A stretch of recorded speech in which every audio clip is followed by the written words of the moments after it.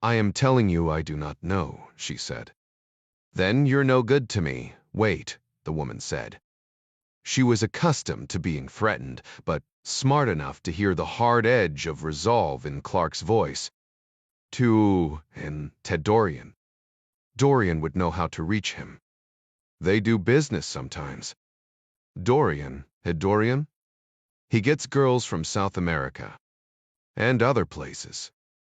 People trust him because he looks handsome and kind, like a model from a magazine. She gave him the location of a hotel in Fort Worth that Dorian frequented, then described him. Clark committed it to memory, deciding on his next move. He needed to find out what she knew about Vincent Chen, but he wanted to check inside first. Who else is in the house? Lupe pushed a lock of wet hair from her face, black eyes casting back and forth for any avenue of escape. A cornered she-wolf. Except wolves had souls. There are 2 girls, she said. Matarife's prisoners. Take them. They are yours.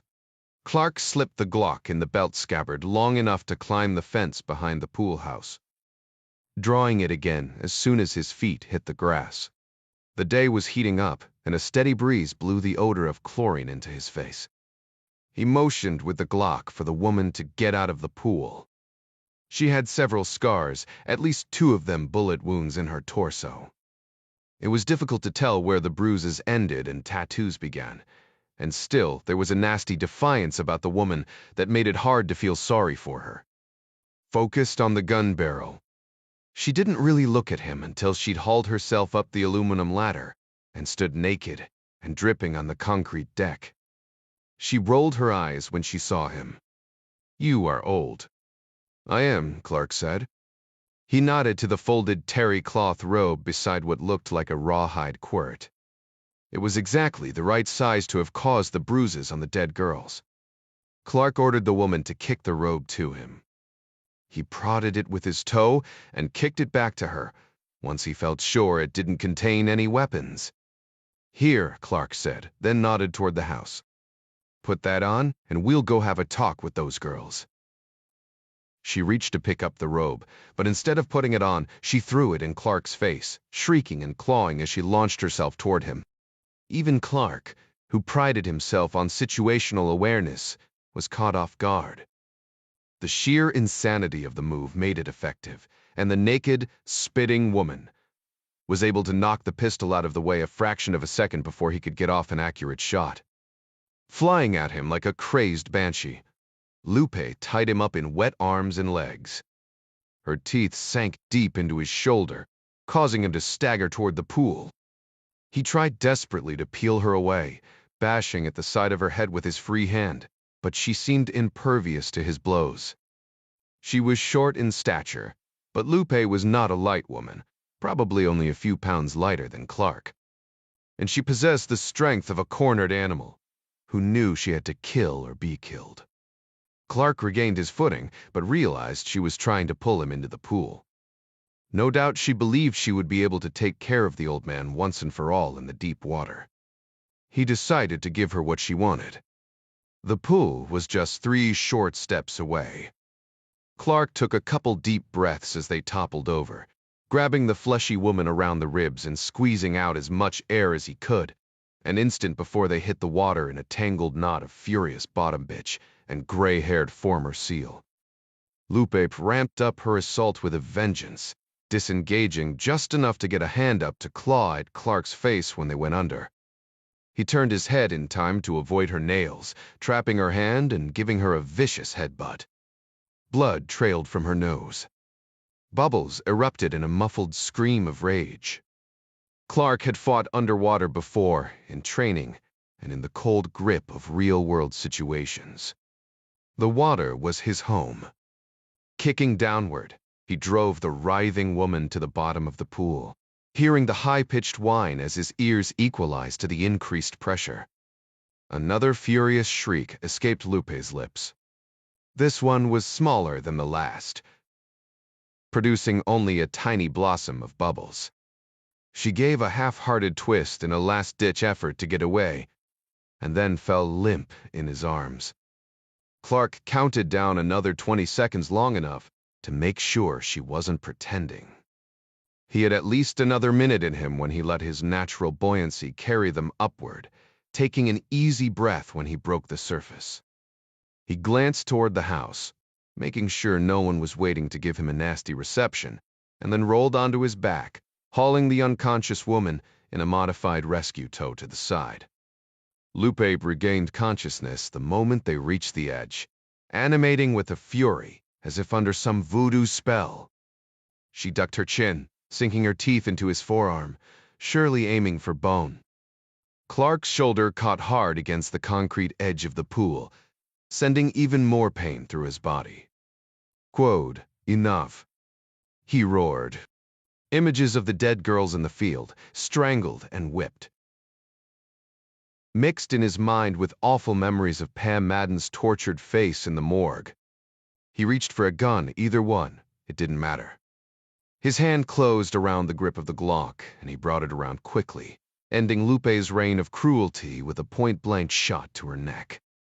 Breathing hard now, as much from pain as exertion, Clark pushed the woman away and pressed himself up to the pool deck. He leaned forward, one hand on a knee, the other trailing the Glock by his side. Old," he coughed, clearing his throat. But an old seal still loves the water. Any death was tragic, and watching Lupe's body float face down in the pool, Clark felt a certain amount of remorse about killing her. But 10 minutes later, after he'd freed the two cowering teenagers chained to 5-gallon buckets of concrete, and then walked through a tall red door to watch even a few seconds of the horrific videos, he wanted to go outside and shoot her again. 98 Electrician's Mate Petty Officer 20 Class Raymond Cooper sat wedged against the bulkhead on the long booth seat. The USS Rogue, a Cyclone-class patrol ship, or PC, was not a huge vessel at 55 meters, but what she lacked in size she made up for in personality. Her crew of 28, including 4 officers, had multiple jobs. The lack of real estate on board made each space pull double or even triple duty as well. Meals were eaten, briefings given, and movies watched in the padded booths just around the corner from the one-oven galley. Finished with chow, Petty Officer Cooper cooped to his peers, pored over an open notebook, using the space to study for his next systems exam. The 5 sailors, sitting in the booth around him, were all coming off duty, and lingered for a few minutes before hitting the rack for a few precious hours of sleep. "You're pissed because you believed the stories about the tennis balls," a petty officer 3rd class named Goldberg said, wagging a spoonful of chocolate pudding at the sailor across the table. In truth, most of the newer men on the Rogue were more than a little upset about the lack of female attention they'd suffered in the port of Darwin. They'd all heard stories from older hands about Australian girls who would scribble their phone numbers on tennis balls, then line up on the docks and throw the balls at arriving Navy ships.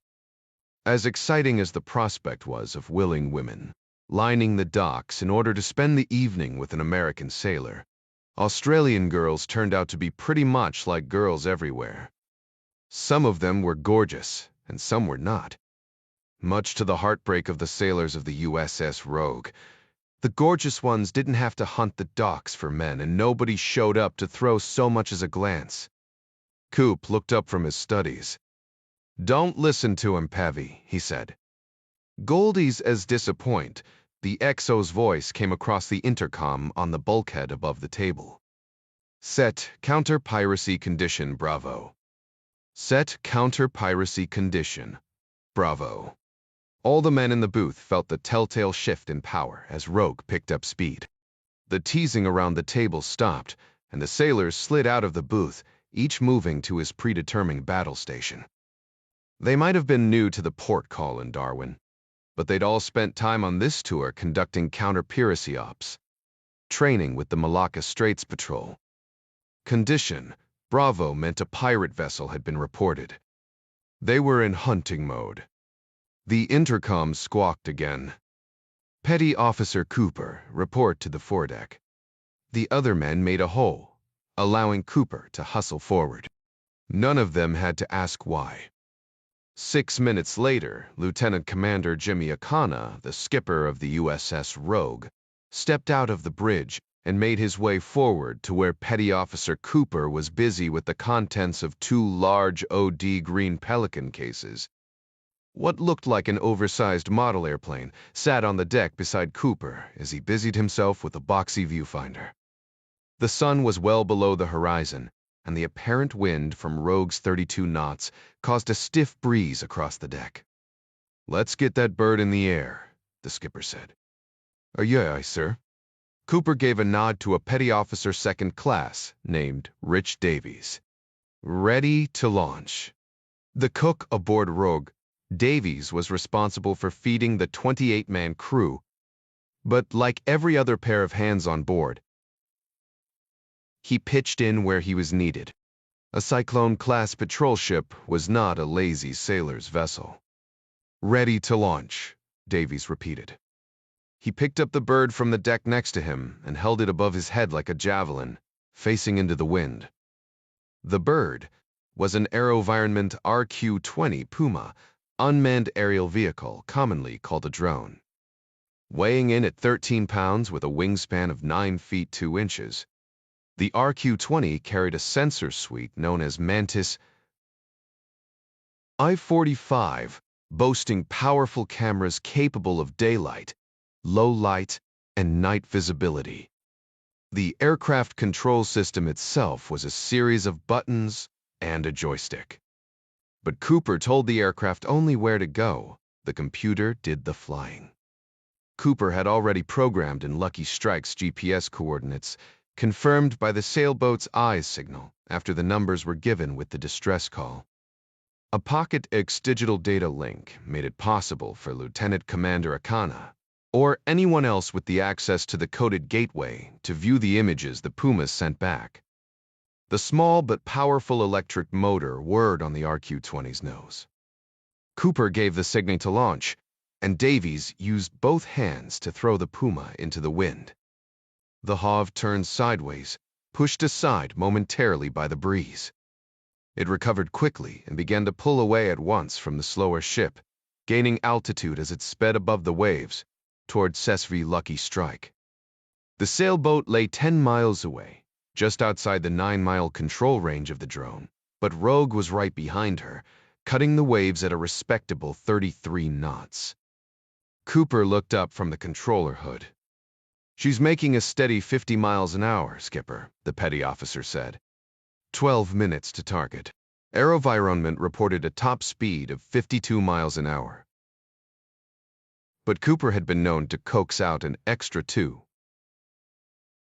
If the winds were right. Unfortunately, today the breeze was directly on her nose. The skipper looked at his watch. "Very well, Stebun Tav." He glanced down at the tablet computer in his hands. The Mantis I-45's low-light camera was sending back nothing but ghostly, green-black images of waves 200 feet below. The RQ-20 Puma would arrive on station a scant 4 minutes ahead of the ship, providing Akana with the equivalent of an extremely serviceable pair of flying binoculars. In addition to putting the WOW in the air, counter-piracy condition Bravo set Rogue's VS team in motion. The crew was already gearing up and readying the launch of the 7-meter rigid hull inflatable boat. Visit, board, search, and seizure teams were made up of sailors from virtually all ratings. Those selected were trained at one of the Navy's Security Reaction Force and VAB schools. Larger ships had multiple larger teams, but Rogue's smaller crew necessitated a 5-man team commanded by a lieutenant, plus the boatswain's mate acting as coxswain, driving the boat. Each VIS team member carried at least 50 pounds of gear, including a Kevlar helmet with NVGs, radio headset, body armor in a tactical vest that doubled as a life preserver, flexible restraints, pepper spray, a Beretta M9 pistol, and an MK118 rifle. One member of the team traded the carbine for a Mossberg 12-gauge, in anticipation of the need to breach locked hatches. 5 minutes from target, Lieutenant Junior Grade Stephen Gitlin, the ship's communications officer, ordered his team into the 24-foot rib. Petty Officer Second Class Marty White, the VEPS team's usual coxswain, had sprained his ankle while on liberty in Darwin, so Chief Boatswain's mate Bobby Rose was at the helm of the rigid-hulled inflatable boat. 2 minutes later, the ship's hydraulic aft doors opened. Jerk lines were pulled, and the ribbods slid down the aft ramp into the frothy Black Sea. The 248 horsepower Stair diesel burbled in the water, and the chief boatswain's mate, called boats by the crew, brought the inflatable up along Rogue's starboard side. Gitlin looked at his watch. Medic, 4 minutes out. The first images from the Puma would just be streaming in. The seas swelled in long rolling trains, but there was hardly any chop, and it was a simple matter for Awang to bring the fishing vessel alongside Lucky Strike and tie off to fore and aft cleats. Rubber bumpers squealed and squeaked as Jama'a Islamiyah men moved steadily back and forth, moving quickly to load a dozen 25-pound canvas bags from the skiff to the sailboat. The women cowered below, decks clutching pitiful kitchen knives and wailing uncontrollably. Their flimsy, warish clothing made it easier for Mamat not to pity them. Those who would act less than human deserved to be treated like dogs. It was an easy matter to swat the knives out of the way and drag both women topside. Huang suggested they rape the women to teach them a lesson in piety. Mamat looked at his watch and shook his head. There was no time for that. The smaller woman with dark hair remained stoic as the boy dragged her forward and tied her to the bow rail. The redhead spat and fought as they lashed her to the mast. Mamat had to club her in the face to shut her up. One hand he tied at her waist, the other Mamat fixed to a thin length of cord that ran up to a pulley above her head and then down again, leading into the cabin. Though the woman's arm was free, Mamat could raise or lower the hand by taking up or releasing the tension on the line. As planned, the boy remained on the sailboat with Mamat and the infidel women and the RPGs. Awang and the other men climbed back aboard the fishing skiff, the bow of which was packed with 3 pounds of ammonium nitrate and fuel oil explosive, half the load they'd brought with them. Mehmet gave a solemn nod to the men and then followed the boy below. The ship would be here in minutes. For this to work, he needed to be out of sight. A fishing skiff appears to be moving away from the sailboat, sir, Petty Officer Cooper said, his eyes glued to the hooded viewfinder. He'd issued the Puma a command to loiter 200 feet above Lucky Strike. I count 2 females on the sailboat's deck. Let's get a closer look, the skipper said. Zoom in. It may give us some indication of these pirates' state of mind if they didn't kill their hostages. Aye, aye, sir, Cooper said, increasing the magnification by 7. They're still alive, Akana mused, studying the images streaming to his tablet. They're bound in place and gagged, but one appears to have gotten a hand free. Looks as though she's waving. I see it too, Skipper, Cooper said. A sudden gust of wind blew the Puma off for a moment, disrupting the image. The bird reacquired quickly, but Akana was already giving orders. Bring us up to 150 meters off the stern. The XO nodded and relayed the order to the helmsman. Akana got on the radio with the team. Lieutenant Gitlin, this is Rogue. Pirate vessel appears to be bugging out. The Puma shows 2 survivors on the sailboat's deck. Head on a swivel, Steve. Something feels wrong about this. Chief Rose kept the Ryby tucked in beside Rogue, using her as cover and concealment as they approached, veering off to speed forward only after the larger vessel hove to. 150 meters off Lucky Strike stern rail. Turvin, pirate vessel. U2N, departing. To the northwest. Gitlin's voice came in stops and starts as the rib bounced across waves. Bullsitter Jefterprowls. Scratch that, 5 skinnies on board. Skinnies was the term sailors used for pirates off the coast of Somalia. Some, including Gitlin, who'd worked Task Force 151, used it for pirates no matter where they were. Sailboats dark, he added. Just the 2 females so far. Chief Petty Officer Bill Knight stood to the right of the coxswain's post. I concur, he said. At 38, the Alabama native had more time in the Navy than all the men on the team, and Gitlin trusted his opinion implicitly. Skipper's right, though, the chief continued, peering through a pair of marine binoculars. Something about this whole thing gives me a case of the creepin' red ass. The two chiefs stood side by side, Rose driving, Knight watching out for the safety of his men. Neither was more than 5 feet from Gitlin, but they all spoke into the small boom mics on their comms gear to be heard over the roar of motor, wind, and waves. Boats, Gitlin said, addressing Rose. Take us by for a closer look. Chief Rose pushed the throttle all the way forward, standing off 50 meters, and racing the ribby up the starboard side of the sailboat. Once he came abeam the bow, he stood the ribbon on its side in a tight U-turn and pointed it back behind the sailboat again to swing around her stern, and then jet up the port side, all the while holding a 50-meter standoff.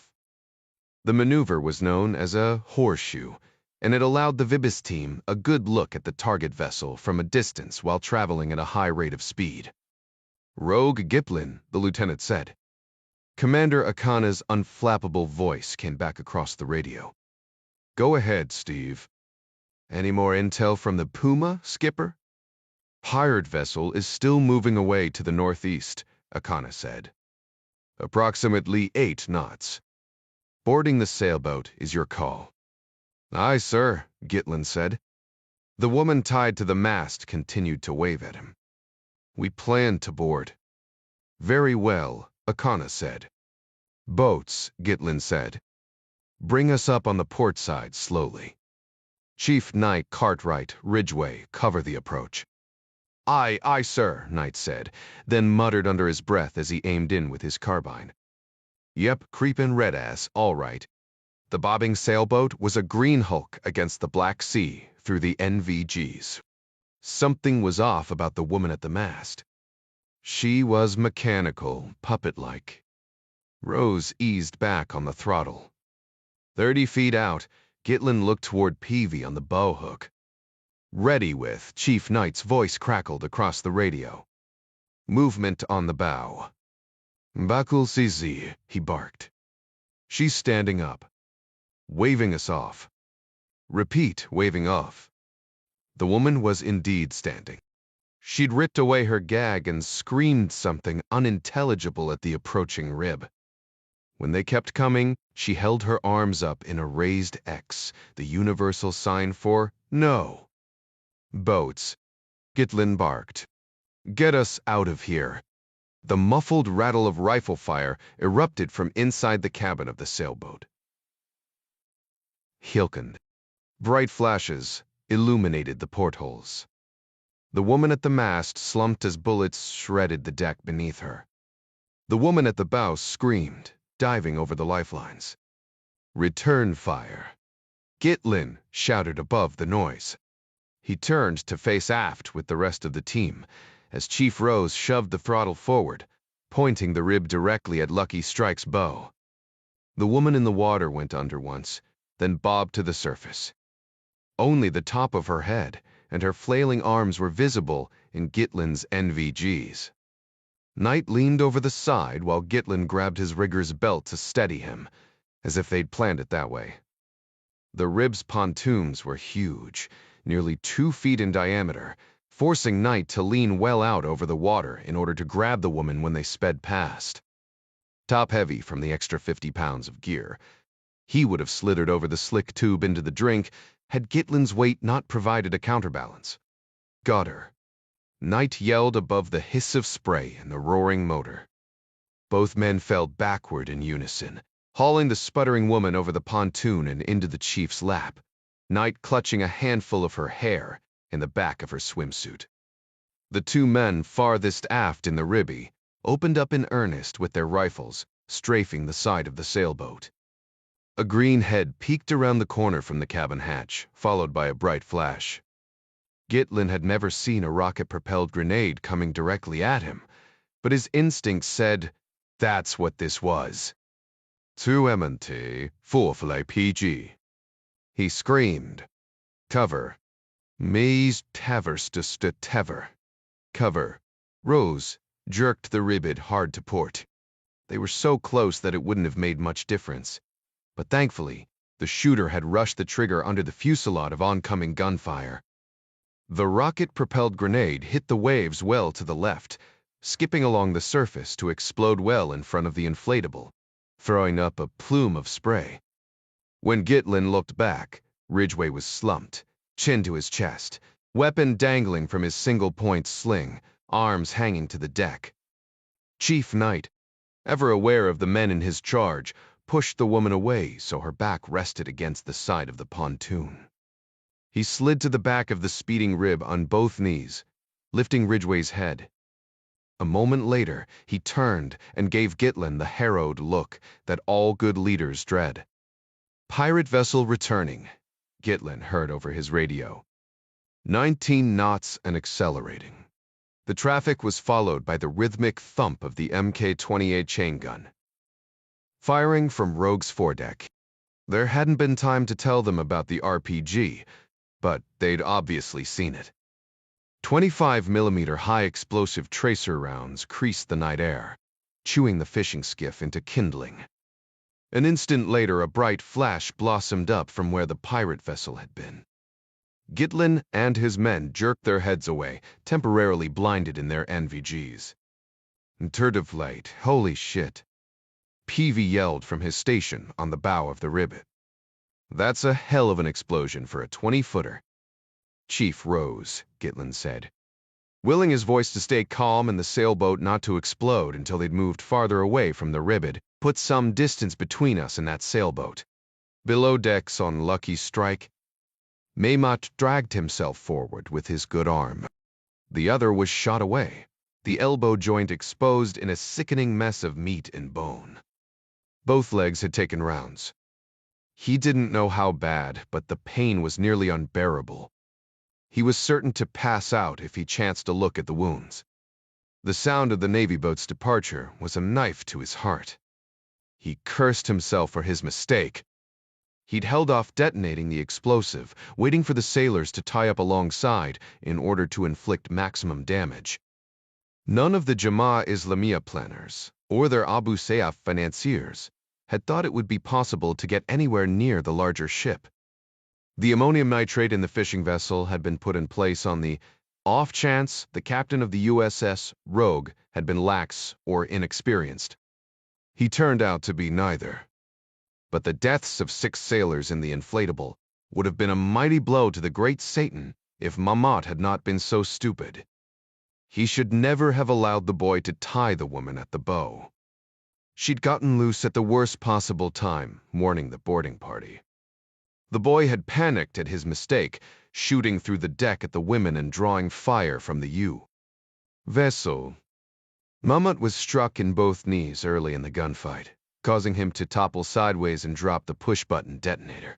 That was hardwired to the explosives. Then the foolish boy chanced a shot with the RPG and took an American bullet through the eye for his trouble. He lost the back of his skull in the process. Even as the sailors ran for their lives, rounds continued to punch holes in both the sailboat and Mamat. He must have lost consciousness for a moment, because the sound of the boat motor was dying away when he came to. At last, he was able to drag himself to the detonator and grasp it in a bloody hand. The Navy boat was gone, but it was much too late to change his mind now. Closing his eyes, Mahmat bin Ahmad said a final prayer and pressed the button. Nothing happened. Maymat shuddered, flooded with a heady mixture of relief and shame. Then he shifted his weight, moving the wire under his chest. The movement completed the shorted connection, and the cabin vaporized in a ball of orange flame.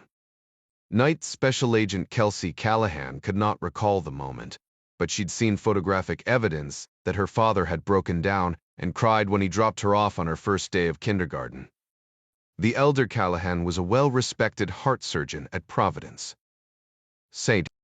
Patrick Hospital in Missoula.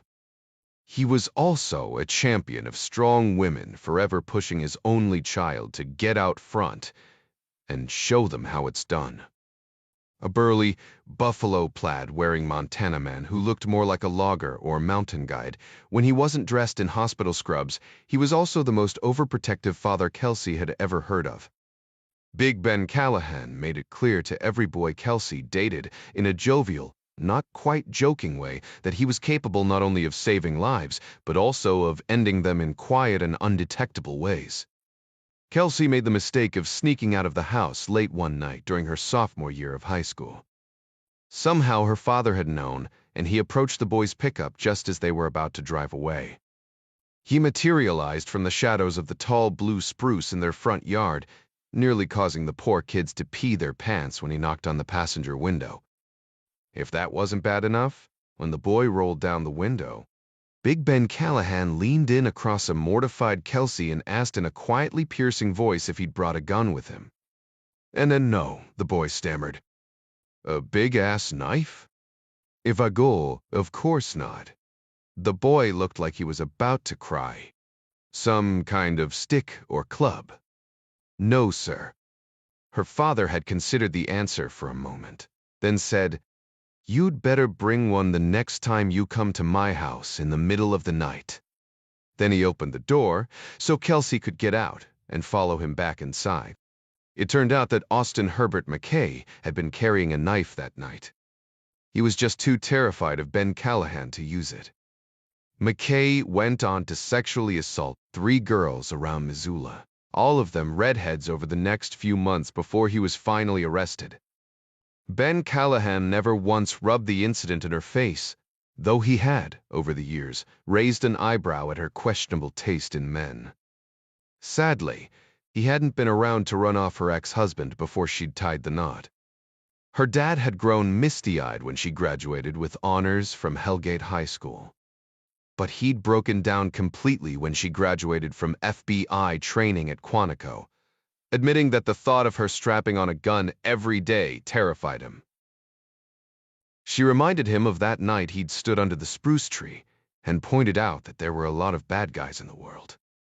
He'd understood with no further explanation, returning to Missoula and his life as a cardiac surgeon while she went hunting for all the Austin Herbert McKays she could find. Kelsey Callahan inherited her father's protective nature, along with his sense of justice. But she'd gotten a penchant for expensive silk blouses, her red hair, and her defined hourglass shape from her mother.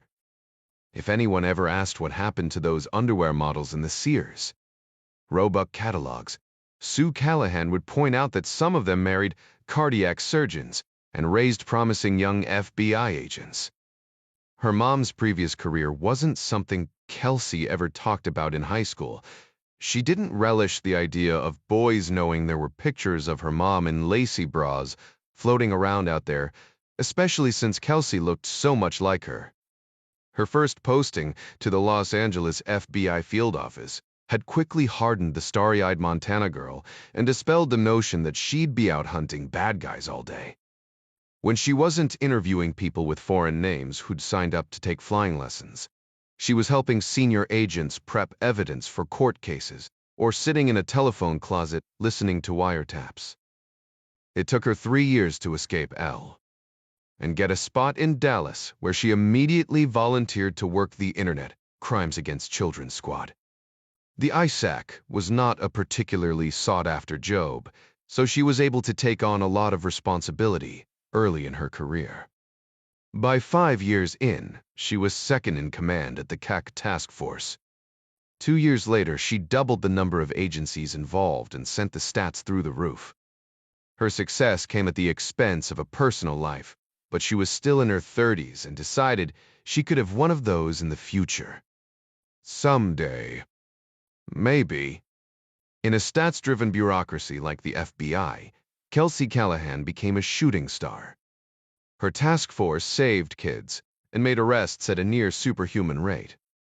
The special agent in charge kept her in crimes against children, long after she'd reached the normal time allotted to rotate out of such a soul-crushing job. There was no doubt that the sadness and grind of it all were taking their toll. It was impossible to work a job where you might find some kid's head in the freezer and not have it affect you. Then this Dominic Caruso guy showed up. What a breath of fresh air, even if he was a spook. There was something about the easy way he carried himself, as if he'd been on a break from the Byzantine politics of the FBI. Even now, as she drove them toward an interview of their second former child prostitute, who'd fallen back into the life after adulthood, he stayed off his phone and nodded his head in time to some tune he hummed inside his head. Her dad hummed inside his head when he was thinking, and that habit alone put Caruso up a notch in her book. She'd been awake since before 5, and the last cup of coffee sloshing around in her gut was causing her stomach to rebel. She'd caught Caruso early at his hotel room with his scary-looking friend, John the Mystery Man, so she figured he was probably ready for breakfast as well. He caught her looking at him and grinned from behind a pair of extremely sexy Wiley X sunglasses. Of course this one would be spoken for. "You doing okay?" Caruso suddenly asked. The question caught her off guard. As the CACA task force commander, she was responsible for checking on the well-being of her team, but it was a rare moment when anyone, particularly a stranger, checked to see how she was holding up. The toughen up buttercup culture was changing, and the Bureau had programs to be sure, but FBI agents weren't exactly the type of individuals to admit weakness. "I'm fine," she said, her words automatic and unconvincing, even to herself. "Why do you ask?" "Well," Caruso said, as though he'd thought this through while he was humming. "You gotta see some of the worst shit imaginable." "Sometimes," she said. "But I'm not sitting around boo-hooing myself to sleep or anything." "I wouldn't even suggest that," Caruso said. "But you must be taking in more evil than some kind of sin-eater." "We save a lot of kids," Callahan said. "Makes my petty problems seem small." Talking about herself had always made her uncomfortable. "You hungry at all?" Caruso nodded. I could eat." "There's an IFOP off." The cell phone in her pocket began to hum. She grunted hello, then listened, her chest tightening with each word. "What?" Caruso asked. After she'd hung up, looking over the top of the Wiley X shades. "Somebody found Mattery's place before we did," Callahan said. "Johnson County got an anonymous tip. They're already on scene, and the Texas Rangers are en route." "Barricade?" Caruso said. "No." Callahan shook her head. "Ya homicide. Multiple, in fact." She pounded the flat of her hands against the center console. She wasn't in the mood to deal with the Rangers. Least of all, the one who she knew would show up at this scene. They were already in South Dallas, so a quick hop over to State Highway 67, courtesy of Callahan's lights and siren, took them straight down to the sleepy little town of Alvarado, which was situated along the I-35 corridor, a favorite route for traffickers of narcotics and humans. Caruso was grateful for his sunglasses because Callahan had not stopped interrogating him with her eyes from the moment she'd gotten the call. It only got worse when she pulled around the circular drive in front of the big red brick house and no longer had to focus on the road. 3 Johnson County SOCARs were parked on the grass, along with 2 black and white Texas DPS highway patrol sedans, an ambulance, and a blue Expedition. "Damn it," Callahan muttered under her breath. She'd parked behind the other cars on the front lawn, so as not to disturb any possible tire track evidence. "Beat us here." "Burkaubum, will beat us." A brawny man with a white straw hat stepped around the corner of the house. He wore navy blue dress Wranglers and a starched khaki shirt. The silver 5 peso badge of a Texas Ranger was pinned to his left breast pocket, over a kettle drum chest. The silver horseshoe buckle caught the light of the morning sun, and a 1911 pistol rested in a tooled leather holster over his hip. Caruso guessed him to be in his mid-40s. He smiled and tipped his hat when he saw Callahan, revealing a full head of curly blonde hair. "I'm guessing you know him," Caruso said. "You might say that," Callahan grumbled. "We were married once." Worst 10 minutes of my life. The man hugged Callahan, then gave Caruso what could only be taken as a serious case of stink-eye. Lyle Anderson, the ranger said, taking Caruso's calloused paw and pumping it up and down like an overgrown bam-bam rubble on the Flintstones. Caruso, not one to measure his manhood, said, "Easy there, horse. I shoot with those fingers." Ranger Anderson's face spread into a wide grin. "You and I are gonna get along," he said. "Except for Kelsey, I never met an FBI agent that wasn't worthless as tits on a boar hog. But I do respect a man who says what's on his mind." Callahan fished a wad of blue nitrile gloves from her vest pocket and peeled them apart. She handed a pair to Caruso. "What have we got?" she asked, nodding toward the back of the house. "Ready to move on?"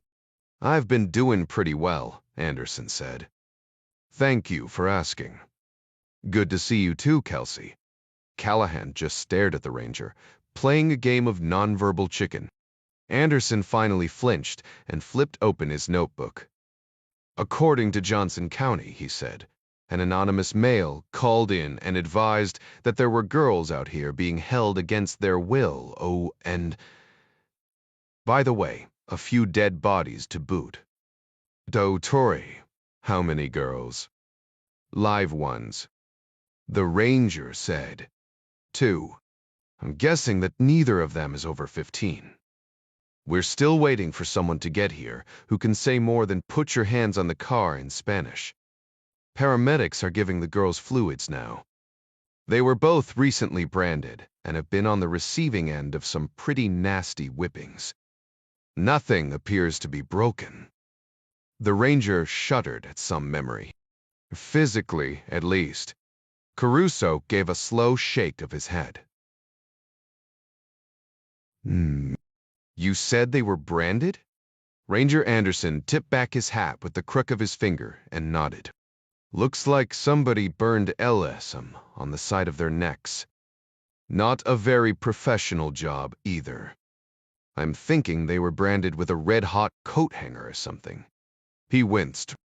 "Had to hurt like a son of a bitch." "Tavan, to speak dent," Caruso said, thinking out loud. "Or maybe 4SM, Anderson said. "It's sort of flowery writing, and, like I said, not very professional looking. Damnedest thing, really. We've seen this brand more than once on dead prostitutes."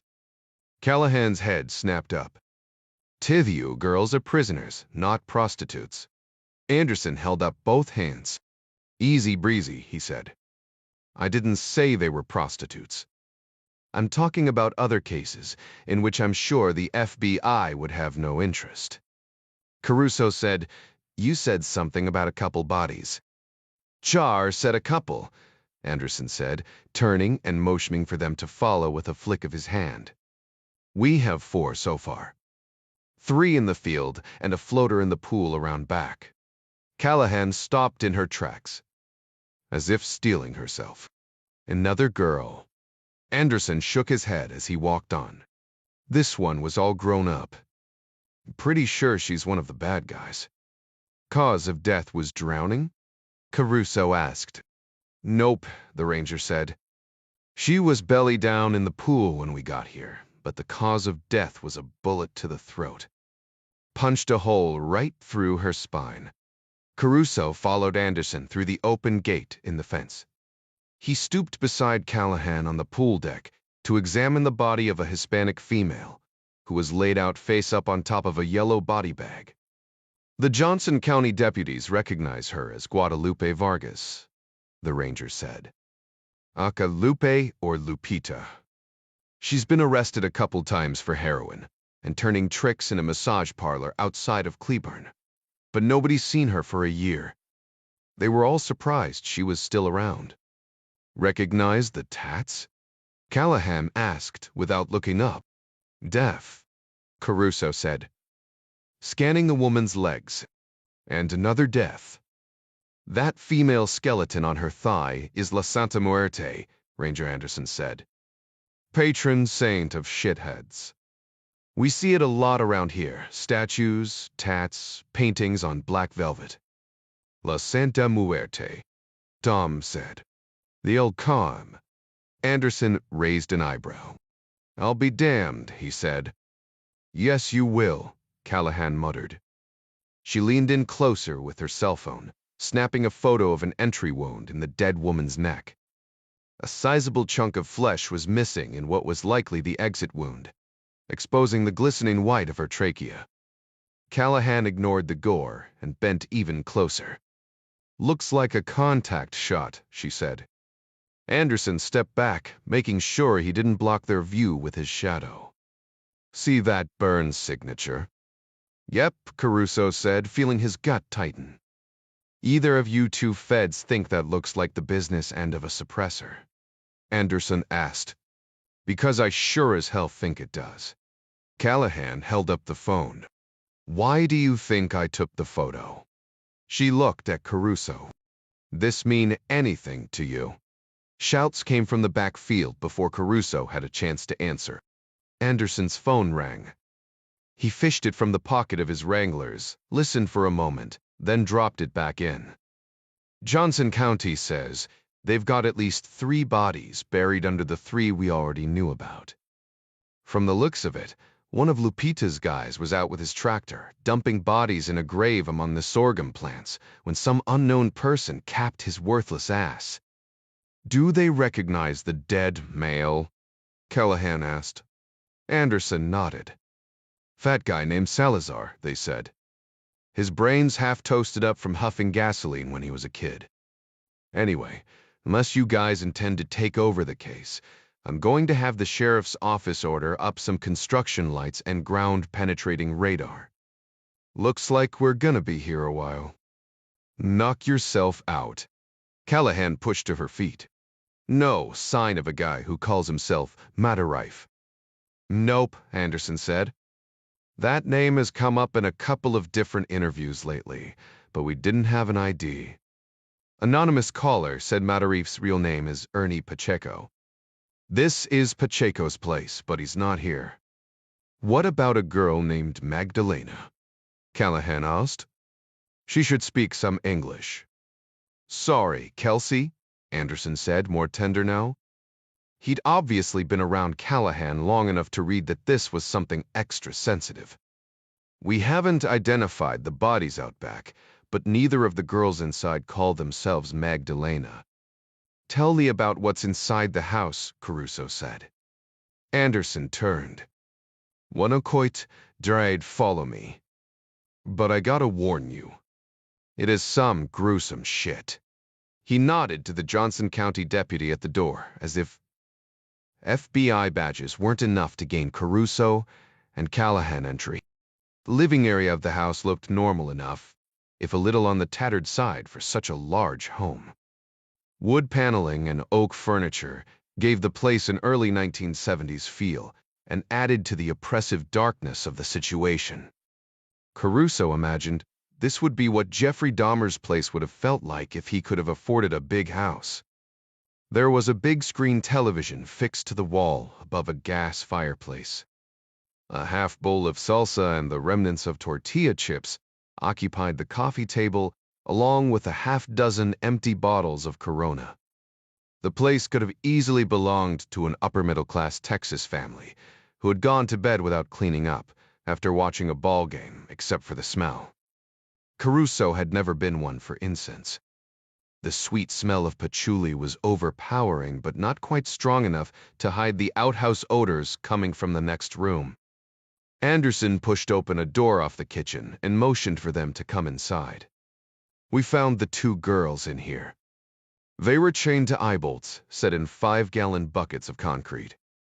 6 more buckets had no girls attached. We'll swap those for DNA.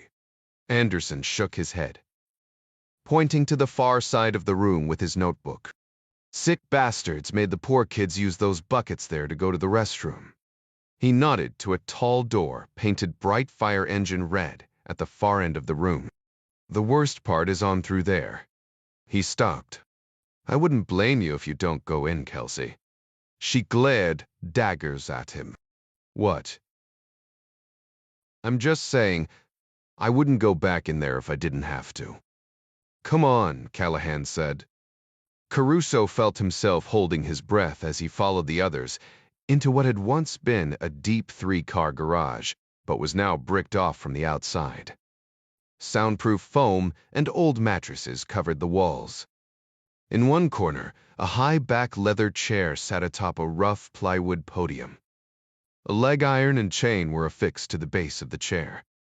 There was a small HD camera mounted to a tripod set up out front, with a cable running from the camera to an open laptop computer. In the farthest corner from the chair, 3 cameras and 3 pole-mounted lights surrounded a timber bed. Clear plastic sheeting took the place of regular bed linens. Blue plastic hospital restraints hung from each post of the heavy bed frame. A stainless steel table behind the cameras held an assortment of whips and gags. I've seen a lot of crazy shit in my day, Anderson whispered.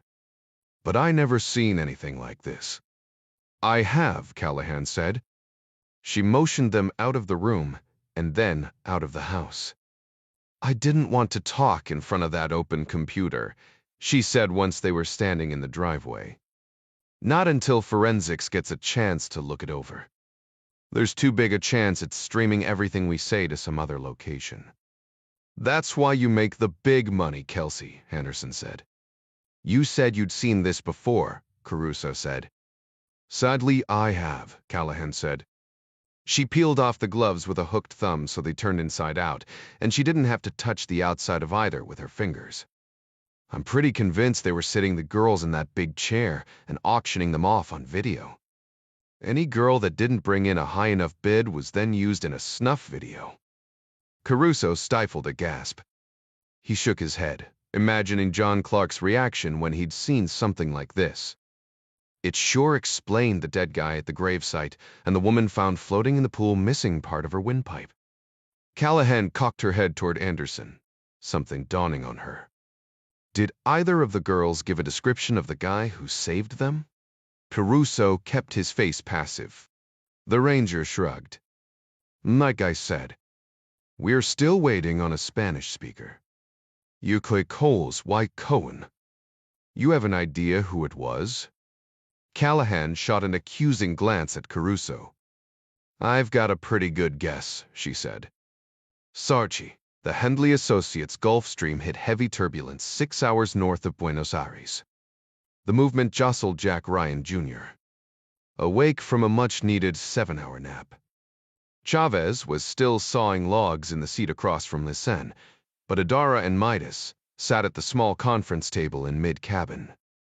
They both made good use of the G55's encrypted satellite Wi-Fi. Jack sat up from the leather couch and raised both arms above his head, in what his kid sister called a squinty-eyed stretch. Midas glanced up from his computer. Morning, sunshine.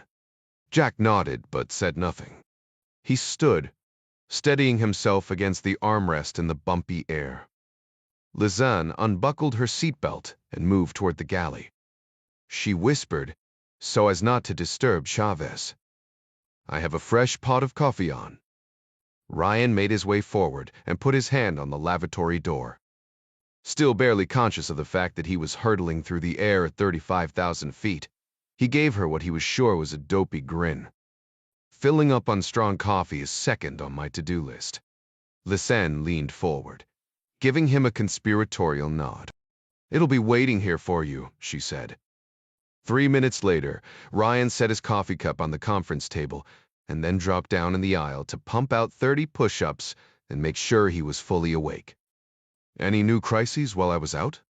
Ryan asked when he was done and seated at the table with the others. Adara was deep in thought, poring over some article. Midas looked up and shook his head. Not that I know of. I woke up about 10 minutes before you. Listen to this, Adara said, cutting him off. Ryan moved closer. Midas lowered his computer. There's a shop near Recoleta Cemetery that sells lemon cucumber-flavored ice cream. Midas shook his head. And that's big news, why? Adara said, It's big news, my good sir, because I like cucumbers and I like ice cream. Midas chuckled. I'm a mint chocolate chip man. But seriously, Adara said. I bring it up because I was checking the lead that Ding found regarding the visiting trade ministers. Several countries have posted agendas on their respective websites. Looks like they're all attending a dinner not far from Recoleta Cemetery, so I decided to do some research prior to our arrival. Ryan shook his head. You keep saying Recoleta Cemetery like we should know it.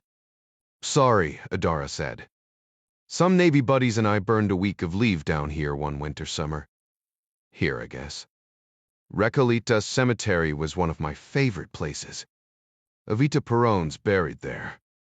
It's beautiful but slightly spooky, with above-ground crypts like little houses. Many of them have windows where the coffins are visible. She consulted a legal pad beside her computer on the teak conference table. Anyway, so far, it looks like the ministers of agriculture from Argentina, Canada, Uruguay, China, and Japan are on the guest list for the dinner. The Chinese foreign minister is also supposed to be in Argentina by tomorrow, but his staff is a little more taciturn about posting his itinerary. Jack gave a thoughtful nod. The lieu de com Twaichi. No one, as far as I can tell, Adara said. I'm not sure how the beef lobby would feel about us doing anything to help Argentine exports. Speaking of beef, Midas said, I volunteered to post up inside the restaurant. Argentina's supposed to be hell on wheels when it comes to beefsteak. You can keep your damn cucumber ice cream. Thank you very much. Ryan grabbed the laptop from his bag and brought up a map of the Recoleta area of Buenos Aires. What's the name of the place? Tu es Lorenzend. Midas chuckled and shook his head. He's talking about the venue restaurant, not your ice cream parlor. Adara blushed, and then glanced down at her notepad again. Perilla Aires Criollos. She pronounced the double E's like U's, as someone from Mexico would. Zadalta que duelo de me. Din Chavez corrected without opening his eyes. He coughed, licking his lips and turning slightly in his seat like he might drift off to sleep again. Argentines speak Castilian Spanish. Parisia Aires Criollos. Damn it, Adara said. Chapeau vert. Jack grinned. How long have you been awake? Since lemon cucumber ice cream, Chavez said. He opened one eye a crack and shook his head at Sherman. Don't tell me that's seriously a thing. Anyway, Adara said. Of course we'll stay glued to Vincent Chen, but I'm thinking the dinner is a likely place to gather intel. Maybe we can go there tonight and put up a listening device or two. I'm on board with that, Midas said. Jack looked out the window at the plane's shadow, drifting over a lumpy layer of clouds. Or maybe Chen's just interested in one of the players, not the dinner meeting. That's true, Adara said. Whatever the case may be, Chavez said. The Chinese delegation being here is too big a coincidence. He leaned forward, rubbing his face with both hands. Lee Sen, you've squared away a couple rental cars? I have, Robertson said. They'd be waiting for you at the airport when we land. Thank you, Chavez said. We pull small arms from the bulkheads after we clear customs. Midas gave him a hearty thumbs up. Roger that, boss. In the past, it had been a relatively rare occurrence for campus members to carry firearms on a surveillance op, whether in or out of the United States. It was uncommon for intelligence officers to go armed, and Jerry Henley thought it put them in too much jeopardy of getting jammed up by the local police. But surveillance often morphed into something more sinister, and the times that the team needed and didn't have a firearm seemed to happen with greater and greater frequency. Chavez had taken his concerns to John Clark, who carried his 1911 99% of the time anyway, and Clark took the issue to Jerry. He reasoned that the work campus operators did was often extralegal, whether on American soil or in another country. There was no reason they should not routinely be prepared to protect themselves during the course of their duties. There were times certain operations during which a weapon would have proven more dangerous than not, but those would be the exception.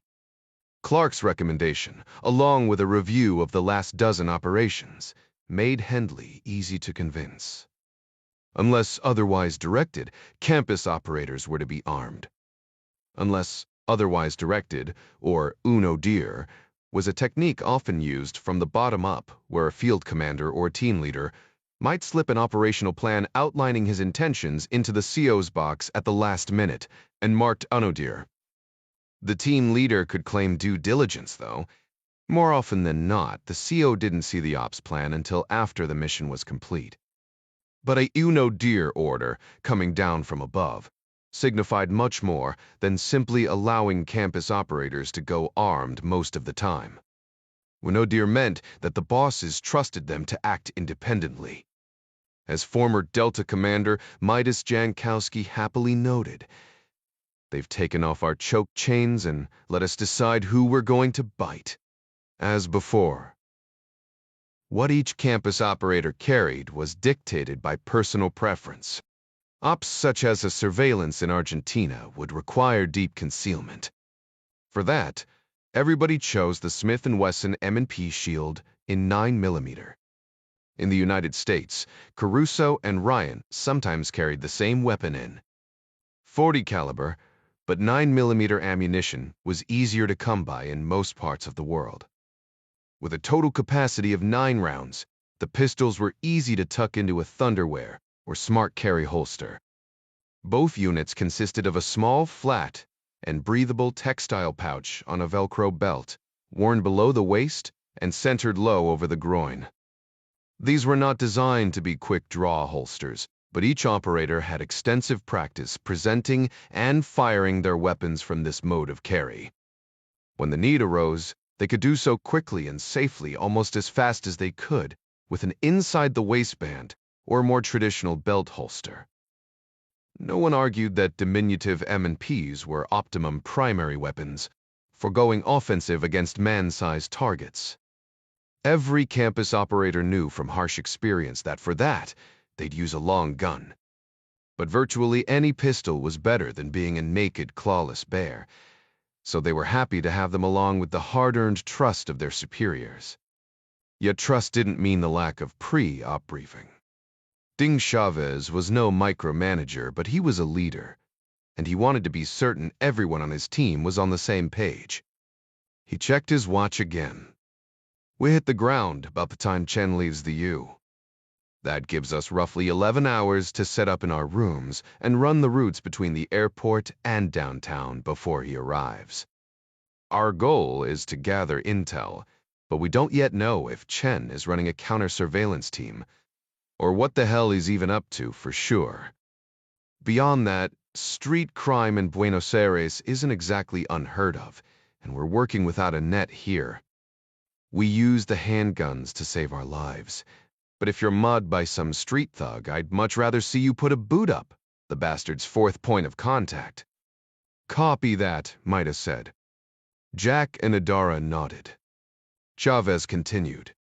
Buenos Aires is supposed to be the most European city in South America, but I don't care to cool my heels in a European jail either. It goes without saying, but we'll keep everything in our pants unless they're absolutely needed. The others, including Lisanne, exchanged glances, stifling laughter. Of course, boss, Midas said. Right-to, Adara said.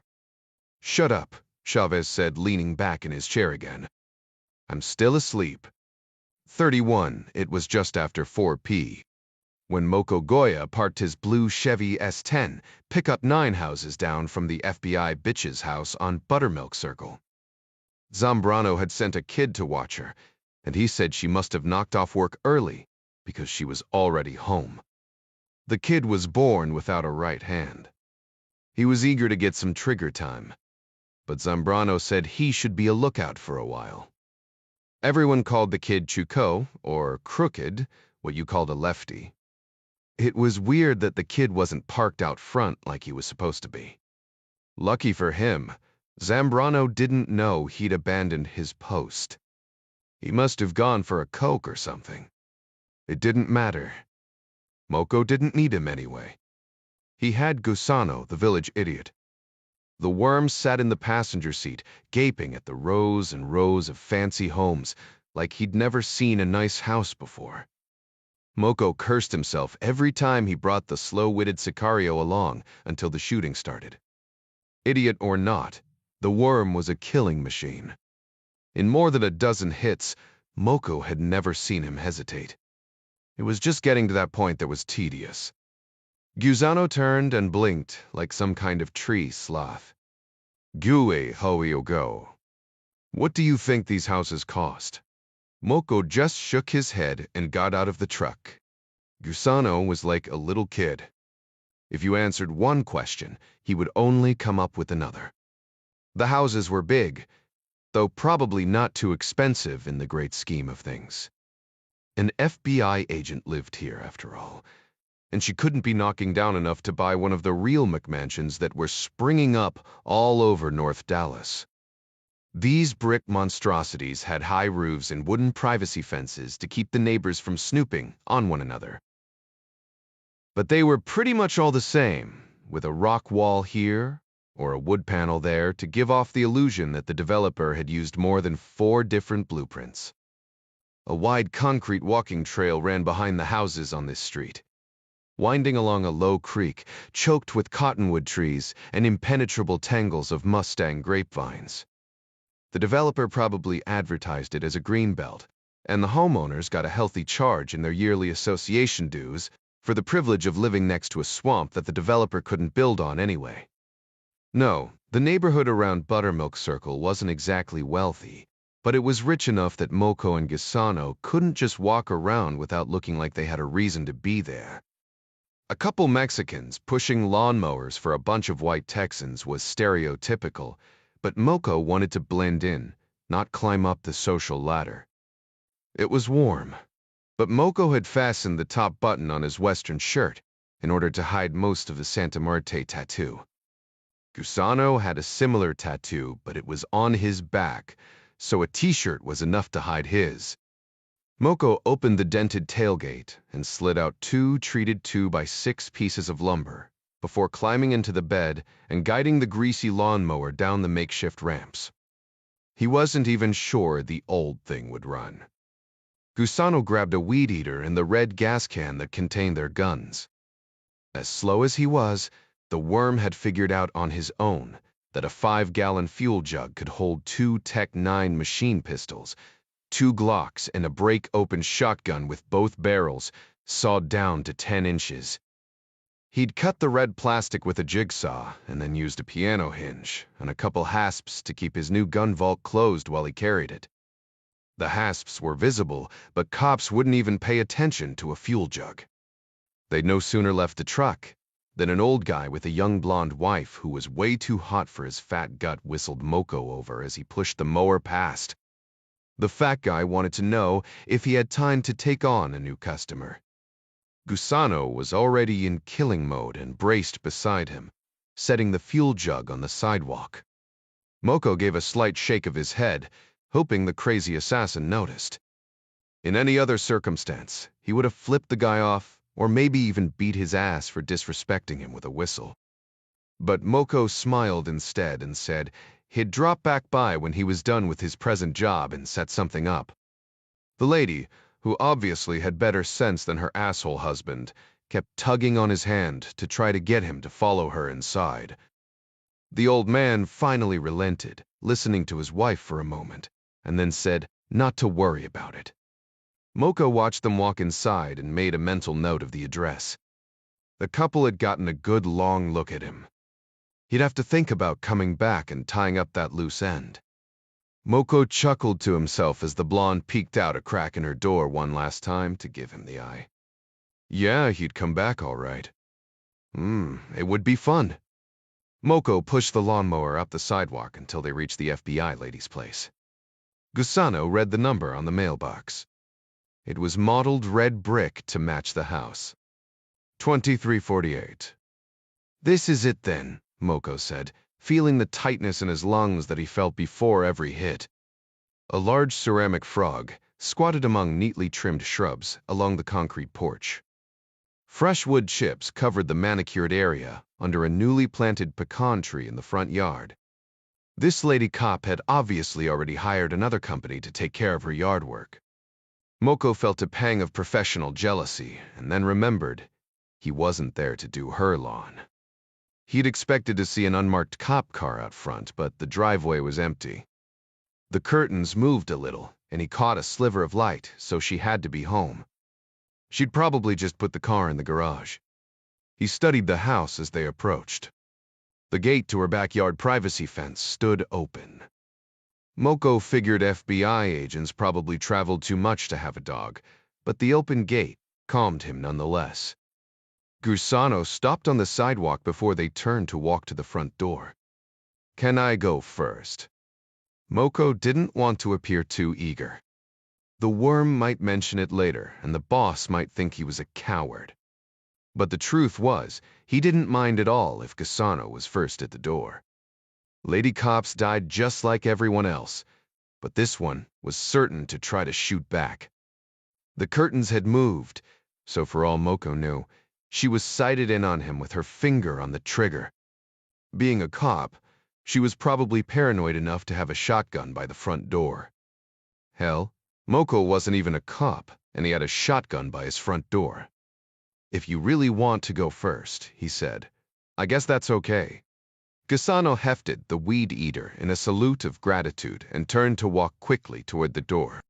Moko followed, standing off to the side toward the garage, clear of the line of fire in case the lady cop decided to go all Rambo on them. Gusano set the fuel jug on the concrete porch between them, and then reached down to flip the hasps, lifting the handle to reveal the guns inside. He made sure the Tech-9s were clear of the other weapons, butts pointed up, and then rang the doorbell. A few moments later, there was a shuffle of movement inside. The door opened a crack. "Lawn service," Gusano said, throwing his weight against the door at the same moment he came up with the Tech-9. A shadowy figure fell away under the assault.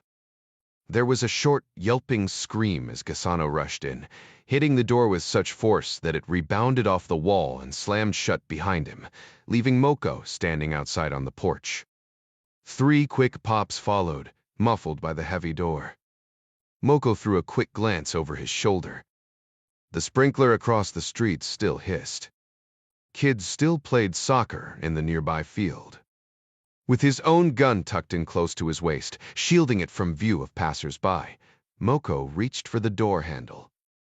Gusano opened it first, sticking his head out through the crack as if he wanted to spare Moko a look inside. "Hey," he said. "I think we might have a problem." "What? For Sam, though. What?" "It's un hombre rubio," he said. Moko groaned and shouldered his way into the house. Sure enough, Gusano, the worm, had just shot a man with blonde hair. "Is anyone else in the house?" "Wis Tevin too, right?" Gusano grimaced. "We should check." Moko thought about killing the idiot right then and there, but then there wouldn't be anyone to blame when they told the boss. Instead, he stepped over the dead man and the 2 would-be hitmen searched the rest of the house. The blonde man turned out to live alone. "Tfur, where is she?" Moko said to himself while he stood over the dead man. He knew better than to engage Gusano with an important question. All 3 rounds from the worm's Tech-9 had impacted him center chest, killing him in seconds. There was a wallet on the kitchen counter, next to some keys and a loaded Ruger LC9 pistol. Moko hoped against hope that this was another FBI agent. Maybe the lady cop's boyfriend or something. He cursed when he found an ID card from a nearby mortgage company that identified the dead man as Aaron Bennett. Gusano just stood and stared at the man he'd killed, nodding smugly, as if he were proud of his handiwork. Moko glanced around the living room. Every piece of art, all the furniture, the photos above the mantel, all had to do with hunting and fishing. The few photos of women were of Bennett, with the Dallas Cowboys cheerleaders, or family shots with his mother. No females lived in this house. Moko scratched his head. I don't get it. This is the house. 2348 Buttermilk Circle. Gisano gave a sideways look. This is Buttermilk Place. Moko's hand tightened around the butt of his pistol. His head began to shake. Are you shitting me? You knew we were at the wrong address. The worm shrugged. I was wondering why we came to Buttermilk Place. We need to go, Moko said through clenched teeth. Did you touch anything? No, Gisano said. You think I'm stupid? Moko didn't answer. The boss was going to hack them up alive with a chainsaw. But there was nothing they could do about it now. Too many people had seen them to risk another hit right now. But Moko was sure of one thing. There was only one way he could rectify his mistake. He had to find the FBI lady and kill her. SMT-2 Helen Reed, Hendley Associates chief pilot, battled white-knuckle downdrafts and a torrential downpour to bring the Gulfstream 550 in for a long landing, touching down farther along runway 29 so she could scoot out of the way of an Aerolíneas Argentinas Airbus, coming in behind her on final approach. A ground controller with excellent English got her off the runway quickly and guided her to the northeast corner of Buenos Aires's Ministro Pistarini International Airport, where she parked at the General Aviation Terminal. Jack and the other campus operators were relieved to be back on terra firma and were packed and ready to go by the time she set the parking brake. The ownership of the Henley jet was a matter of open record, but Argentines considered their country an extremely worthwhile destination for tourist travel. So the operators would just declare the purpose of their trip was pleasure and claim it was a company getaway. The team traveled with passports issued by the State Department, with all the appropriate biometrics for their cover identities. It was one of the benefits of having friends in extremely high places. Argentina's kidnapping rates had dropped some in recent years, but the son of the President of the United States made for an awfully tempting target. Argentine immigration and customs required those arriving via private aircraft to carry all luggage inside the terminal for scanning and inspection, while the aircraft remained locked behind a secure fence, which made bringing in the firearms problematic. Chavez solved the issue by having the pilots report a problem with an oil pressure gauge. This necessitated a move to the nearby maintenance hangar, where Adara and Lisan could pop in and retrieve the handguns and comms gear. The appropriate amount of exposed leg was still one of the most useful social engineering mechanisms in the world. The women were much less likely to be challenged, considering the Latin machismo of the country. Even so, they would tuck the pistols under their clothing just to be on the safe side. Less than 20 minutes after they touched down, the team carried their bags out the front doors of the General Aviation Terminal and sprinted through the late afternoon downpour to locate the 3 rental cars that were supposed to be staged outside. The plan was for Adara and Lisan to wait with the pilots and grab the guns once the Gulfstream was towed to the maintenance hangar, while Ding, Midas, and Jack took the other 2 cars to check into their rooms at the Hotel Panamericano downtown. Except there was only one rental car, a tiny orange Renault Clio hatchback. Lisanne whipped out her cell phone like it was a weapon. With her black hair plastered to her cheeks, she stood in the driving rain and set about chastising the rental car company in a mixture of Spanish, Arabic, and English for making her look bad. No plan survived first contact. Shit happened. And luckily, this screw-up didn't cost the team anything but wet clothes and time. Jack couldn't help but think her handling of the situation was pretty damned impressive. Someone at the rental car company finally owned up to the mistake and promised to deliver the 2 larger cars to the hotel. Chavez, Midas, and Jack would cab it to the Panamericano with the bulk of the luggage. The pilots would drop Adara and the weapons off later and then return to their hotel nearer the airport with Lisan. Clark had been clear that he didn't want them near any kind of surveillance operation, no matter how much Lisanne offered to help, which she did. Is Triu and Sefter? They were crossing the line by having her help retrieve the pistols and comms gear. Chavez and Midas rode together in one cab while Jack, who spoke only enough Spanish to order a beer, piled into another one by himself with the rest of the luggage. His cabbie was an avuncular man named Rodrigo. Rodrigo, who had sandy hair and a philosophical bent, started speaking the moment Jack's door slammed shut. It was rush hour, and the Autopista Luis de Lepian was bumper to bumper and door to door. Drivers appeared to pay no attention to the lane markings or the rain, and oozed forward in a magma flow of steaming gridlock. Periodically, a motorcycle would find a gap and roar between the slower-moving cars, splitting lanes. Sometimes they missed the side mirrors. Sometimes they did not. In the first 5 miles, Jack counted at least a half-dozen billboards, displaying a variety of beautiful and long-legged women in classy clothing that, as far as he could tell, advertised various clinics that removed unwanted body hair. He would have joked with Midas about it, but then he considered all the crazy crap hawked on billboards in the United States and thought better of it. Inching toward a toll booth, Rodrigo pulled a 100 peso note from his pocket. He must have seen Jack looking from the large bill to the sign above the booth that said he was in the lane for exact change. "No one pays attention to the signs," Rodrigo said in a slow but earnest voice.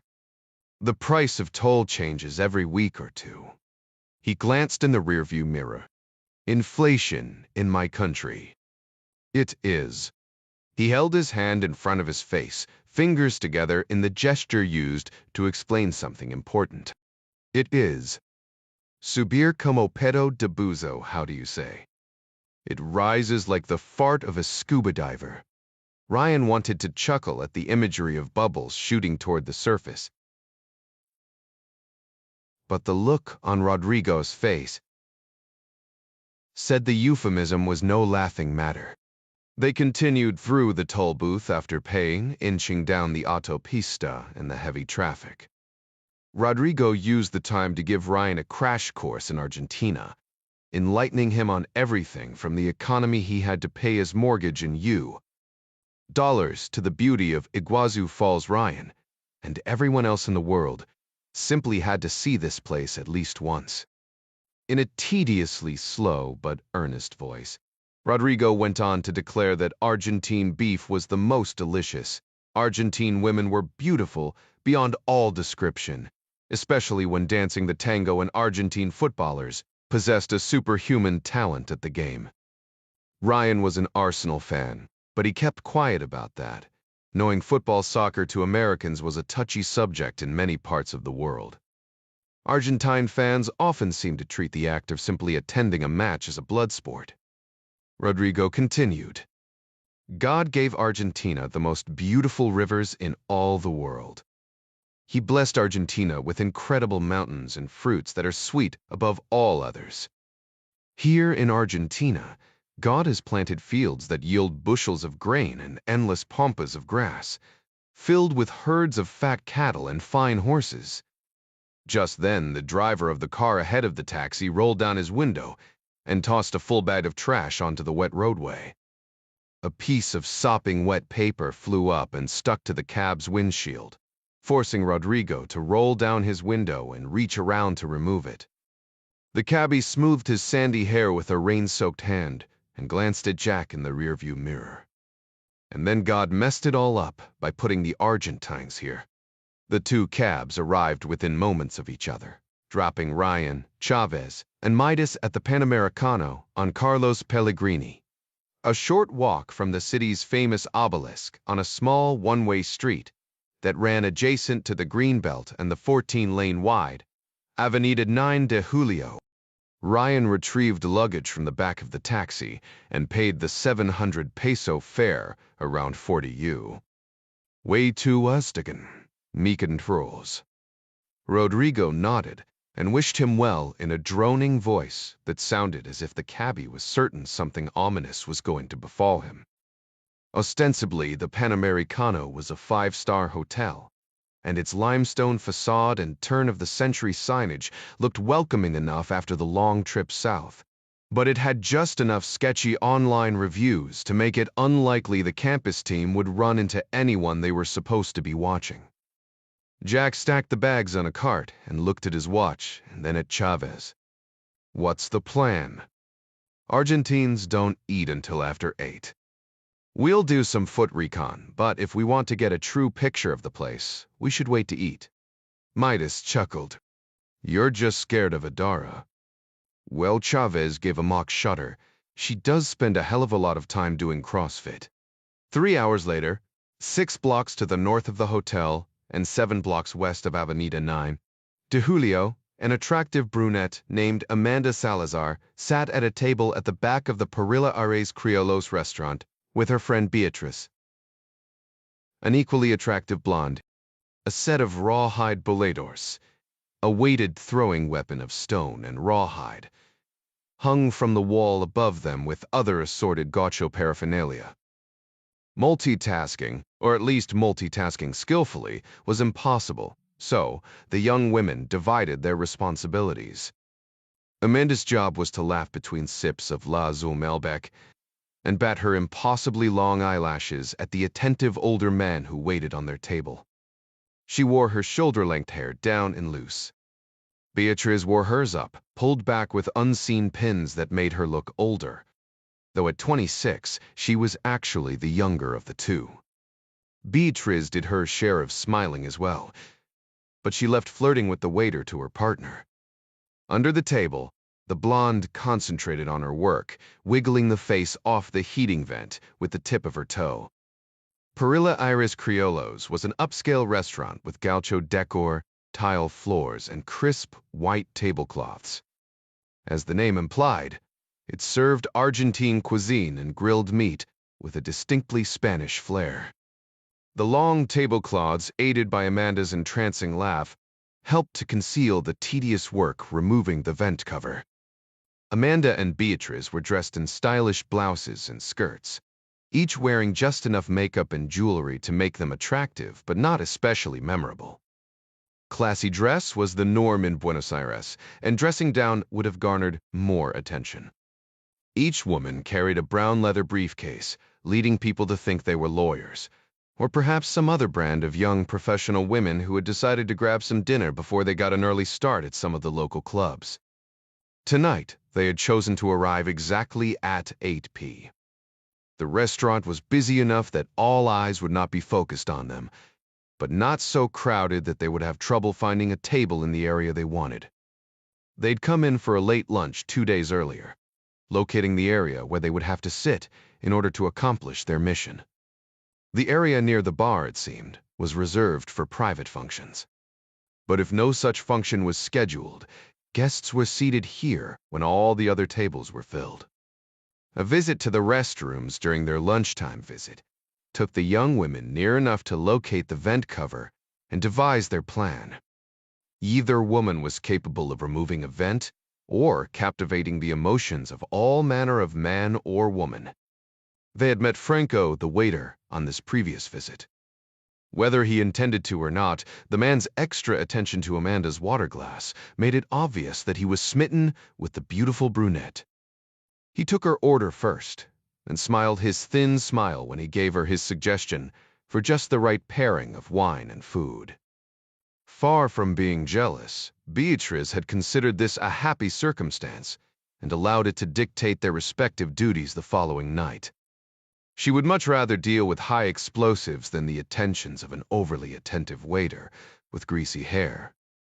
Tonight, Amanda had caught Franco's eye across the long and narrow dining room as soon as they came through the door.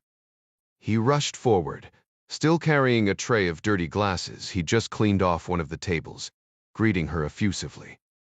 She pointed out the area near the bar and begged to sit there. Like most instances where women pre-planned their dealings with men, it was all too easy. The scouting visit on the previous evening revealed the heating vents were held in place by friction rather than screws. In theory, this should have made it easier to remove. Beatriz kicked off her shoe as soon as they sat down, going straight to work with her toe.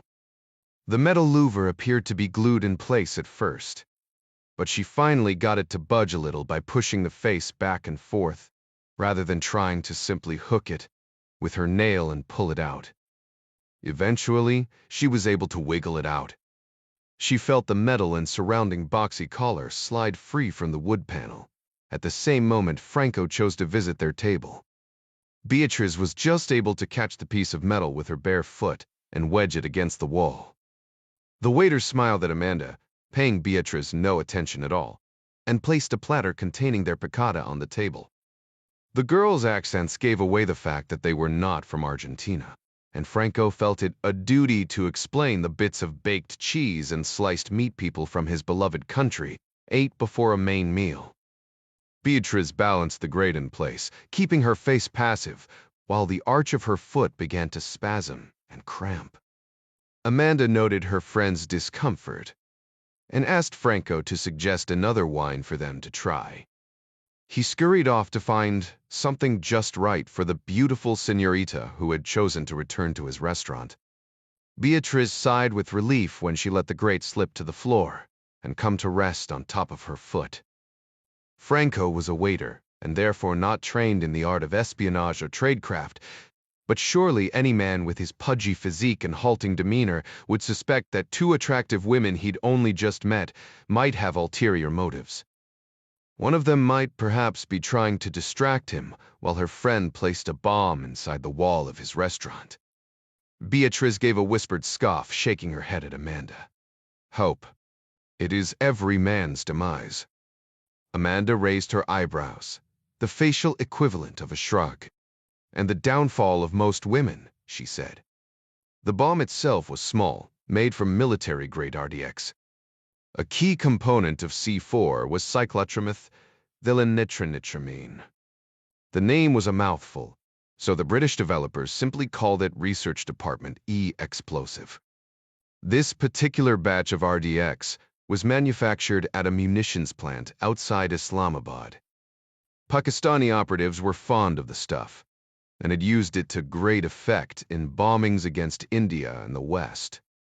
Motor oil or some other carbon-based product was often mixed with the explosive to mask the material's origin.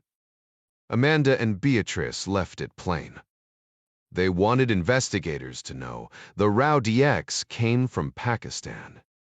Their briefcase device contained half a kilo of the plasticized material, a bit of pen, and a blasting cap with a detonator attached to an arming device, and then a mobile phone also from Pakistan. As the two women talked, Beatrice used her foot to lift and push her briefcase into the space behind the vent cover. It took only a moment, and stooping slightly, she was able to replace the cover before Franco returned with a bottle of Schroeder Merlot from Patagonia. To his shame, Amanda said she preferred the earlier Malbec, and he slunk away with the open bottle. Fairly giddy with the success of this portion of their mission, the women dug into the contents of the piccata. Beatrice absent-mindedly twirled a lock of blonde hair over her ear as she began to peruse the menus, getting down to the business of deciding what to have for dinner. It turned out that placing a bomb was very good for one's appetite. Neither woman noticed the tall, bearded man with the fit-looking blonde. The well-dressed couple stopped just inside the front door, both scanning the now crowded restaurant as if looking for just the perfect table. Samprissi. Moko almost hit his head on the roof of his S10 pickup when his mobile phone began to buzz in the front pocket of his jeans. He nearly ran a fat woman in a green minivan off the road. She flipped him off, which would have normally caused him to chase her down, if only to scare her for disrespecting him. Instead, he took a deep breath and imagined the woman's head sitting on a fence post. Maybe later. That calmed him down some. The phone buzzed again, but Moko let it. He was terrified that it might be Zambrano, checking on the status of the hit. The Sicario had felt like he was about to throw up ever since Gasano wasted the wrong dude. Not because he felt any remorse at Aaron Bennett's death, but because he knew that Zambrano would very literally set him on fire if they didn't kill the FBI bitch today. This Callahan puta had her federal fingers all over the boss's North Texas operation, and Zambrano had made it clear. He wanted those fingers floating in a jar of tequila on his mantle by the time he went to bed, pretty nail polish and all. The danger of being stopped with the guns inside the plastic gas jug post shooting scared the shit out of Moko. He'd never wanted a joint so bad in his life. Gusano just sat in the passenger seat of the S10 and listened to his playlist. Nothing ever bothered him. Stupid bastard. Special Agent Kelsey Callahan lived alone, but Moko fully expected her to be armed. She was sure to put up a fight, so he couldn't very well get rid of all the guns if he wanted to get the job done. Still, he left the kid watching her house and did a quick run over to Lake Lavon to dump the Tech-9 so there wouldn't be any ballistics to match the bullets in Aaron Bennett's chest. There was a metric shit ton of work to do, if they were going to find their way around Gusano's mistake. Moko had started saying it that way in his head right after the shooting, throwing the blame to the worm by calling it Gusano's mistake. Maybe the boss would believe it if he said it enough times. Moko leaned back from the steering wheel to dig out the phone in the middle of the fourth ring. It was Chuko, the kid who was sitting on Callahan's house. Some guy just drove up and went to her door, Chuko said. Tall, dark beard. Looks like a tough dude. She let him in, so I guess she knows him. Moko mulled over this new information. A new guy would add a wrinkle to the problem, but it might even help. If he was a boyfriend, maybe his presence would mess with Callahan's mind, make her easier to take. He had a sudden thought. Is this guy a cop? I don't know about him, Chuko said. But about 5 minutes after he got here, a bunch of cops showed up on the next street over. There must be a dozen marked cars. Must be something bad. The kid had no idea. Sit tight, Moko said. We be parked at the 7-Eleven up the street. Let us know when the cops clear out or if Callahan leaves. She left already, Chuko said. Moko stomped on the gas. There was always the risk of getting pulled over. But he figured every cop within 15 miles was already at Buttermilk Place. What do you mean, gone? Did the guy go with her? He did, the kid said. They got in her car and followed another cop over to the commotion on the next street. Want me to get closer and see what's going on? No, Moko snapped. Maybe a little too quickly. Gusano looked over at him, wires hanging from his ears, head bobbing to his tunes. Just stay where you can see her car, Moko said. Call me when she moves again. Nakt, ta bueno, bye.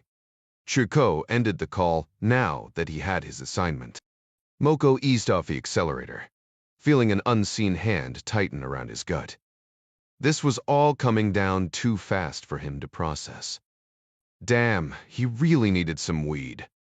Special Agent Kelsey Callahan stood over the body of the man she'd never met and clenched her fists until she was afraid her nails might tear through the blue nitrile gloves. 2 crime scene technicians from the Garland, Texas, police department busied themselves placing yellow plastic markers on the floor, enumerating the location of 3 spent shell casings and several boot prints on the polished slate floor around the entry. A uniformed officer photographed the interior of the house, while a handful of other officers combed the yard and interviewed the neighbors for any clue as to who had murdered Aaron Bennett. One of the uniforms, a sergeant named Morris, had served on the Crimes Against Children Task Force for a couple years and knew Callahan lived nearby. He'd snapped to the similar address and taken it upon himself to inform her of the homicide, much to the chagrin of Detective Fran Little, who made it extremely clear that she didn't want the feeble eyes getting their fed gunk on her homicide case. Detective Little hitched up the thighs of her 5'11" khakis and squatted on the other side of the body with a digital camera. You know this guy? She asked without looking up. Never met him, Callahan said. It's obvious what happened, though. The detective stood, pushing a lock of straw-colored hair off her forehead with the back of her gloved hand. And how's that? Callahan bit her tongue to keep from saying what she really wanted to say. I guess there's a chance this guy has gambling debts or a jilted lover. But there's a more obvious answer. This is 23048 Buttermilk Place. I live at 23048 Buttermilk Circle. Detective Little raised both eyebrows, like Callahan was some kid she was trying to humor. I'd rather look at the evidence in total, if you don't mind. I'm pointing out all the evidence, Callahan said. If you don't, better check yourself, Detective Little said. It sounds like you're about to give me an ultimatum, and I don't respond well to those. Callahan closed her eyes and took a slow breath.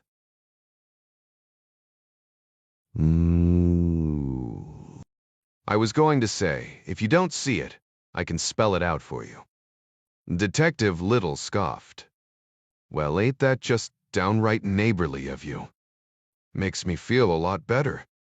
The only motive to kill Aaron Bennett is that he happens to live at an address similar to mine. Caruso touched Callahan on the elbow to guide her gently away.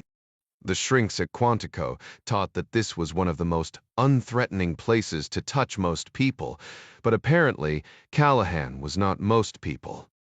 She jerked away and glared as though she might punch him in the face. Look, Detective Little said. We will get around to checking with any people who want you dead. I can imagine that list will be a long one.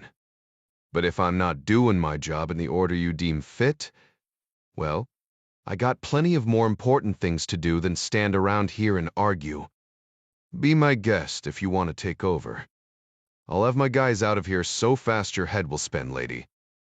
Callahan turned as if to walk away, then wheeled. You listen, Fran. I'm not trying to piss on your leg. I'm merely pointing out that the person who killed this guy was really after me. When you snap to that fact, give me a call. Moko needed weed so bad, but he couldn't chance it with so many cops swarming all over the place. Luckily, there was enough hash oil hidden in the door panel of his truck for 2 dabs. Making the hash oil was tricky business, requiring him to boil off the liquid butane he used to extract it from the buds. High heat and butane didn't go well together, so the process took forever. When he was finished, he had an amber, honey-like substance packed with the. Moko liked to put a little dab of the sticky stuff on the end of a nail and smoke it. The buzz helped him think straight. Problem was, that would be almost as noticeable as smoking a joint, and he didn't want to go there. Dabs tasted like shit if you ate them straight, but he had a plan. A lighter, a metal spoon, and a little bit of coconut oil he kept in the glove box would help the dab slide down quickly even if it didn't do much about the taste. He wedged the spoon in the crack of his center console to hold it, and then added a dab about the size of a tic-tac with a half teaspoon of coconut oil. He was just in the middle of mixing the concoction with the point of his pocket knife when his phone began to vibrate again.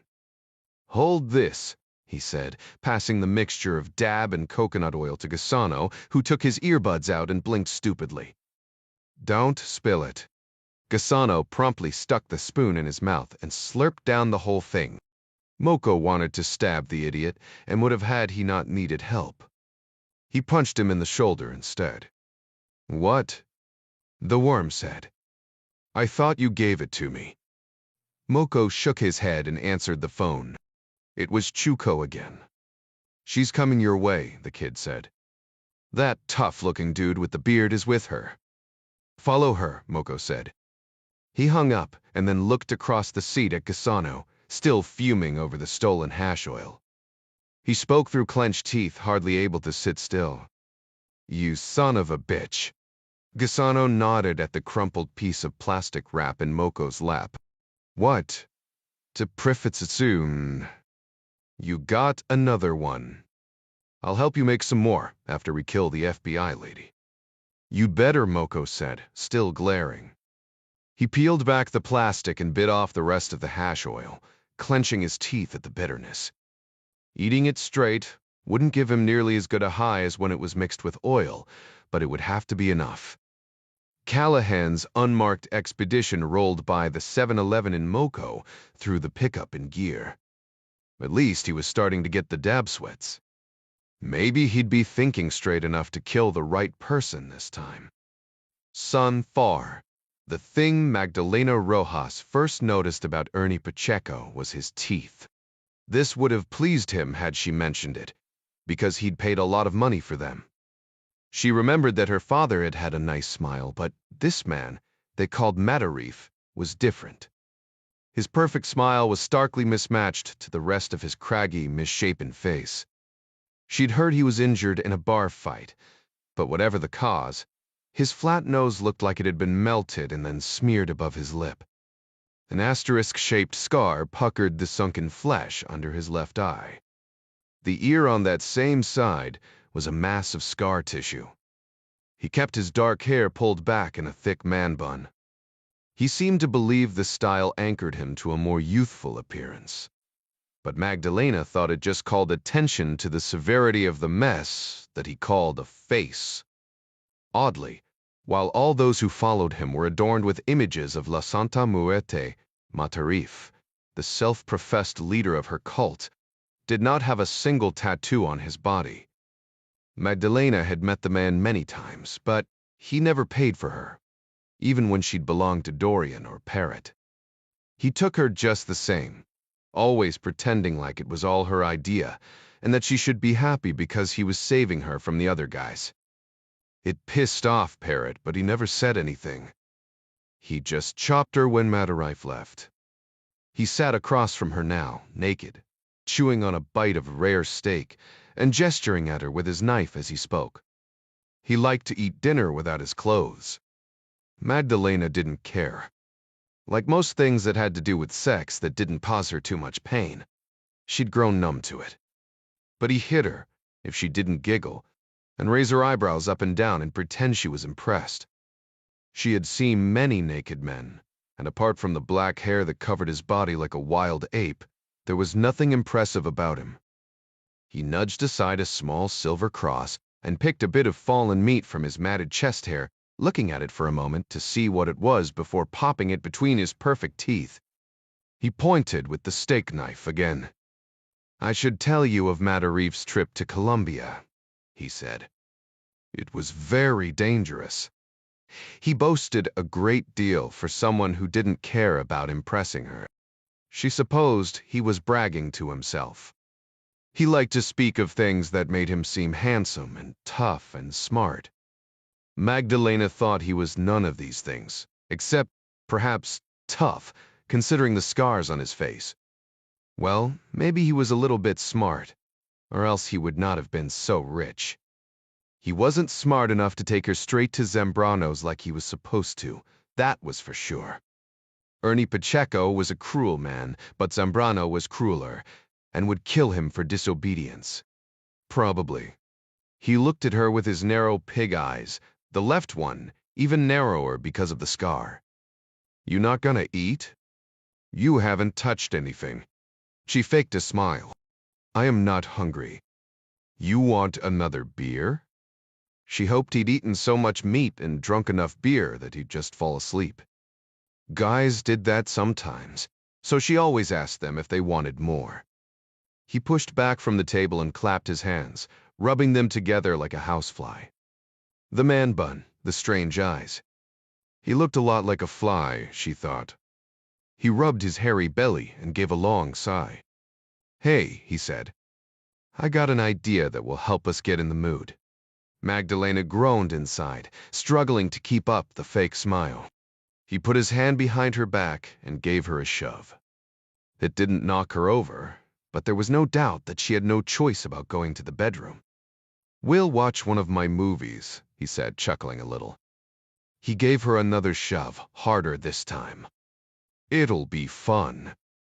You might even know some of the stars." 35.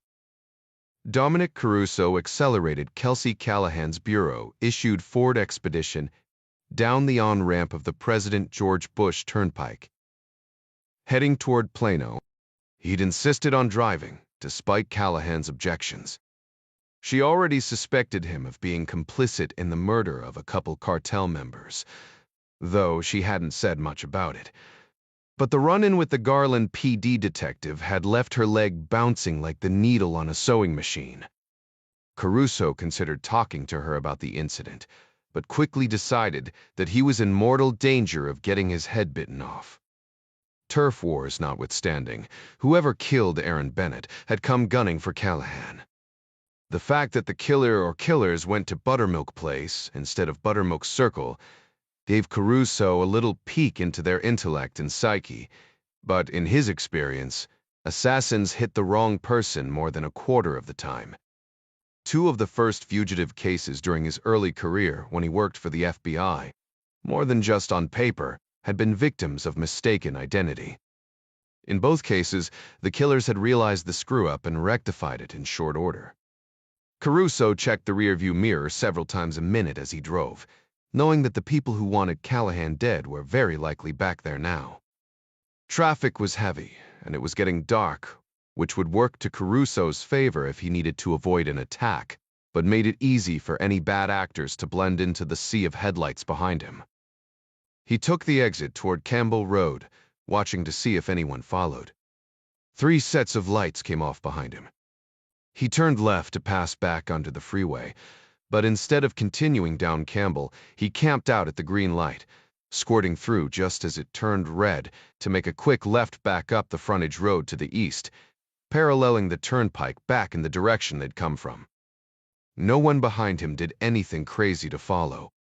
Callahan turned to look at him but said nothing. She obviously knew he was working to shake off any unseen tales. Caruso glanced across the dim interior of the expedition. "How long since you've had anything to eat?" "I'm fine," Callahan said. Caruso decided to press the issue. "Seriously? How long?" She gave a dismissive shrug. "I don't know. I had that coffee for breakfast." "Before that," Caruso said, "I've been with you since before 7 this morning, and I haven't seen you eat so much as a breath mint. You're starting to look a little hollow around the cheeks." Callahan beat her head against the headrest. "We've known each other for what, 26 hours? I don't think you're allowed to call me too skinny." "What?" Caruso grinned. "You've called me bastard, son of a bitch, an asshole, along with pretty much every other name in the book over that same time period." "Why did not?" "Not even in your brain." Callahan laughed out loud. "That doesn't count." Caruso turned his head to look at her as he drove. "So you admit it?" "I admit that I may have thought 1 or 2 unflattering things about you." "Good," Caruso said. "Then I'll admit I am hungry. Can we please get something to eat?" Moko pounded his hands against the steering wheel, craning his head left and right in search of the lady cop's expedition. He cursed Gusano for eating the dab. He'd been forced to eat the rest of his hash oil plain. Without the benefit of the coconut oil, it wasn't doing a damn bit of good. Taillights flashed and blinked in a confusing river of red. Oncoming headlights blinded him. She'd gotten away from him, and now the boss was going to set him on fire or pump him, full of so much dope he wouldn't pass out while the guys cut his feet off with a chainsaw. This could not be it a bit. Sui Kanyamers, the Tepling. The worm sat with his nose pressed against the passenger window, head bobbing to his tunes. He held one of the Glocks in his lap, which was the only thing keeping Moko from shooting the stupid bastard in the back of the head. Moko's mobile phone buzzed as he merged back onto the turnpike. It was the kid. "What? You want me to wait outside or follow them in?" Moko's stomach did a flip. "What are you talking about?" "They're going into the restaurant," the kid said. "Want me to sit on her car?" "What restaurant?" Moko shot a look at Gusano. "Never mind. Just tell me where you're at. We'll meet you outside." "Texas Roadhouse," the kid said. I'm on the north side of the parking lot. Wait there for us. Moko ended the call. He turned to Gisano, suddenly feeling as if he might make it through the night without getting his feet sawed off. Even his anger at the worm began to fade. Get ready, my friend. Gisano raised an eyebrow. Are you certain we are going to the correct restaurant? His tone said he was serious. 10 minutes after he cut back under the turnpike at Bran Road, Caruso sat with his back to the wall across the booth from Callahan, watching her slather cinnamon butter on a Texas Roadhouse hot roll. She spoke with her hands as much as her voice, and was imbued with such energy and fervor that her red hair bounced in time to her words. The food animated her, and she appeared to forget about Detective Little and the dead bodies at Matarife Ranch. 2 hot rolls down. Callahan suddenly put both hands flat on the table and looked across at Caruso with narrow eyes. You know why they're trying to kill me, don't you? Caruso started to say something, but she cut him off. It's not because I've gotten into their business, if that's what you were going to say. I muck up people's illegal criminal enterprises all the time. Okay. Caruso shrugged. Enlighten me. Callahan gave a tired smile. It's because they don't think I'm playing by the rules. But you are. Caruso did a quick scan of the room before making eye contact to show he was listening. Callahan said. But they don't know that. Your buddy, John, or whatever his name is, grabs Flaco and pressures information out of him, and then blows away Mataride's yard help and his girlfriend. Naked in the swimming pool. Except your friend's pretty good at staying hidden, so they can't find him. I'm the face of the investigation, so they're coming after me. Caruso put his hands on the table as well, an interrogation tool called mirroring. She'd be familiar with it, but he did it anyway. I want you to think about something, he said, keeping his voice low. Do you honestly believe that someone who calls himself the Slaughterer and sells human beings at online auctions or murders them on camera really gives 2 shits if you play by the rules? I doubt he even sees any rules. Callahan shrugged. Maybe not, she said. I thought it might get you to spill something useful about your friend John. What was his name again? I know he's gone off the reservation, and when this is over, it'll be my job to stop him. Our job, really. Nice try, Caruso said. I need to hit the restroom. If the waitress comes back while I'm gone, order me a bone-in ribeye, medium rare, and broccoli. Callahan nodded, eyeing the last roll. Are you gonna eat that? The restrooms were to the right, but Dominic Caruso turned left, heading for the front door. There were several emergency exits, but there was only one public entrance to the restaurant, and he'd made sure he had a table that watched the door. It wasn't likely, but anyone who was bound and determined to kill Callahan might decide to come in through the kitchen. Caruso decided he'd do a quick check of the parking lot to look for anything out of the ordinary. Their waitress caught him as he was walking past a big barrel of peanuts in an alcove just inside the front door. Everything all right, Hannah? The young woman with wide hips and a black ponytail asked. Caruso held up the keys to the expedition. I forgot something in the car, he said. I think my friend could use some more hot rolls, though. The cowbell on the front door clanged, and Caruso saw the reflections of 2 men in the plate glass window as they entered behind him. The waitress said something about getting the rolls for Callahan. But Dominic stopped listening as soon as he saw the Santa Muerte tattoo on the reflection of the man in the lead. He was short and stocky, with the brim of a tattered denim baseball cap pulled low over a flat nose. The man behind him was taller and staggered a little, like he might have had a bit too much to drink. Both wore their shirt tails untucked, a convenient way to hide handguns. Caruso kept his back to the men and his head down. It's a 45-minute wait, the hostess told the 2 men, obviously hoping to persuade the shady newcomers to go somewhere else. "That's okay," the man with the flat nose said. "We're meeting friends. We'll find them." Caruso waited for both men to walk past before holding a finger to his lips, so the waitress could see. When they were out of earshot, he leaned in and said, "I'm FBI. Call 911 and tell them there are federal agents on scene." "What? Do it now," Caruso hissed. He reached inside his shirt collar to pull out a gold FBI badge, letting it hang from a chain around his neck. Ahead of him, the men worked their way around the bar area, stopping to look at each booth as they went by. Callahan was on the other side of the restaurant, short enough that she was hidden behind a high wooden barrier. Caruso had taken the gunfighter seat, so her back was to the door. He estimated the men would be on top of her in less than a half a minute. He rested his right hand on the .30 caliber Glock 22 in the holster under his jacket. There was no way to know how many off-duty cops were in the restaurant. He didn't want to draw the pistol too early for fear of a blue-on-blue shooting. He took out his cell phone with his left hand, glancing down just long enough to punch in Callahan's number.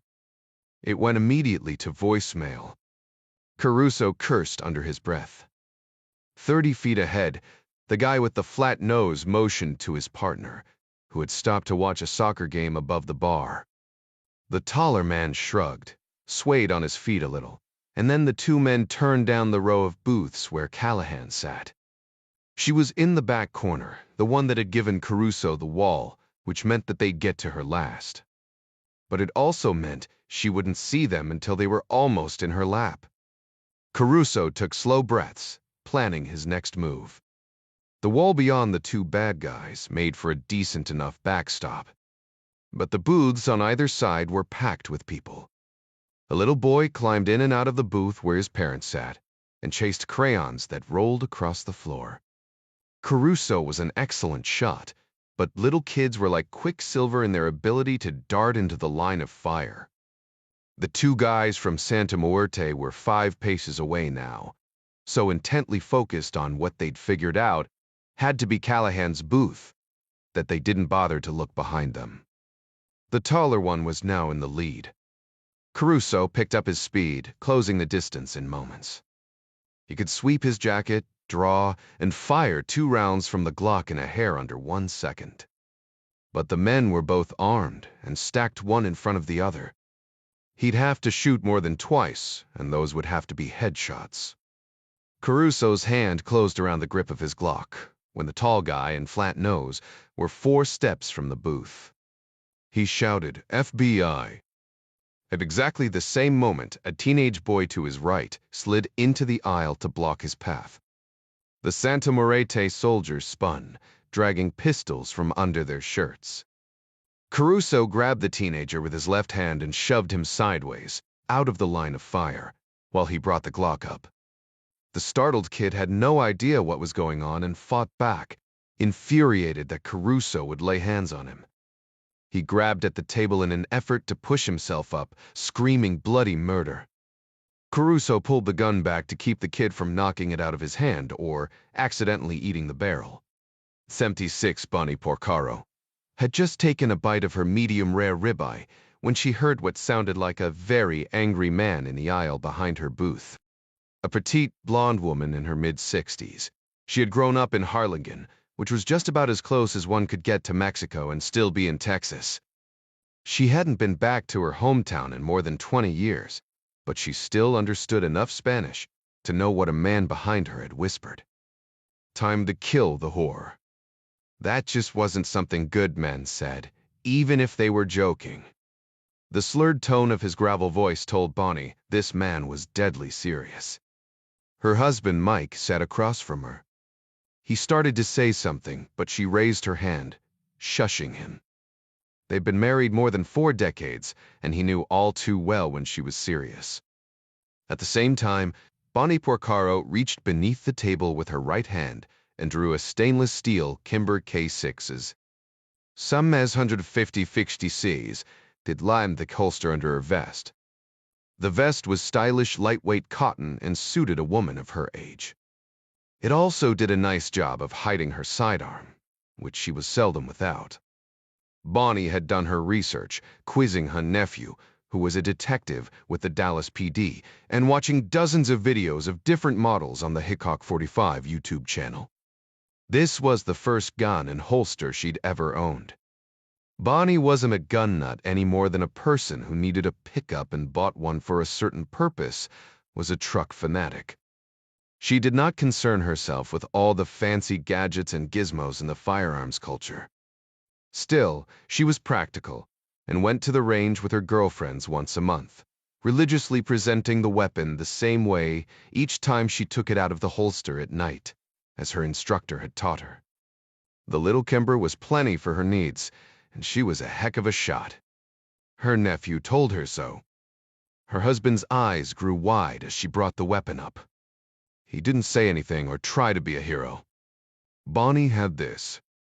She shifted her body sideways in the booth, head toward the wall, feet toward the aisle and the threat.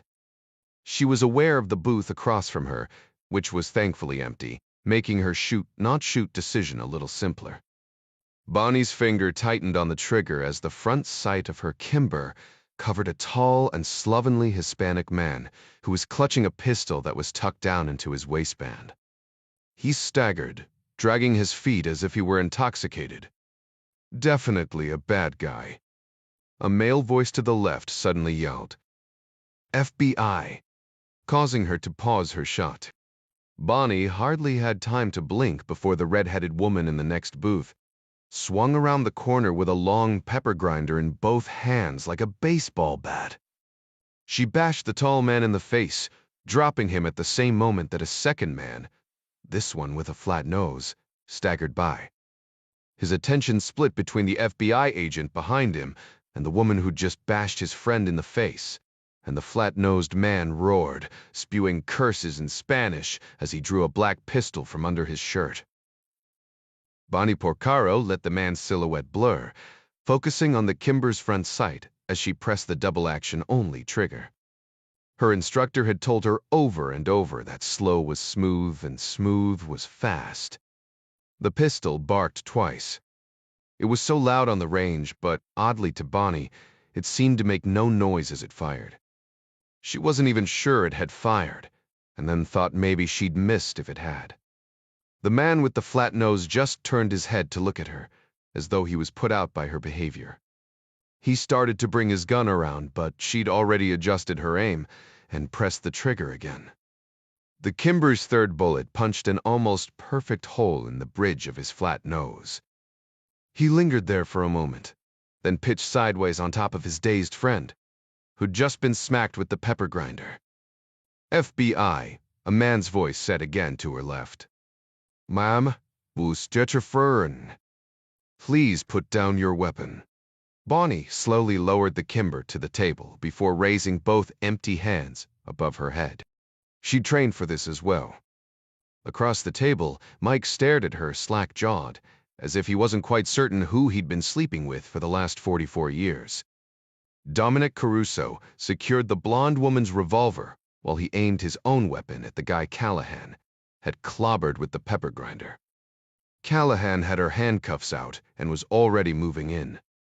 She looked up at the blonde. "You okay?" "He was going to shoot you," the woman said. Her hands were still up, but she was remarkably composed for someone who'd just blown off the back of a man's skull.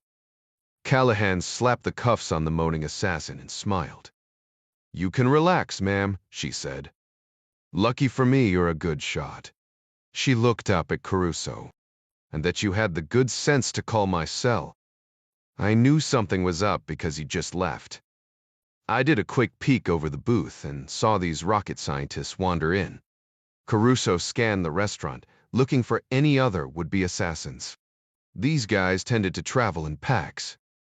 He saw no immediate threats, but what he did see was at least 5 more restaurant patrons with their hands either on the butt of an exposed sidearm or in a purse getting ready to draw one. "FBI," he said again. "Everyone, please relax and keep your firearms where they are." He chuckled and helped Callahan to her feet. Texas appears to be a bad place to become an assassin. The blonde citizen who'd saved the day gave a solemn nod, her hands just beginning to shake from the post-shooting adrenaline dump. You got that right, Hunter, she said. Sempi 7. The alarm on Jack Ryan Jr. Zell phone began to chime at 2A, nudging him awake with gradually increasing volume. He'd read somewhere that being jolted out of a deep sleep was a good way to suffer brain damage, and if that was the case, he and most of the people he knew were in serious trouble. He pumped out 30 quick push-ups to clear his head, and then suffered through a moment of benign panic that there was no hot water in the shower until he remembered that the C on the faucet did not stand for cold. After a shower that was plenty caliente, he wiped the fog off the mirror and took a few moments to square away his beard with a razor and a small pair of scissors he carried for that purpose. He'd recently shaved down to a mustache, but he was glad to have the beard back. People said he looked like his dad. He didn't see it. The full beard kept others from seeing it as well. Ryan had taken the time to lay out his clothes and gear before his nap. He shot a quick glance as the tritium hands on his watch just 4 hours before. The area recon had been interesting, if only for total immersion in the Europeanness of Buenos Aires. Lizanne Robertson had dropped Adara off an hour and a half behind the others and stayed to check personally that the rental car company had come through on their promise.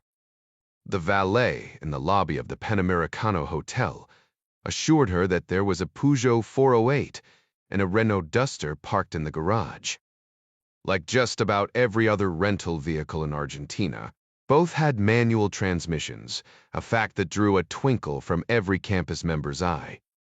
They'd all attended numerous driving schools, and there was nothing like a stick shift to spur the last few horses out of an otherwise humdrum ride. Lizanne had grudgingly returned to her airport hotel only after a direct order from Chavez. She'd suggested she could provide counter-surveillance and force protection. It sounded like a good idea to Ryan, but Ding would have none of it. They'd given Adara a few minutes to check in and get settled before spending the next 3 hours doing recon around Perilla Iris Criollos. Any surveillance of Vincent Chen was likely to end up on foot anyway, so they opted to leave the vehicles parked and walk the few blocks between the hotel and the restaurant. It was their only lead, so they would exploit it until they found something better. They'd walked in teams of 2, going north on Avenida 9 de Julio, with Jack and Adara making up one team, while Chavez and Midas brought up the rear. 9th of July Avenue, so named for the date of Argentina's independence from Spain, was lined with a green belt and many parks and fountains on either side. It was touted as the widest city street in the world. Ryan had been warned not to refer to himself as an American. People in South America took issue with citizens of the United States co-opting that title for themselves. Argentines customarily took siestas in the afternoon and worked late. It was dark by the time the team had ventured out, and many businessmen and women were just beginning to get off work. Avenida 9 de Julio was flooded with tourists at this temperate time of the South American spring. Members of the middle and upper classes tended to dress in business, casual for nearly all endeavors that didn't require business dress. It had been an easy matter for Jack to pick out the t-shirt and Bermuda shorts, wearing tourists in the crowds. Argentina's high inflation made for a thriving underground currency exchange. Called arbolitos, or little trees, for their propensity to spring up everywhere, these men and women stood at strategic points along the avenue, usually in front of stores that sold high-end merchandise, and whispered, "Chumir, chumia, change, change," as wealthy tourists walked by. Their jobs required arbolitos to carry a large amount of cash, and though it was probably lost on an average tourist, Ryan noted that there was always a second standing a few yards away. No doubt protecting the person, but also more important for the black market investors, the money. The campus operators had strolled through the Recoleta district, exploring the iconic cemetery, and El Gran Gomero, the enormous supposedly 200-year-old rubber tree, the crown of which spanned 50 meters. Ryan found it pleasant and even refreshing to incorporate a little tourism into his recon, even if he was out for a walk with his cousin's girlfriend, and not a girlfriend of his own. This line of work sucked the life out of relationships. Eventually, he and Adara had used a visit to the inside of Perilla Aries Criollos as an excuse to have a nice sit-down dinner. Chavez and Midas waited outside. No one thought there was much danger that they were being followed yet, but the last thing they wanted to do was huddle up together in a venue of interest to Vincent Chen. Beyond that, Ding had been to Argentina before, and he knew a place that made killer empanadas. It was across the street from the sprawling branches of the giant rubber tree. The evening had ended by 10 o'clock, after a zigzagging surveillance detection route, back to the Panamericano. They'd talked over the plan for the coming day on the radio as they walked.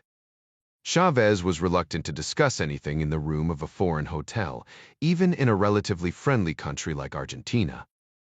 It was decided that they would meet at 2:30 the next morning and take a circular route back to the airport by way of the Chinese embassy at the edge of the Savadra district in the northern part of the city. "Don't be late," Midas said, still a little grouchy about eating fried meat pies while Ryan got to have an Argentinian beefsteak. "And don't be light." Ryan didn't intend to be late or light. Freshly showered and shaved now, he looked at his watch again, and then rubbed a dab of gel into his dark hair before brushing his teeth. For the same reason they didn't discuss logistics in foreign hotel rooms. He was careful about displaying his pistol or other gear. He'd checked the obvious locations for bugs and hidden cameras. Using a handheld device Gavin Beery had issued each campus operator to scan for RF interference, and then looked for the telltale glint of pinhole camera lenses by taking a few flash photos of each wall with his phone, and then studying them for reflections. Ryan found nothing, but since he was a good spy, that only made him more suspicious. He used the half-open closet door to conceal most of his body while he geared up. Cameras and microphones needed electricity, and though campus operators themselves often used battery-powered devices, when possible, they tied into existing sources, especially when running a long-term or open-ended oppo. Ryan himself hadn't known he was coming to Argentina until the day before, so any cameras that did happen to exist would likely have been set up to catch targets of opportunity. Those units would need a power source. There was no light inside the closet, and Ryan reasoned that apart from it being a sucky place to put a device, any foreign operative worth his or her salt would place any cameras in more productive locations. With his movements hidden by the open door, he popped the Smith & Wesson's magazine, then seated it firmly back in place. He retracted the slide a scant half-inch. He'd been the last to touch the weapon, but as Clark hammered home at least once during every tactical scenario, press checks were free insurance.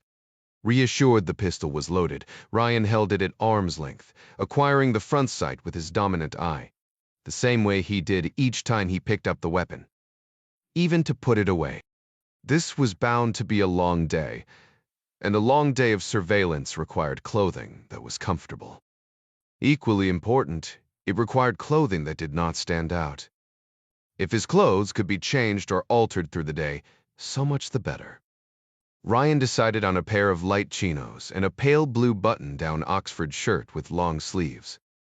The slacks were loose enough to hide his thunderwear holster, and the shirt thick enough to conceal the neck loop and mic of his communication gear. He and the other members of the team customarily carried a folding clip knife. Ryan chose a Benchmade called Big Summit Lake. It wasn't as tacti-cool as a black knife, but was razor-sharp and large enough to do the job. Wooden scales made it look more like a tool than a weapon.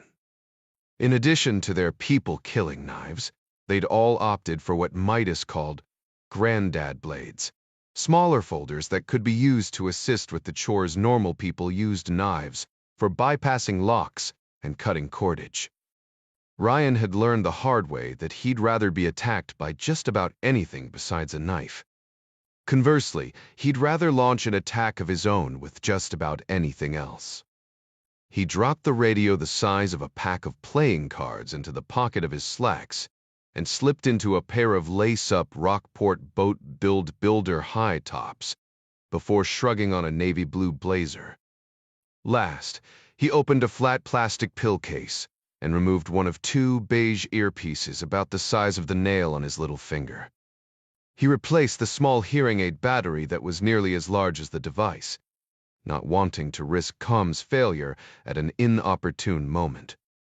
Batteries never died after they finished an op, failing instead at the most critical moments. Ryan chuckled to himself as he dropped a spare battery into the inside pocket of his sport coat. James Bond and Jason Bourne made it look easy, but there was sure a lot of technical shit to worry about in this business. Removing the chair he habitually propped against any hotel door, he did one final testicles, spectacles, wallet, and comb, checked to make certain he had everything he needed, and then headed into the hallway, leaving the poor favor, no mole star sign, hanging on the handle. He made it to the lobby at 225A, teaming up with Midas in the blue Peugeot 408, which, to Jack's surprise, was turbocharged.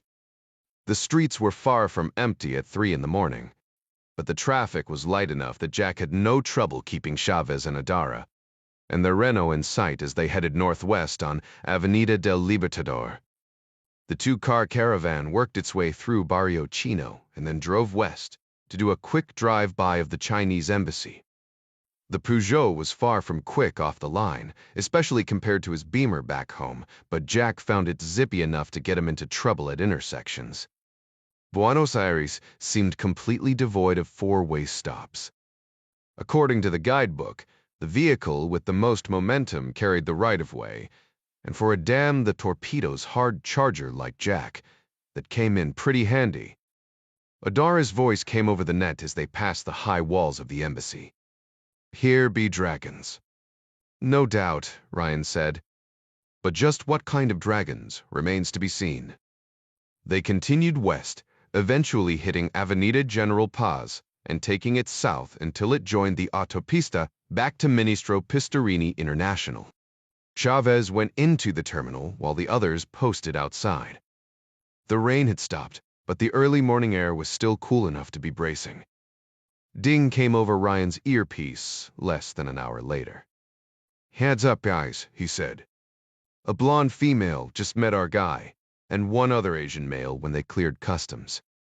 "A blonde, you say?" Badara said. "My tealik." "That's a firm," Chavez said. "I have one more Asian male in the middle of the pack behind Chen and his buddy. So far, they haven't had any interaction, but that doesn't surprise me. Chen's wearing gray slacks and a black 3-button. His buddy's in jeans and a white long sleeve. Female is in dark slacks and a fawn blouse." Midas chuckled. "Fawn?" "Yes, fawn," Chavez said. "Nike tan." "I see her through the window," Midas said. "Pretty sure that color is wheat." "Dumb boss," Chavez said.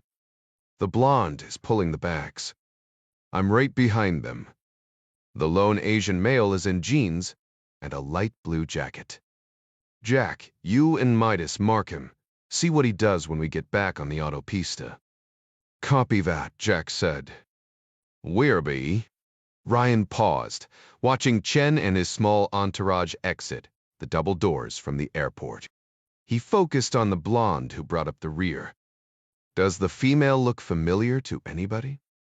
She didn't, so Jack kept working on the connection, whatever it was, in the back of his mind. There was something about her that struck a nerve. Adara picked up Chavez, but they lingered an extra 2 minutes, as though they were waiting for someone else, before pulling around to follow Chen and the others to the parking lot across the street and beyond, a row of concrete construction barriers where they got into a red Chevy Compact. Got him, Midas said a moment later. Jack and he watched the loner load his bag into a black Toyota Hilux pickup and climb into the passenger seat. The back glass was tinted, but Jack thought he could make out a female behind the wheel. Jack counted to 20, then fell in behind the Hilux. Both teams stayed well back in the light traffic of early morning. Where the autopista crossed General Paz, the Hilux took the ramp to go north, generally backtracking the route the campus operators had taken to reach the airport. The Chevrolet continued toward downtown. "You want me to follow?" Jack asked.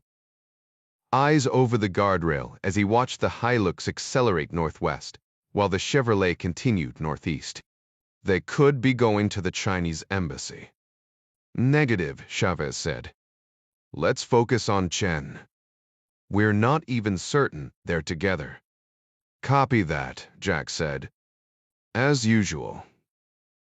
There were never enough of them to do perfect surveillance. They followed the Chevy east along Avenida 25 de Mayo, and then wound through the city in what were surely a series of half-hearted surveillance detection routes, only to end up at a tall set of brick apartments off Avenida Santa Fe in the San Isidro neighborhood of Acasuso, northwest of Buenos Aires proper. Adara kept the Renault heading north on Santa Fe, while the Chevy turned left down Libertad, a much smaller street, and came to a stop in front of what looked like a small school or daycare center. Adara came over the net. "That's interesting." "I agree," Midas said. "They wound back through town, when the General Paz would have gotten them here much quicker." "There is that," Adara said. "But the blue Hilux we saw at the airport, it's parked right around the corner." 38 Ryan and Midas sat in the Peugeot half a block up Libertad from the apartment building, while Adara and Chavez met Listen to grab the little Clio she and the pilots had been driving. With Chen turning up with so many Confederates, the team needed a fresh set of wheels.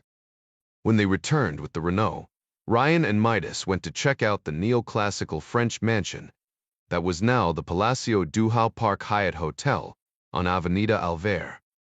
The hotel also happened to be located in the swank neighborhood of Recollecta, less than 8 blocks from the Perilla Iris Criollo's restaurant, where Argentina's Minister of Agriculture was hosting tonight's dinner.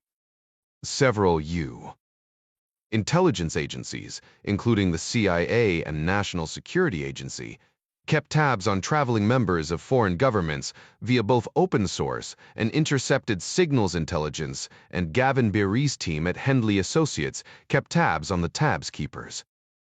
A quick check with the IT guru told the campus operators the Chinese foreign minister had chosen the Hyatt for his stay in Buenos Aires. The team was still unsure as to the purpose of Vincent Chen's visit, other than being reasonably certain it had something to do with the Chinese foreign minister. And even that didn't narrow things down very much. They knew someone had bombed a subway tunnel outside of Beijing.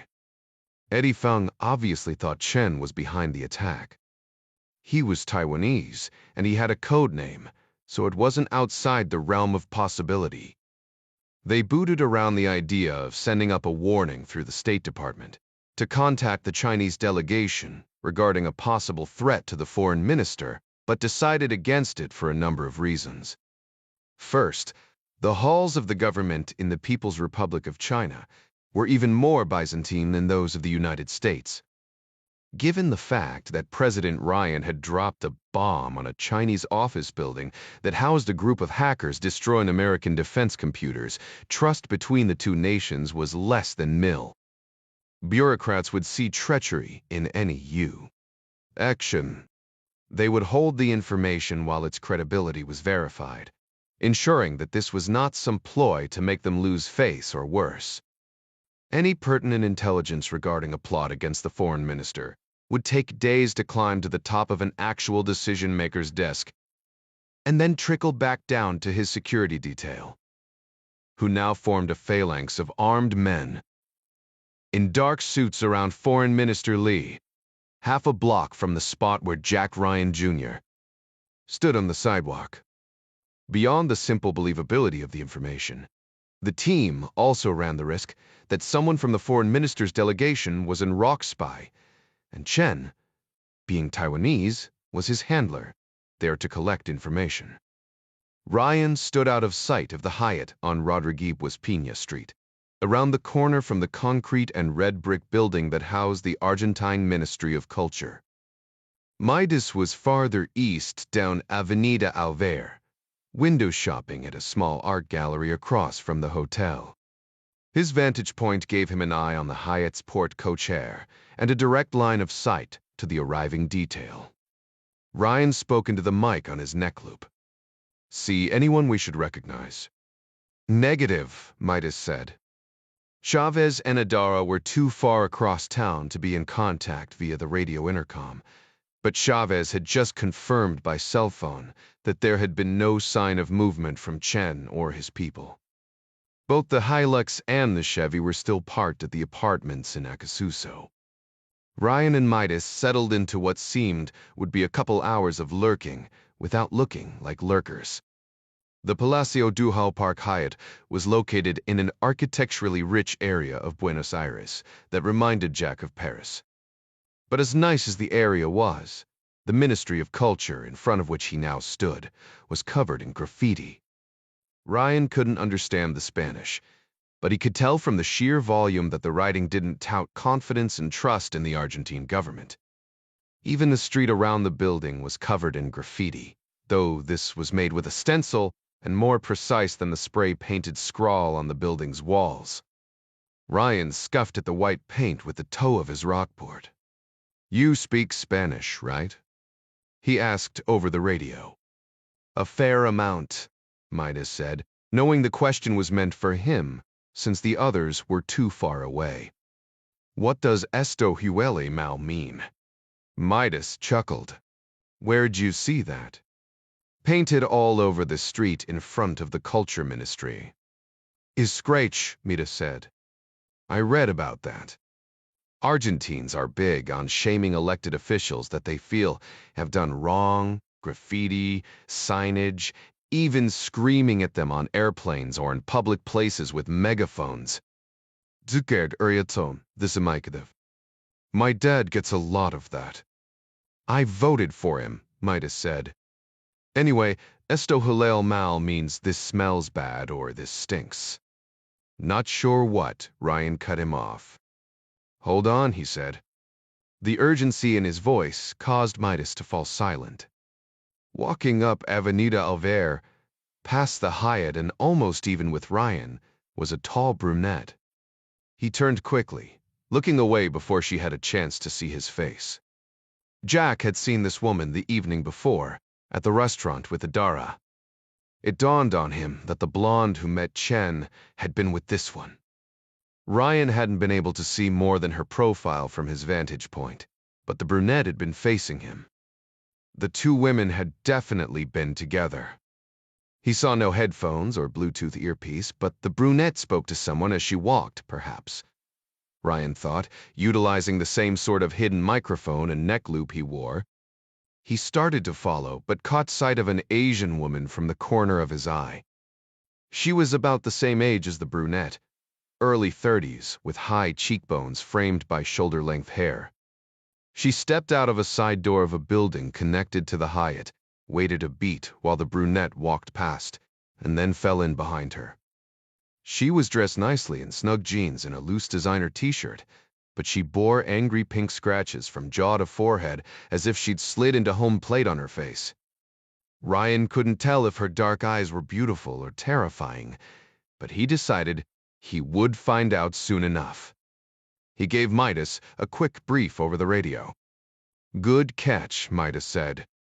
"I don't know about the Asian, but the brunette has to be in comms with Chen. She's probably letting him know the foreign minister had arrived." "That's my guess." Ryan looked over his shoulder at traffic before crossing the street after the Asian, who seemed to be locked on to the brunette. "I'm going to stick with them and see where they go." "Stay in range for comms," Midas said. "I'll reach out to Ding and bring him up to speed." The Asian woman took a right at the first block while the brunette went straight. Ryan knew it was stupid, but he was more than a little disappointed. Maybe she wasn't involved at all. The leggy brunette continued walking against traffic on Alvear for several blocks, past the popping flags of the Palace Hotel and 2 sets of arbolitos, touting their money exchange outside high-end shops, selling Mont Blanc and Rolex. Any preconceived notions Jack had on this surveillance were quickly dashed. The Asian woman was nowhere in sight, and now the brunette wasn't going to her car, as he'd first assumed. She turned right, as if to head back to the Retiro train station. A block later, she turned left again. Northwest on Libertador, Jack said, as much to make sure he still had a clear signal with Midas as to update him on the location. Copy that, Midas said. This is weird, Jack said. Asian girl has broken off. Doesn't look to be a factor. I can't tell if this one is doing a really basic star or just zigzagging her way to wherever she's going. So far, she hasn't even checked behind her. Watch your ass, Midas said. Maybe she's not alone. Your Asian woman could turn up again soon and stick a knife in your 4th point of contact. That's a nice thought, Ryan said, watching the woman trot across Avenida del Libertador. Risking one's life against 10 lanes of aggressive Argentine drivers made for the perfect method to shed a tail. Ryan tried to keep the woman in his peripheral vision as he continued up the street toward the crosswalk, willing himself to remain at a normal pace. The signal turned green just as the brunette disappeared into the trees. No one would think twice about someone running to beat the crossing signal on such a wide street, so Ryan made up some time sprinting toward the park. He slowed when he reached the grass, staying parallel to what the brunette's route would be if she went straight after entering the trees. The park was a fairly narrow one, and a railway yard with numerous tracks, switches, and uncoupled train cars lay directly on the other side, spilling out of Retiro Station to the south. This yard formed a natural line of demarcation between the upscale Recoleta neighborhood and the shanty town of broken brick dwellings in a warren of narrow streets known as Villa 31, one of many such slums in Buenos Aires collectively and appropriately called Villas Miseria. Nearly 15 city blocks long and more than 5 blocks wide at his widest point. The Villa Argentines pronounced it Villa was a gray swath of nothingness next to the tracks on most maps. Tourists might think it was just part of the train yard. Close enough that its residents could smell meat cooking from Recoleta restaurants if the wind was right. Villa 31 was home to many of the hardest working people in Buenos Aires, as well as some of the city's most violent criminals. Maids and service workers who lacked the proper references to rent an apartment in the city often paid half as much to rent a room with a communal bath and pirated electricity in a crumbling depernative from one of the neighborhood bosses who ran everything from rent collection to dispute enforcement inside the villa. Villa 31 was a city within a city, but few people admitted to living there. Police braved the streets only in well-armed squads, and then only during daylight hours. If someone needed an ambulance at night, as Ding Chavez put it, forget about it. Ryan caught sight of the brunette a moment later, 100 feet away and walking in his direction. He sat down on a bench across from a weathered older man, who was throwing pistachios to a chattering flock of bright green parrots about the size of small pigeons. Ryan put his back to a gum tree, but used the man's eyes and expressions to help guard his 6 o'clock. It wasn't an optimum setup, but human beings usually reacted in some way to danger, and Jack couldn't very well keep looking over his shoulder all the time. The birds and the man ignored him. The brunette worked her way through the waist-high grass and weeds along the rail yard fence until she found what she was looking for, a gap in the chain link. Jack imagined the same makeshift gate was used by commuters from Villa 31 each morning and evening, to and from their jobs, so they didn't have to walk all the way to the other side of Retiro Station to get over the tracks. If the brunette had seen Ryan, she showed no sign of it. Instead, she turned sideways to slip through the gap, and then, checking both ways for oncoming trains, trotted across multiple sets of railroad tracks. Ryan couldn't help but think she looked like pictures he'd seen of East German refugees fleeing the no-man's land to get over the wall. Reaching the far side, she ducked through a second gap in the railway fence to enter the slums. If it was difficult to follow her through the park, it would be impossible for Jack to follow her into the shantytown. Aside from the prospect that she might see him, venturing into Villa 31 without knowing someone on the inside was a good way to get yourself dead in a hurry. Ryan gave a nod to the man feeding the parrots and headed back toward Midas. He bought a Corapem chorizo sausage on a bun from a guy in the park, because he didn't know when he'd get to eat again. He'd give Midas a break when he got there. "Lost her," he said, eating as he walked. "I'll explain when I—" "Say again," Midas said. "You cut out." Ryan lowered his voice and dropped the barely eaten Corapin into a trash can along the path. "It's her," he said. "That Asian woman. Looks like she's picking the lock on some kind of tool shed or utility building in the park." "Copy," Midas said. Ryan swung wide, keeping to the trees and keeping the small stone building in view. He came around in time to catch a glimpse of the Asian woman's back as she pulled the door shut behind her. The building was maybe 8 by 8 and had no windows. It didn't look like she'd been running from anyone. Jack scratched his beard, thinking through his options. One of them, probably the smartest one, was to walk away. He'd never been very good at that. He listened outside the building for half a minute. Nothing. The lock fell quickly to his granddad knife. There was nobody inside, though there was only one door, so the Asian woman had to have gone somewhere. Ryan took a small flashlight from his pocket and played it around the small space. There was a lingering smell that he couldn't put his finger on, but it wasn't good. The building looked to be storage for the lawn maintenance department, with a couple weed eaters and assorted rakes and shovels. A row of plastic trash cans lined a platform along the back wall. One lay on its side, presumably tipped over by the woman. Ryan entertained the idea that she could be hiding in one of the cans. But that was stupid. To what end?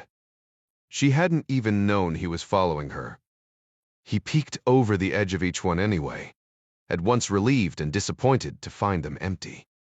The platform was about 6 inches high and made of weathered wood timbers.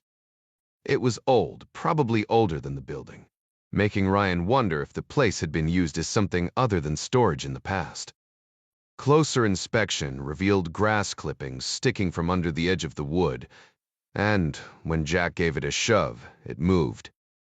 He pulled the overturned trash can out of the way, revealing 4 freshly disturbed timbers that formed a 3-foot square.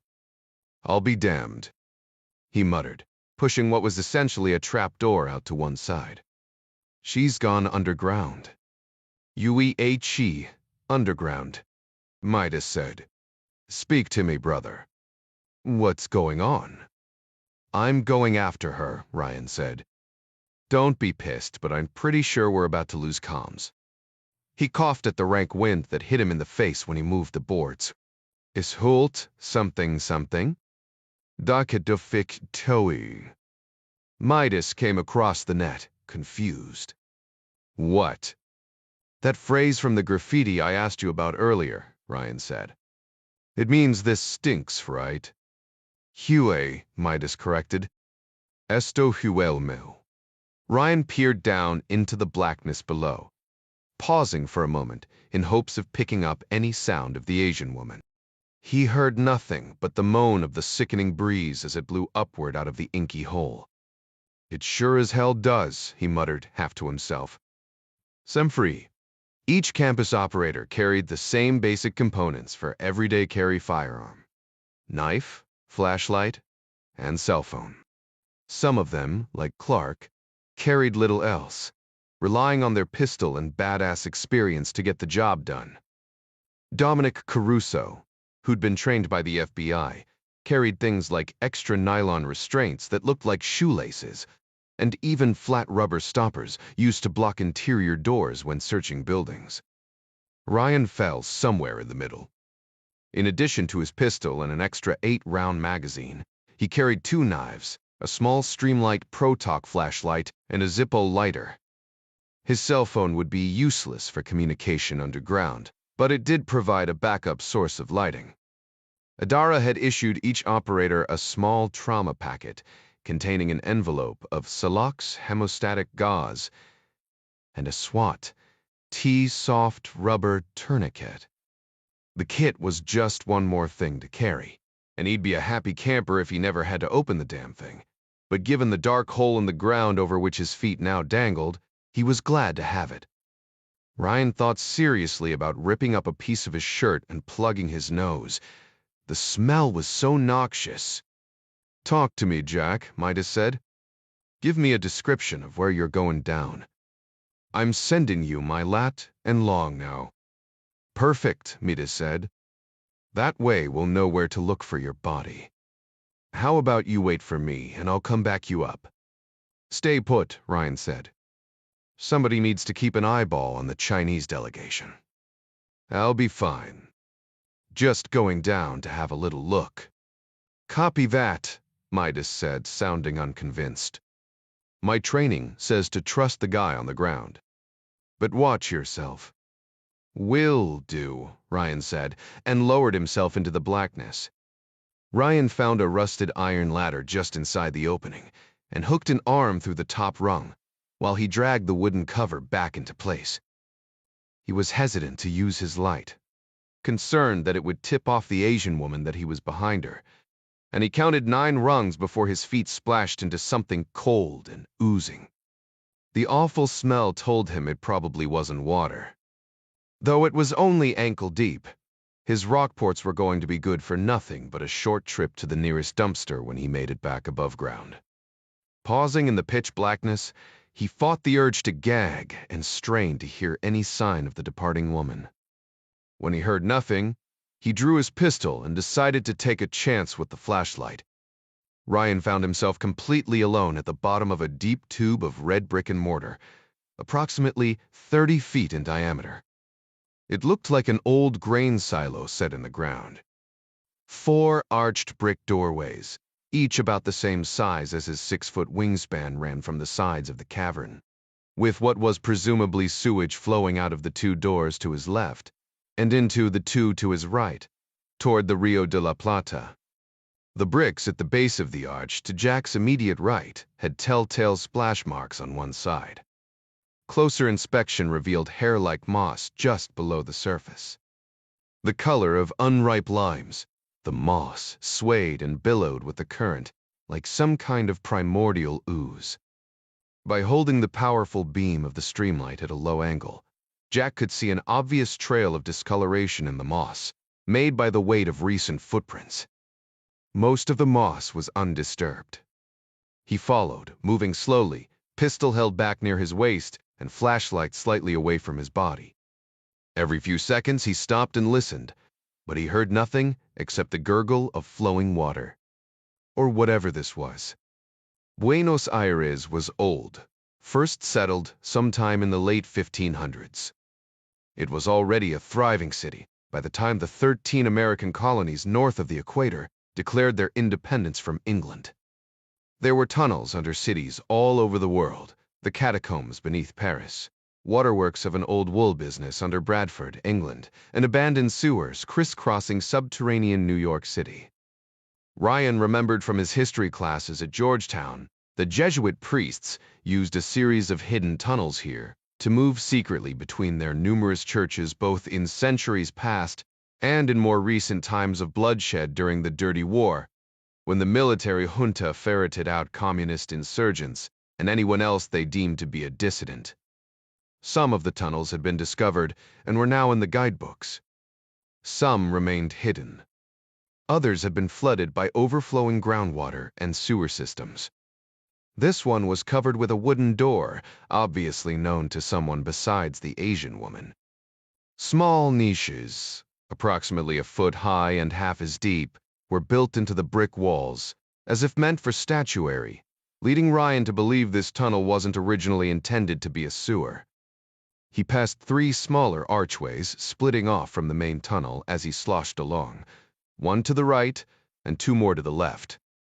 The trail of discolored moss told him to continue straight ahead. 20 minutes after he'd first splashed down in the tunnels, Ryan came to another rusted iron ladder on the wall. The tunnel continued into the darkness, but the ladder was wet. Someone had recently climbed up.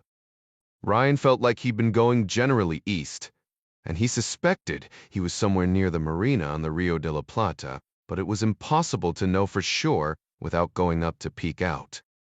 When he stood completely still, he thought he could hear laughter. He holstered his pistol and dropped the flashlight back into his pocket. Faint pinholes of light shone down from something at the top. Ryan hauled himself upward rung by rung, going slowly enough to let the sewage drain from his boots. He was careful not to slip. Walking through shit was one thing. Going for a swim in it was a whole other ballgame. He was reasonably certain he'd been vaccinated against hepatitis. Probably. Maybe. He began to mull over the idea of contracting cholera, or jungle rot, or whatever bug might swim up a person's toenails from fetid water. A bath in Clorox was starting to sound inviting by the time he wrapped one arm around the top rung and put the flat of his hand against a metal grate. Ryan pushed up slowly, peering under the edge at a pile of steaming donkey crap inches away. He knew very little about barnyard scatology, but the donkey that had manufactured the stuff happened to be standing right above it. A quick look around said he'd not been going east at all, but north. The dirt streets and broken block buildings could be nowhere else but Via 31. The same place where the tall brunette had disappeared. Frenzied Spanish voices, most male but at least one female, jerked Ryan's attention to his left. His vantage point from under the donkey cart allowed him to see little but a set of scrambling feet. They were small and wet, and sliding under the donkey cart directly for him. Ryan barely had time to yank his head back into the tunnel before the Asian woman shoved the metal grating aside, pulling it shut behind her as she slid feet first, into the hole landing squarely on Ryan's knuckles, where they curled around the pitted metal rung. Ryan was strong, but the impact of 120 pounds of fleeing woman knocked him off the ladder. Customarily, Ryan would have tucked his head and rolled when falling from 10 or 12 feet, but something told him he'd be better off with a broken leg than swimming in this slimy muck. The scant 10 inches of water did little to break his fall, but he did his best to absorb much of the impact with bent knees. The floor of the tunnel was at a slight angle, and he was just able to keep his feet, surfing on the snot-slick moss when he splashed down, wildly waving both arms in an effort to keep from falling face first into the sewage. It was far from graceful, but it worked. He spun in time to see the shadow of the Asian woman slide to the bottom of the ladder behind him. Floundering for just a moment, she wasted no time before sloshing off toward her original point of entry. Jack limped to go after her, but his right knee rebelled, slowing him down to a fast, hobbling limp. Lighter than Jack, by nearly 100 pounds, and a hell of a runner, the Asian woman looked over her shoulder, directly at Jack, her eyes wide. "Need you, she said. "Run." The way she spoke was full of urgency, and he felt certain it was Japanese. Ryan heard a splash behind him and turned to face a man with a machete who'd just come down the ladder. The wiry man stood with his mouth hanging open and the machete raised above his head. He was alone and looked almost as surprised as Jack felt. Bartrapad, Ryan said, peering at the man in the scant light from above. "Lebscherend, be go." The man shook his head and grinned, realizing he was the only one with a weapon in hand. Even in the shadows, especially in the shadows, Ryan could see the vacantness in the man's eyes. "You can't reason with evil," Clark always said. So Jack didn't try. He could have tried to draw his pistol, but his hands were wet and slick. Even if he was able to get a shot off, The man would be on top of him in an instant, with the heavy blade making the odds too great that it would be a lose-lose endeavor. Instead, Ryan feinted right, causing the man to swing the blade across his own body. The slick footing made the man's actions more exaggerated, allowing Ryan to shoot in and trap the arm against the other man's chest and drive him backward into the ladder. The snotty moss worked both ways, making it all but impossible for Ryan to keep his opponent trapped. He followed up with a quick headbutt to the bridge of the man's nose. The blow stunned him, but without proper grounding, there hadn't been enough power in it to do much damage. "Vex, boludo." Machete Man grunted, struggling to escape and bring the blade back into play. Jack wasted no effort on words, instead driving his knee into the man's unprotected groin. It worked to dislodge the blade, but unfortunately it also dislodged Ryan, and both men fell, splashing into the flowing, filthy water. Ryan's feet had grown used to the temperature, but the cold liquid hitting his knees took the breath out of him. The other man took the worst of it, landing on his back and slamming his head against the mossy stone floor. Fighting blind, Ryan straddled him, clawed for the face now, feeling and then losing a grip on his chin. Ryan heard him gurgle, and then felt a sharp blow to his side. The son of a bitch had gotten a hand free, and now proceeded to pummel him in the ribs. A shot went low and took him over the liver, sending waves of pain and nausea through Ryan's gut. He redoubled his efforts, sinking a thumb into the man's eye and forcing his face sideways and into the muck. The man bucked and thrashed, sputtering, trying anything to get his nose above the surface. Ryan braced himself against the slick moss with his free hand as best he could, coming up on his toes and pressing down with all the weight of his body on the other man's chest. He heard a sickening gurgle as the man aspirated a lungful of fetid sewage, and then the struggling ceased. Ryan waited a few more seconds to be sure and then pushed himself upward, chancing a quick look with his flashlight once he got to his feet. Panting, filth dripping from his nose, he stood with a hand on one knee and vomited. Jack wiped his mouth with the sleeve over his biceps, the only relatively clean portion of his shirt. He spat and opened and shut his eyes several times to clear them, knowing this image would stay with him for a very long time. The silhouette of the other man was barely visible in the shadows as the river of sewage carried him away. That, he thought, was a hell of a way to die. The pain in Jack's knee and ribs had subsided to a dull ache by the time he limped back to the stone building. A quick peek out the cracked door revealed only a young couple feeding some ducks and a uniformed groundskeeper on a riding lawnmower. Ryan knew he was likely to cause an international incident, or at the very least, commit aggravated assault to the noses of every Argentine he passed if he didn't get out of his sewage-soaked clothing. Chavez was grouchy about it, but he told Midas to break away from Foreign Minister Lee's hotel and grab Jack a pair of sweats and his Brooks runners from his room at the Panamericano, along with a half-dozen bottles of water and the biggest container of hand sanitizer Midas could find, which turned out to be not nearly as big as Jack had hoped for. Ryan rinsed off the best he could inside the stone building, while Midas stood guard outside. Beyond salvation, everything from his skin out, including the rockports, went into a dumpster. The fresh clothes and relatively disinfected feet allowed Ryan to make it back to the hotel without drawing too much attention. People who passed him smelled something amiss, but Jack looked clean and tidy. Such an awful stench couldn't be coming from him.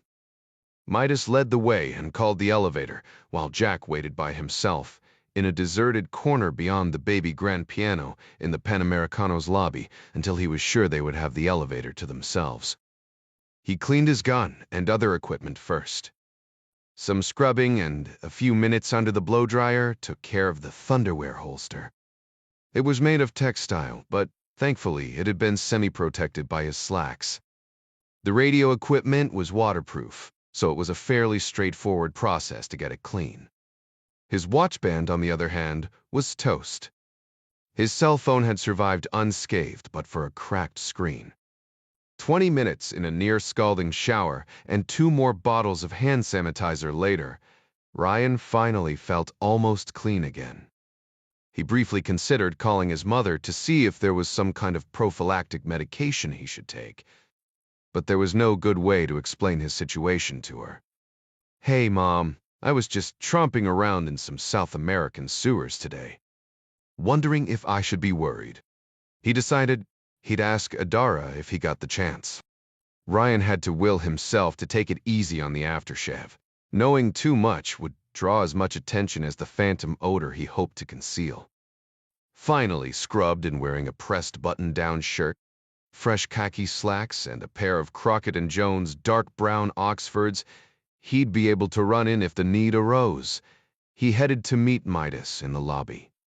The former Delta commander's nose curled as soon as Ryan walked up. Like my granny used to say, you got something Babbo won't wash off. Damn it. Jack grimaced and started to turn around and head back to his hotel room. Met. Seriously. You can still smell it. Midas's wide shoulders bounced as he chuckled, already walking toward the valet with the keys. You're fine, he said. I think my nose hairs are still melted from when I picked you up. 40 Midas didn't mind navigating, so Ryan slid in behind the wheel of the Peugeot. He enjoyed driving a stick. It made him feel alive, even in the stop-and-go Buenos Aires traffic. He nearly ran over an older female pedestrian at a 4-way intersection, which meant he was getting the hang of driving like an Argentine. She gave him an energetic up-yours gesture and called him F. Pelotudo, which appeared to be the go-to word for angry people in this country. Ryan turned left on Avenida Santa Fe, working through what little they did know about the situation while he drove.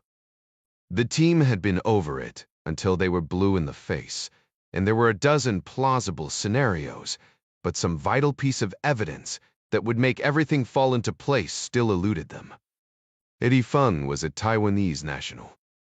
Vincent Chen was also from Taiwan, but living in the United States with a cover identity selling imported greeting cards from the People's Republic of China. So far, the only thing linking the two men was their propensity to frequent Tres Eki Sunye on triad strip clubs that exploited underage girls, a trait that should have earned them both a spot in a very dark hole, but didn't explain Chen's connection to the Pri and whether he was friend or foe. The meetings between the Chinese and the other delegations had definitely brought him to Argentina. This Japanese girl added a new twist to the mix. The guy Ryan killed from Villa 31 had apparently been after her with a machete, which, by virtue of her enemies, edged her into the good guy column. Sometimes, though, the enemy of my enemy was, well, just another damn enemy. It was not too much of a leap to assume she was there because of the Japanese delegation, but ministers of agriculture rarely engendered enough intrigue to cause someone to run through a tunnel filled with sewage. And if this woman had arrived with the Japanese agricultural delegation, how did she even know about the existence of the tunnel? Jack had seen her exit the Palacio Duhau Hyatt, the same hotel where the Chinese foreign minister was staying. The Japanese had rooms at the Four Seasons, more than 5 blocks away. Why was she there? Why had she gotten to Villa 31 right after the brunette, with known ties to Chen? She'd warned Jack to run. Why hadn't she confronted him, or at the very least, left him to his own fate? Ryan tapped the steering wheel and thought. He had a lot of puzzle pieces. They just seemed to be from different puzzles. He passed the Perilla Aires Criollo's restaurant on his right and continued for another block and a half to a parking garage just beyond the intersection with Riobamba. A chilly wind blew in from the Rio de la Plata, which, at 120 miles wide, seemed more like a bay off the Atlantic than a river.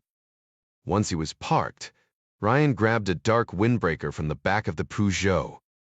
It would cut the wind and had the added benefit of being nighttime camouflage, should he need to move covertly when the sun went down. The men split up after they left the vehicle. Midas loitering his way east, browsing the shops along Santa Fe, while Jack went north a block on narrow, tree-lined Riobamba. Businesses occupied the bottom floor of most buildings, but judging from the many balconies above, most of the upper floors were private apartments. Ever thinking strategically, Jack noted the prevalence of concrete railings and statuary around the balconies, and thought how the Secret Service would avoid this kind of street like the plague. There were just too damn many places to hide. Pockets of old men with jaunty tam-like gaucho hats sat here and there at the many sidewalk cafes on the quiet street, sipping yerba mate through a silver straw in a communal gourd called a mate that gave the drink its name. Mate was a national pastime. Entire shops were devoted to mate mugs and straws and thermoses, as well as exotic leather carriers resembling a tall binocular case in which to store everything. The hotel valet had offered Jack a drink from his mate straw, instructing him to empty it before passing it back. Jack had complied, grudgingly, and found it tasted like a mixture of boiling water and hay. He preferred to get his caffeine fix from actual tea or a good old cup of coffee. The stuff made by the Navy stewards in the White House was particularly good, but he didn't get by there to see his folks as much as he used to. Certainly not as much as he should. It was a little after 4 p. When Ryan turned back to the east on Arnal's, paralleling Santa Fe for several blocks so he could come in the opposite direction from Midas with the restaurant in the middle. The thought of Navy mess coffee made him wish for a cup, and he began to look for a likely shop as he walked. It would give him something to do as he whiled away the hours. And watched. In days gone by, arriving on station early was a double-edged sword. Get there too late, and you missed important changes in personnel, local habits, and anyone from the other team who decided to set up an ambush or conduct counter-surveillance. Coming in too early ran the risk of drawing unwanted attention. Then smartphones came along and devoured the collective brain of society. Mobile phones were the single greatest thing to happen to a surveillance team in recent history, and communication had nothing to do with it. Trained observers generally relied on a set of known habits and best practices. But just as a baboon might alert the gazelle of a leopard's presence in the wild, being noticed by the local populace was a surefire way to spook a target. Since most noses had become buried in a phone screen, it was a safe bet that a person could spend a couple hours browsing local stores in a 3-block operational area without drawing so much as a second look. That time more than doubled if a stop at the neighborhood coffee shop was added to the mix. City crews had already come by and dropped off wooden barricades in front of Perilla Aires Criollos. These 10-foot-long sawhorses leaned against a row of garbage bins, causing pedestrian traffic to split and flow around them like water around a boulder in the middle of a river. Uniformed officers began to arrive approximately an hour after Ryan and Midas came on station. The newly formed Buenos Aires City Police looked to be playing second fiddle to the beret-wearing Grupo Alacrán, the elite scorpion group of the Gendarmería Nacional Argentina. Dour-looking men with H&K MP5 submachine guns and Steyr-AUG assault rifles deployed from 2 4-door Volkswagen Amarok pickups and a white Mercedes-Benz communications van on either side of the restaurant door. Right-wing death squads during Argentina's dirty war of the 1970s and 1980s left the population suspicious of the military or anything that resembled it. The army was not allowed to take part in civilian affairs, but the government got around this by describing the Gunna as a civilian security force of a military nature. The Scorpion Group looked about as military as they came, but then they had to be, while other squads within the Gendarmeria provided Argentina with border security. Grupo Alacrán was tasked with the mission of combating terrorism and often assisted with the protection of Argentine and visiting dignitaries. These new arrivals set up the wooden barricades quickly, forcing pedestrians to cross Avenida Santa Fe in order to go east or west rather than walk in front of the restaurant. Ryan and Midas quickly found themselves outside the perimeter, half a block from the restaurant. The presence of men with machine guns upped the feel of the operational tempo, putting Ryan and Midas on their toes. Buenos Aires had seen more than its share of domestic terror, with a recent bombing in front of a gendarmeria building. Members of the Scorpion Group eyed people in the passing crowd as if they were food, their mean mug looks sending people across the street as surely as the wooden barricades. A dog handler with a visage as fierce as that of his Belgian Malinois stood at parade rest to the right of the restaurant doors. None of these guys were on a mobile phone. In an effort to remain inconspicuous, Ryan and Midas had looked through the window of every shop, for 3 blocks on either side of the restaurant, up and down Avenida Santa Fe, some of them twice. Midas was able to work his way up to a vacant 7th-floor balcony above a restaurant called La Madeleine at the end of the block. Ryan claimed a vacant window seat at the McDonald's almost directly across the street from the dinner meeting venue. He was pretending to surf on his cell when Adara called. He relayed her message to Midas over the radio a moment later. "Chen's moving." "About time," Midas said. "I stopped to gawk at that shoe store down there so many times I was about to have to break down and buy me a new pair of Pumas whether I need them or not. They coming this way." "She didn't know yet," Jack said. "Don't you get shot up there, brother. These gendarmeria guys look a little jumpy, if you ask me." "Yes, Mom," Midas said. Across Santa Fe, a caravan of dark sedans, each much larger than the bulk of the vehicles in Buenos Aires, began to arrive in front of Parrilla Aries Criollos. Men in dark suits dismounted from the front to hold the doors for more important men in more expensive suits as they exited the rear seats.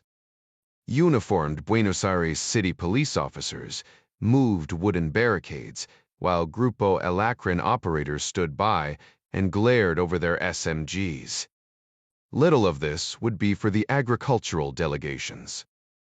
The foreign minister of China was definitely on his way.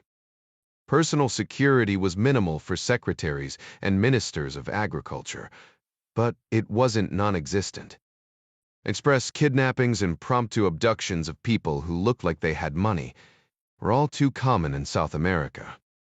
To make matters worse, the respective countries of each of these delegations had advertised their attendance well in advance. Some governments, like Japan, sent a security man. Other officials, like the Swiss Minister of Agriculture, were wealthy enough to hire someone on their own to watch their back. Jack made a mental note of each delegation as it arrived. So far, he'd seen representatives from 6 countries: Argentina, India, Japan, Switzerland, Thailand, and the Netherlands.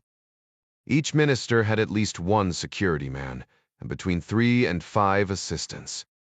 The Gendarmeria had closed the restaurant to regular customers, but it was a relatively small space, and the private function would come close to filling at least half the seats. Ryan looked at his watch, 6:23. Another hour and it would be dark. It was still far too early for most Argentines to eat dinner, but many of the visiting ministers would be more in the mood for breakfast. 7 p. In Buenos Aires was midnight in Amsterdam and 6 a. In Beijing, so concessions for the time differences were made in the spirit of good diplomacy. Ryan's North American stomach was on D. Portuguer time. 6:30 was just about right for dinner. He loved a good steak, but eating one every night after 9 o'clock seemed like a recipe for bad dreams and blood with the consistency of 30-weight motor oil. Ding Chavez broke squelch 15 minutes later, crackling with static as his radio came into range. You guys copy." "You're coming in slurred and stupid," Midas said. "Go ahead, boss." Being a retired lieutenant colonel with Delta earned Midas a great deal of latitude. He never would have said such a thing to Clark, but Chavez played by somewhat looser rules in the name of team cohesion when it came to radio decorum. Roger that, Ding said. Chen and one of the Asian males are in the Chevy heading.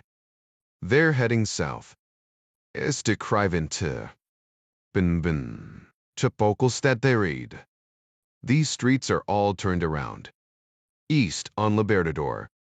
Turning south on Ayacucho now. Looks like we're coming to you. Scratch that. He cut back toward Recoleta Cemetery, pulling over at the Dara's ice cream shop. Copy, Mita said. We're getting movement here. Gendarmeria has the place buttoned down. Due respect, boss. But shouldn't we send this information to higher and maybe have someone from state contact the Argentines and warn them of a possible threat? Chen and one actor leaves 3 still in play somewhere. I ran it by Clark, Chavez said. He thinks we still have too many variables. He gave me the option, and I say we sit and see what develops, at least for the next few minutes. A tall Asian man with a buzz cut exited the restaurant and gave the officer with the dog a dismissive nod. The pigtail of an earpiece disappeared into the collar of his suit jacket. Ryan made out the telltale print of a pistol over his right hip. A similar bulge on his left side, this one slightly blockier, was surely a radio. The man motioned to the BA City police officers with a flick of his hand, and 2 of them scurried to move the barricades off the street for an imminent arrival. Buzz Cut was the advance, on station early to see that things were safe before his boss got there. A yelping siren drew Jack's attention to the east, and he watched 2 Yamaha police motorcycles nose out from Rodriguez Pina, a block away. Strobe lights flashed in the gathering dusk. A black Cadillac sedan stayed tight behind the bikes onto Santa Fe, followed by a shiny black Escalade, and then 5 more sedans. 2 more bikes brought up the rear.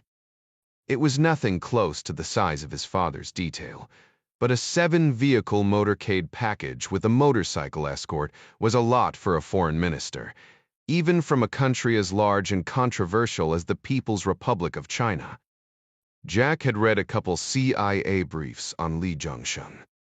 For someone so high up in priest government, little was known about the man, but for the fact that he appeared to dote on his wife and son, and he was apparently quite full of himself. The ego has landed, Ryan said. Foreign Minister Li is on site. 10 minutes later, the Canadians and Uruguayans arrived in turn. The Gendarmeria posted out front appeared to relax, now that the dignitaries who'd been invited were all safely off the street. We've got 10 digs inside, Mita said, including Foreign Minister Li. 30 to 40 staffers and a whole shitload of armed dudes, half of those from Li's detail. Copy, Chavez said. Jack took a sip of his coffee. It wasn't White House Navy mess, but it wasn't too shabby either. Any movement from Chen? That's a negative, Adara said. They've dismounted and gone into a cafe for dinner. You've still just got eyes on the 2? Jack asked. Correct, Chavez said. Chen and one of the Asian males from the airport. Jack pushed away from his table. No females. The question was rhetorical. Chavez had already told him who he was watching, but muttering was part of Ryan's process. No joy, Adara said. Or the second male. Jack said. Both women were here last night, scoping out the restaurant at the same time we were. They would fit in with the locals, so it makes sense for Chen to send them in close while he stays back. I'm betting they're somewhere nearby. Could be they're waiting for a meet with one of the Chinese staffers. Midas, anybody look like they're waiting around with the vehicles? Can't tell, Midas said. I have a good eyeball on the front door, but from up here, Santa Fe's a river of black sedans. His voice trailed off. When he spoke again, it was in a rasping whisper. Jack, didn't you say that Japanese girl you followed had a big scab on her face? Scratches, Ryan said. Not exactly a scab. Why? Derke, this see her. Midas whispered. on the balcony 2 floors below me, sitting behind a rifle. The girl's running the gun. 41. Inside Parilla Aires Criollos, Chinese Foreign Minister Li Zhengsheng followed his lead Shenzhou Security Bureau protection agent, Long Yun, to his assigned seat. 2 other men, both as stone-faced as the colonel, were posted along the far wall, eyes scanning areas of responsibility on either side of the room. Li paid the men little heed. They weren't there to be noticed. They were there to protect him and the good name of the party. The long table was at the back of the restaurant with rustic earthenware settings for 10. As guest of honor, Li sat at the head facing the door, his back to the rich mahogany bar that stood nearly 4 feet high. José Prieto, Argentina's Minister of Agriculture, sat immediately to Li's right under a set of rawhide veladores that hung from the wall along with assorted other gaucho memorabilia. A white linen tablecloth partially concealed the air conditioning vent behind the Argentine's chair. Most of the ministers knew one another, some of them quite well, but Anika Bos from the Netherlands was newly appointed and worked the table, introducing herself. She was a stunningly beautiful 50-year-old woman. Most of the men had traveled without their wives, leaving them free to sample the local nightlife, and perhaps they seemed to think, explore a cross-border relationship with the Netherlands. A number of them maneuvered for the opportunity to buy her a drink after dinner. Li kept his face passive but scoffed inwardly at the thought. Unfortunately for Anika Bos, the lascivious Argentine minister had made certain she was seated beside him. Drinks with anyone would not be in her cards. Prieto tapped his knife against the side of his water glass after everyone was seated and began to welcome the attendees on behalf of his country, calling them each by name as if they were old and dear friends instead of economic rivals or potential customers for Argentine beef and grain.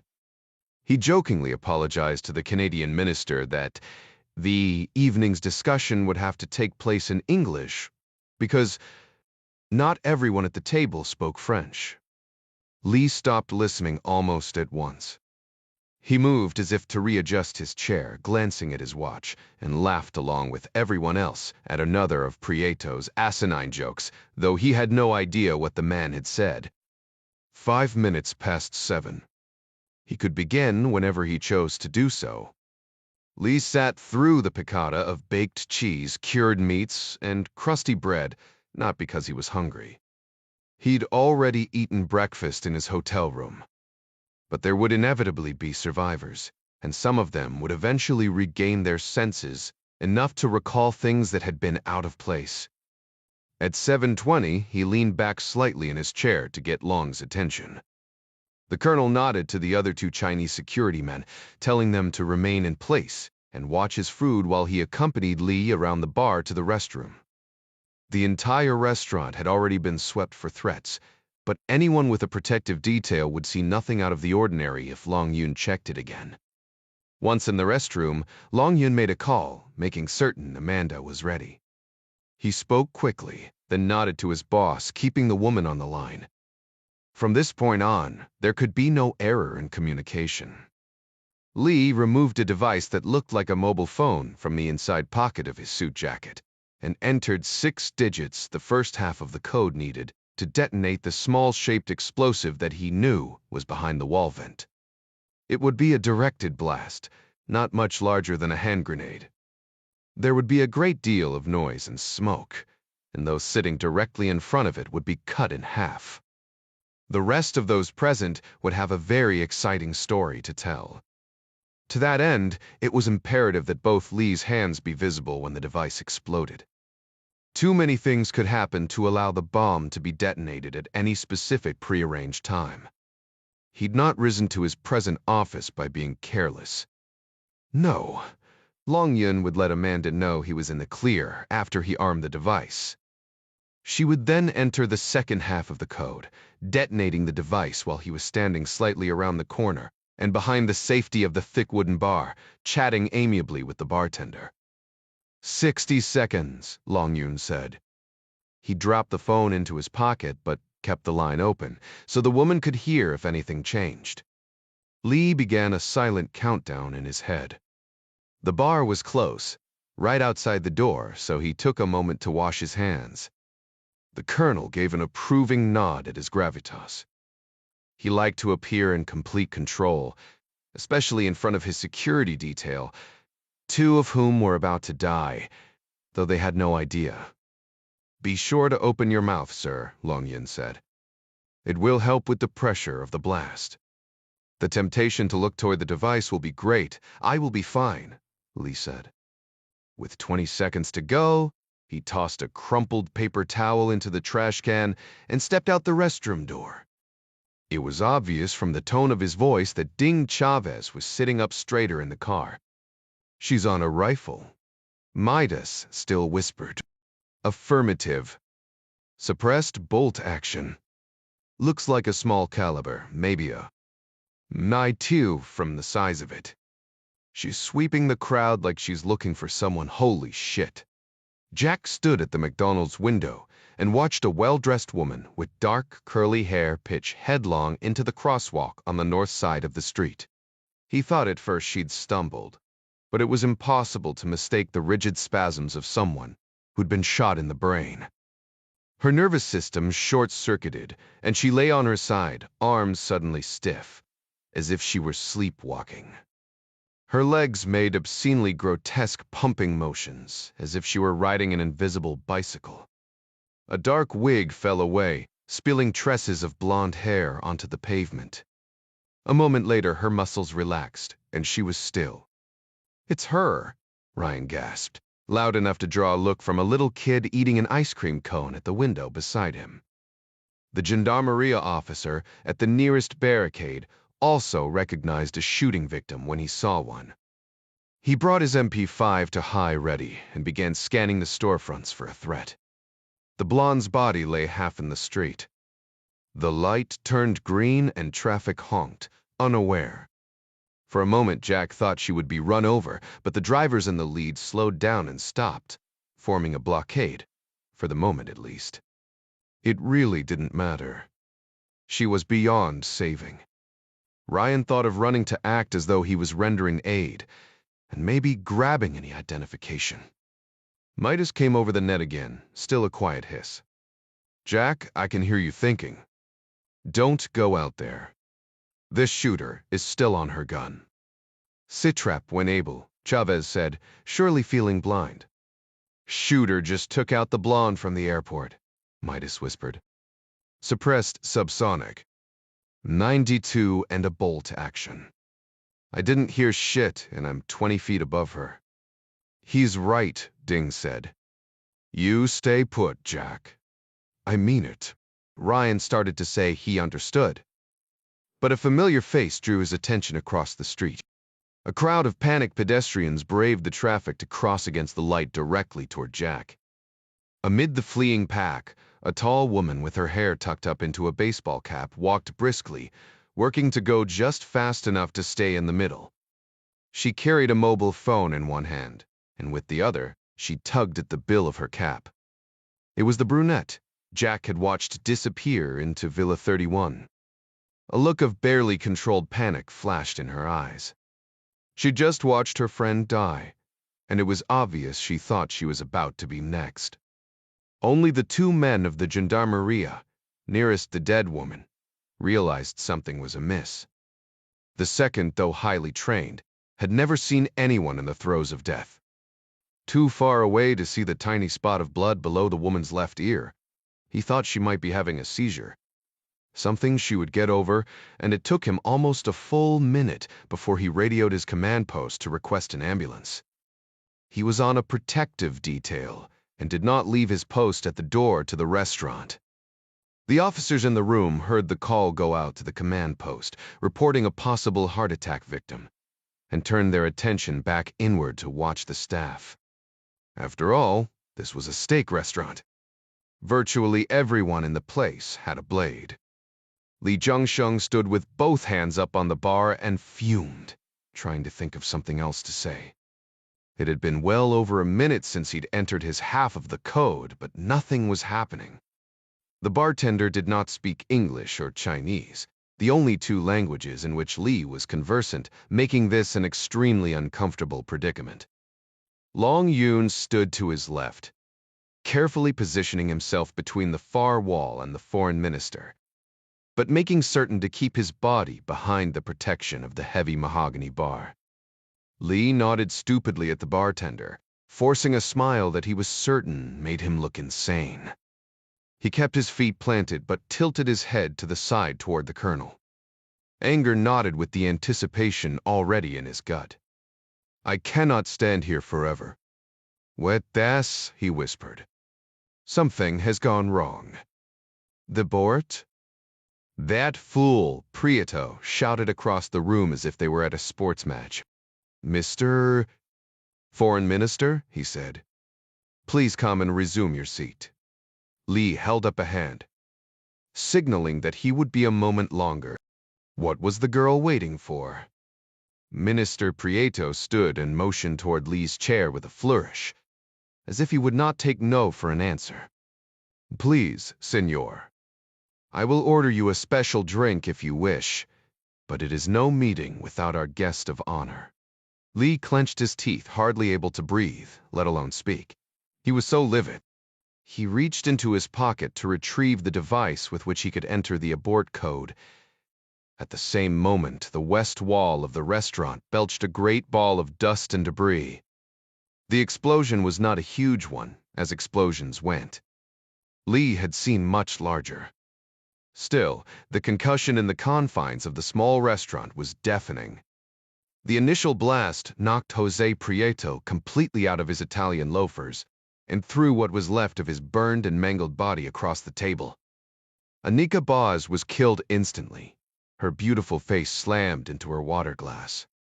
The Japanese Minister of Agriculture would certainly die as well from his massive head wounds, but he lingered now, trying in vain to stanch the trickle of blood and brain matter that obscured his vision.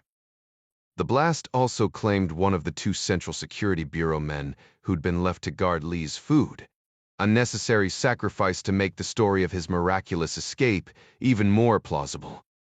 Long Yun was on the radio immediately, calling the limousine forward to evacuate the foreign minister. Security personnel from all the delegations, some more professional and experienced than others, stumbled around overturned chairs and burning tables to locate their charges amid the smoke and chaos.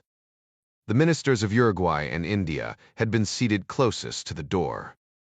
They both ran from the building, abandoning any thought of a security team. The concussion of the blast had shattered the restaurant's large front windows, startling locals who were not unaccustomed to bombings. Most fled for fear of secondary explosions, but some paused long enough to snap a few photographs of the escaping ministers, who now stood with hands on their knees, coughing and sputtering and trying to get their bearings. A Chinese CSB agent, with very short hair, burst from the front door and shoved the Uruguayan minister out of the way, while Long Yun dragged the limping foreign minister through the melee and to the waiting motorcade. Foreign Minister Li Zhengsheng smiled within himself when he saw at least a dozen mobile phones aimed in his direction. With any luck, some of them had gotten it on video. Jack watched the leggy brunette turn as soon as she crossed the street. The moment her feet hit the sidewalk, she began to fiddle with her mobile phone, and the front doors blew off the restaurant. The sudden hoof of pressure shook the window, causing Ryan to take a half step back. Car alarms up and down Santa Fe began to chirp and wail. The brunette walked briskly away from the blast without looking back, conspicuously ignoring the carnage going on behind her. A moment later, members of Lee's protective detail emerged from the smoke through the front door and whisked him away. Pretty damned efficient security, Jack thought. Midas spoke again, panting now, voice hollow, like he was running down a stairwell. "A Japanese girl's about to DD-mo out of here," he said. "Keep eyes on the brunette. I'll stick with this one." Ryan located her easily, moving away through a still confused crowd without looking back. "Got her," he said. Ryan all but flew out the door, against the river of people now fleeing across the street toward him. The brunette was a block ahead when he spotted her again, moving north at a fast trot. "Brunette's coming at you, Ding," Jack said. "I'm half a block behind her on Callao Ave." He briefed Chavez and Adara on the situation as he moved, using the crowd and darkness to keep from being seen. If she had anyone running counter-surveillance, Ryan knew he was screwed, but she detonated the bomb. He couldn't just let her walk away. Search 2 Ding Chavez and Adara Sherman sat at a sidewalk cafe, nursing cold bottles of Quilmes Patagonia beer, while they listened intently to the drama playing across their earpieces. They were too far away to hear the report of the blast, but they'd been able to tell something was up from the alarmed reactions of Midas and Jack. Ding stifled the human urge to ask questions and give advice. He wasn't on scene, and Jack was doing a good job of keeping him up to speed as things went down. It was best to keep his mouth shut and let the operators do what they did best: operate. And anyway, things were about to get interesting here. At 8 blocks away, the brunette would be there in minutes. Adara suddenly tipped the neck of her beer toward the Italian restaurant. 2 businesses to the east. Chen's moving. Looks like he just put one cell phone in his pocket and took out a second. He's in comms with somebody. Chen put the second phone away and walked to the street with another Asian male. Both men looked up and down the wide sidewalk before trotting diagonally across Junín and turning left to walk briskly along the 15-foot brick wall surrounding the cemetery. Chavez peeled a couple $100 notes off the roll in his pocket and left them on the table. Tipping was outside the norm in Argentina. The waitress would think him an idiot turista for leaving the equivalent of $12 for 2 beers that cost half that, but it was better than her chasing them down street for leaving too little. Chavez pushed away from the table and held up the flat of his hand, signaling for Adara to hang back, while he took the first eyeball on Chen. She nodded and crossed the street directly, while he took a more diagonal route to intercept Chen's trail immediately. She'd follow at a respectable distance and the two would leapfrog, so as to give a fresh face to the follow. Chavez slowed a half step when Chen and the other man hung a right at the end of the block, still following the cemetery wall. Chavez continued across the street and then turned right himself, so as not to round the corner where Chen had gone without checking it out first from a different vantage point. The 2 Asians were still moving steadily, not quite trotting halfway down the block now. "Got your right," Adara said, letting Chavez know she'd seen the turn. Ryan and Midas were still giving a play-by-play of their individual pursuits. Chavez waited for them to pause, then claimed the airspace. "Listen up," he said. "We got a lot going on. Keep the bullshit to a minimum. Necessary traffic only. Speed, direction, and any threats." "Got it." Ryan responded with north on Callao. "North. Rodriguez Peña." "Behind the shooter," Midas said, still running. "I'm right behind you, Ding," Adara said, for Midas and Jack's benefit. Chavez started to give his location when the 2 men ahead of him broke into a run, taking another right at the end of the block.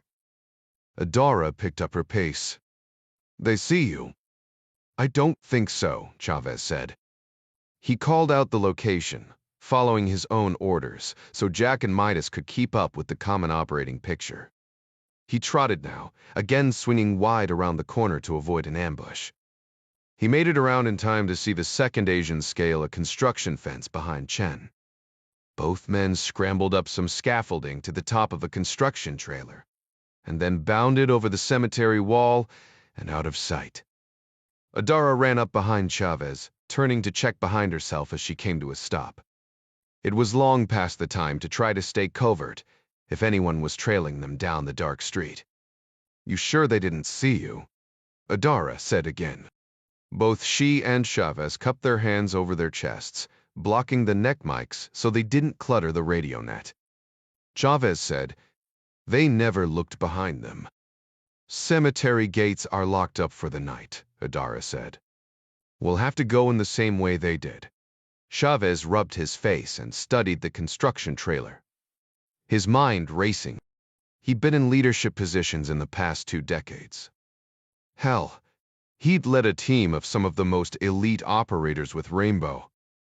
But life was so much easier when he'd been an impetuous troop and could let the bosses worry about the magnet in his ass that pulled him, without thinking, toward danger.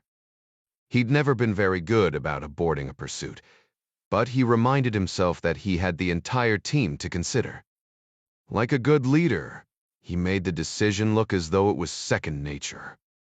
First rule of following someone blind into a dark alley is not to follow someone blind into a dark alley, Adara finished his mantra. It was one of many, and she knew it well. You gotta admit, the cemetery is a heck of a good star. It's a maze in there. They'd know for sure if we followed them in. The problem with an alley, Ding said, toying with the beginnings of a plan, is that you're walking into a fatal funnel, that is, the way you're expected to walk in. We just need to find a different way than the one they used. Hello, Midas. Jack hailed his fellow operator, once he'd learned Chen had gone over the cemetery wall. What's your position? Rodriguez ping, he said, cutting out, still breathless. You're moving parallel to us, Ryan said. The brunette moved more quickly now, still walking, but much faster than the rest of the crowd. She touched her ear as she jigged around a bus stop shelter, in comms with somebody. Looking right at the next intersection, she paused for a split second, then ran across the street to her left. She's coming toward you, Ding, Jack said. With his eyes on the brunette, he didn't see the oncoming Japanese woman until it was too late, and the two ran headlong into each other. The woman bounced away, falling sideways, spitting like an angry cat. Ryan was stunned from the impact, but able to remain standing. He reached out to offer the woman a hand, but she slapped it away, springing to her feet, ready to run again.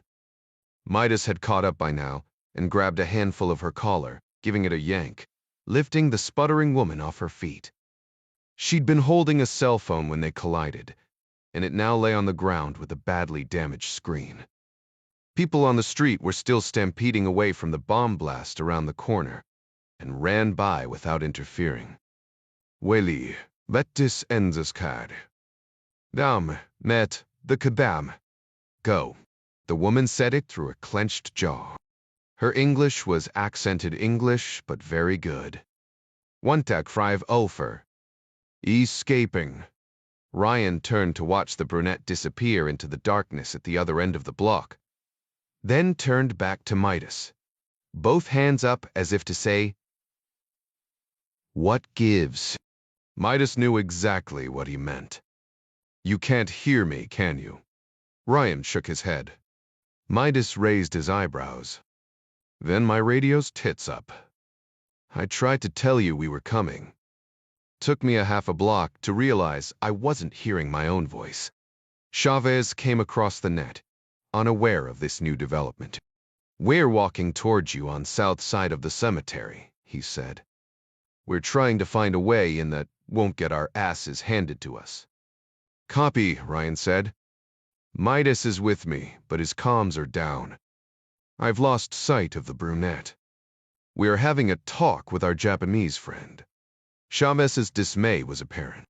"You made contact." Ryan rubbed his aching ribs, injured for a second time by a female hurtling through space.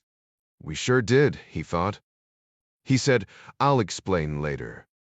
He relayed Chavez's situation and location to Midas. The Japanese woman reached for the shattered phone, but Midas wrenched her arm back with the hand that wasn't holding her neck. She was shorter than Jack by 7 or 8 inches, fit, built like a runner. Even restrained, her chin tilted upward slightly a match to the defiant glint in her eyes. She tried to jerk away, and when she found that was impossible, turned her glare on Jack. "You are wasting time." "I'll take care of this," Jack said, scooping up the broken phone. "Close enough to study now." The scratches down the left side of her face looked like they were maybe a week old. Healing but still pink and quite deep, probably caused by a very determined set of fingernails. "Bund the coffin, Nat," she scoffed, then mocked his tone. "Maniper too." Ryan feigned an unconcerned shrug. The truth was, this woman was beginning to piss him off. He needed to get this done and catch up with the brunette. "You might reconsider that attitude since we just saw you shoot someone in the head." The Japanese woman's eyes went momentarily wide, but she regained her composure quickly. "Have it your way," Midas said, increasing his grip on her arm until she winced. "I guess you'd rather talk to the police." "Bakayaro," she sped. "You fools. I am the police." 43, President Ryan sat in the Oval Office, waiting, mulling over what he was about to say. An 8x10 color photograph of a smiling sailor with rosy cheeks looked up at him. The 20-year-old sailor sat in front of an American flag, wearing enlisted crackerjack blues and a white Dixie cup hat. It was one of those boot camp graduation portraits that proud grandpas and nervous parents keep on the mantle. Petty Officer Third Class Stephen Ridgway had helped save a life, a woman under attack from pirates no less. Parents would want to know that, wouldn't they? Ryan would want to know if something happened to one of his children. That was the thing about death. It was always personal. Somebody else's kid died and you immediately thought of your own. How fickle life was. How incredibly easy it was to snuff out the spark that made someone alive, no matter how brightly it burned. Betty Martin's sure voice came over the intercom. "Mr. President, the White House operator has Randy and Lois Ridgway on the line." "Thank you, Betty." Ryan took a deep breath, attempting to settle himself. Best not to think about things like this for too long. It made the speeches sound canned. Truth was, he thought about it all the time. He couldn't help it. "Mr. Mrs. Ridgway," he said, "this is Jack Ryan. I am so very sorry for your loss." The condolence call lasted 4 minutes.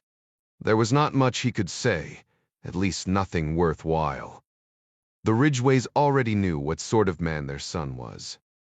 They didn't need the President of the United States to remind them to be proud of him.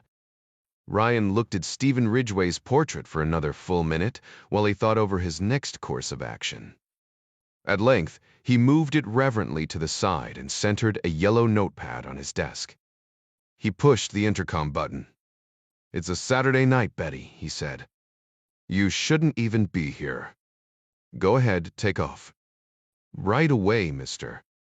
President." It was what Betty Martin said when she wouldn't commit to leaving. Her husband probably sat at home sticking pins in a Jack Ryan doll for all the time she spent at the White House. "Seriously," Ryan pressed. "I just have one more call to make. I'll get the party on the line for you." "Go home," Ryan said. "That's an order from your commander-in-chief. I'll make the call myself." "There are protocols, Mr. President," Betty said. "Very well." He read back the number written on his notepad and then said, "Now will you go home?" "Right away, Mr. President," she said. The Watermelon Park campground wasn't exactly roughing it, but compared to the bustle of downtown Arlington, Virginia, the picnic tables, drop toilets, and fire pits overlooking the Shenandoah River were a blissful wilderness. It had taken Dr. Ann Miller all the way to Leesburg just to calm down the night before after her command performance at the White House. Her boyfriend was getting sick of hearing the story. Miller wore the same red and black buffalo plaid shirt that she'd worn to the meeting, but she and Eric had spent the day canoeing, so she'd traded the long pants for a pair of swimming shorts. She was strictly a yogurt and blueberries girl back in civilization, but she'd opted to splurge with s'mores tonight. She hunkered shoulder to shoulder with Eric, toasting marshmallows over a snapping fire. It was marvelously dark beyond the chestnut trees, just cool enough to make the heat of the fire against her bare knees feel perfect. She teased at Eric's toasting stick with hers, pushing it out of her way. He chuckled, letting his marshmallow catch on fire, and watched it burn. I guess people who get summoned to the White House should have the prime coal areas. My thoughts exactly, Anne said smugly. You know, Eric said, casting a glance at the tent. You being in such demand by the highest officials in the land is a real turn-on. She scoffed. Eric Jordan, a leaf falling off one of those red oaks would turn you on. Eric moved his eyebrows up and down. Depends on where it fell. But seriously, getting called to the White House is a big friggin' deal. Miller's phone began to play The Ride of the Valkyries in her jacket pocket. She'd sealed it in a Ziploc bag in the event they swamped the canoe, and it took her a couple seconds to dig it out. Wonder who that could be, Eric teased. 10 Downing Street, mayhaps. She waved him away and put the phone to her ear. Sirs, is it D? Hello. It was a woman's voice, straight to the point. You're as de query cuff dockring. Surfers, sefer kai betrengta. One the code is this is she. Doctor, dead chirplster. Miller, please hold for the President of the United States. Miller stood at once, dropping her stick into the fire. It was stupid, she realized, but she remained there anyway. Eric looked at her like she'd lost her mind. An instant later, Doctor. Miller, Jack Ryan here. I apologize for calling so late, but I have some things I'd like you to look over. Would you mind coming by my office tomorrow morning? Eric moved in closer now and pressed his ear to hers. Listening. Of course, Mr. President. Very well, Ryan said. I'll send a car for you. No, she stammered. I mean, that won't be necessary, sir. We're in the Shenandoah right now. My boyfriend can drop me off. Shall we say 9 o'clock tomorrow morning, then?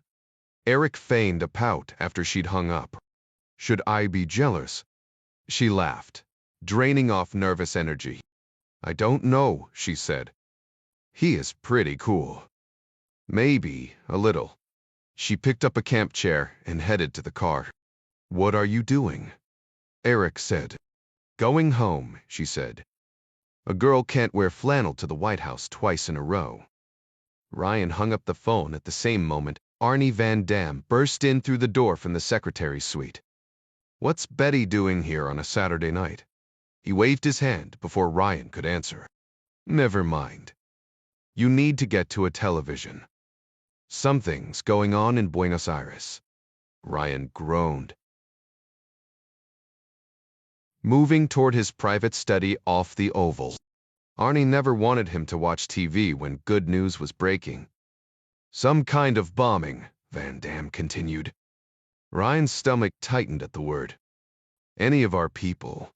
It was always his first question. Van Dam shook his head. A meeting of agricultural ministers, I guess. Tut thek siver rebel. Representatives were present. The co-S scratched his bald head. I'm not sure why, but Foreign Minister Lee was there. It's unspooling even as we speak. Unconfirmed number of dead. Arnie followed Ryan into the small study down a short hall off the Oval Office. And Frick. He picked up the remote, because God forbid Ryan should have to turn on his own television. They stood together in silence for a time, and watched live reports of shaky cell phone footage. The plate glass windows in the front of what looked like a restaurant had been shattered. Uniformed men and women appeared to be moving in all directions. 2 fire trucks were parked out front, their lights pulsing in the evening darkness, causing the video footage to flare dramatically. Ambulances rolled up on scene, motioned forward by the uniforms. The commentary was in Spanish, and an American news anchor did her best to repeat a whole lot of nothing over and over again. What else could she do? Nothing was precisely what everyone in the United States knew at this point. Arnie asked, "Shall I round up the nuss?" "The Principal Committee, at least." The Principal Committee was an abbreviated version of the National Security Council, consisting of the 10A, the chairman of the Joint Chiefs, DKCIA, and a handful of cabinet secretaries. They could convene in the Situation Room, but the number was small enough that they could meet in his office. Ryan thought over the value of calling in even the abbreviated committee on a Saturday evening. No Americans are involved. "Not to my knowledge," Arnie said. "But China again." "Yep." Ryan watched two Argentine firefighters carry a body out of the restaurant in a bag. He shook his head. "No," he said. "Let's just get Mary Pat on the line for now. I want to run a couple things by her." Van Damme sat down at the small desk in the cramped study and went to work, getting in touch with the Tayan. While Ryan sat back on one of the two tufted leather chairs to watch the coverage from Buenos Aires. The news crawl along the bottom of the screen carried the breaking news message, but with nothing but amateur video coming in, there was little to report. The crawl repeated headlines from the last few hours, including news of Typhoon Caitlin, gathering strength 200 nautical miles east of Okinawa. He'd already been briefed on what was then Tropical Storm Caitlin when it narrowly missed the Naval base on Guam. Now the damn thing had turned north toward Yokosuka, Japan. "I have MP," Arnie said. "Want me to put her on speaker?" Ryan shook his head. "On second thought, go ahead and patch in Bob Burgess, too. I'd like to get a C-trep on the safety of the 7th Fleet while we're at it." 44 Ding Chavez stood with Jack Ryan Jr. on the sidewalk in front of the Freddo ice cream shop, across the street from Recoleta Cemetery. 10 feet away, Midas and Adara flanked the seething Japanese woman. "Impossible to prove," Ding said. "It's not like Koen Chosa Cho carry around ID cards. The Koen Chosa Cho, or Public Security Intelligence Agency, was akin to the CIA, FBI counterintelligence, and MI6, responsible for gathering intelligence and conducting counter-espionage activities against both internal and external threats to the people of Japan. She has support and training," Ryan said. "It's no easy task to get a suppressed rifle into the country and then set up a sniper hide across the street from an international event. And I did see her following the brunette." "Tell me her name again," Ding said. Ryan looked at the palm of his hand where he'd written it down. "Yukiko," he said. "At least that's the name she gave." "Well, shit," Chavez said. He'd worked with a couple Kuan Chosa Cho guys a few years before. They'd been good intelligence officers, if a bit humorless for Ding's taste. But the IC world was not one where you could name drop. For one thing, cover identities came and went. A real name might get nothing but a blank stare, even if you were both talking about the same person. Chavez walked over to look the woman in the eye. "You've put us in a bit of a pickle," he said. Yukiko glared. "I could scream rape."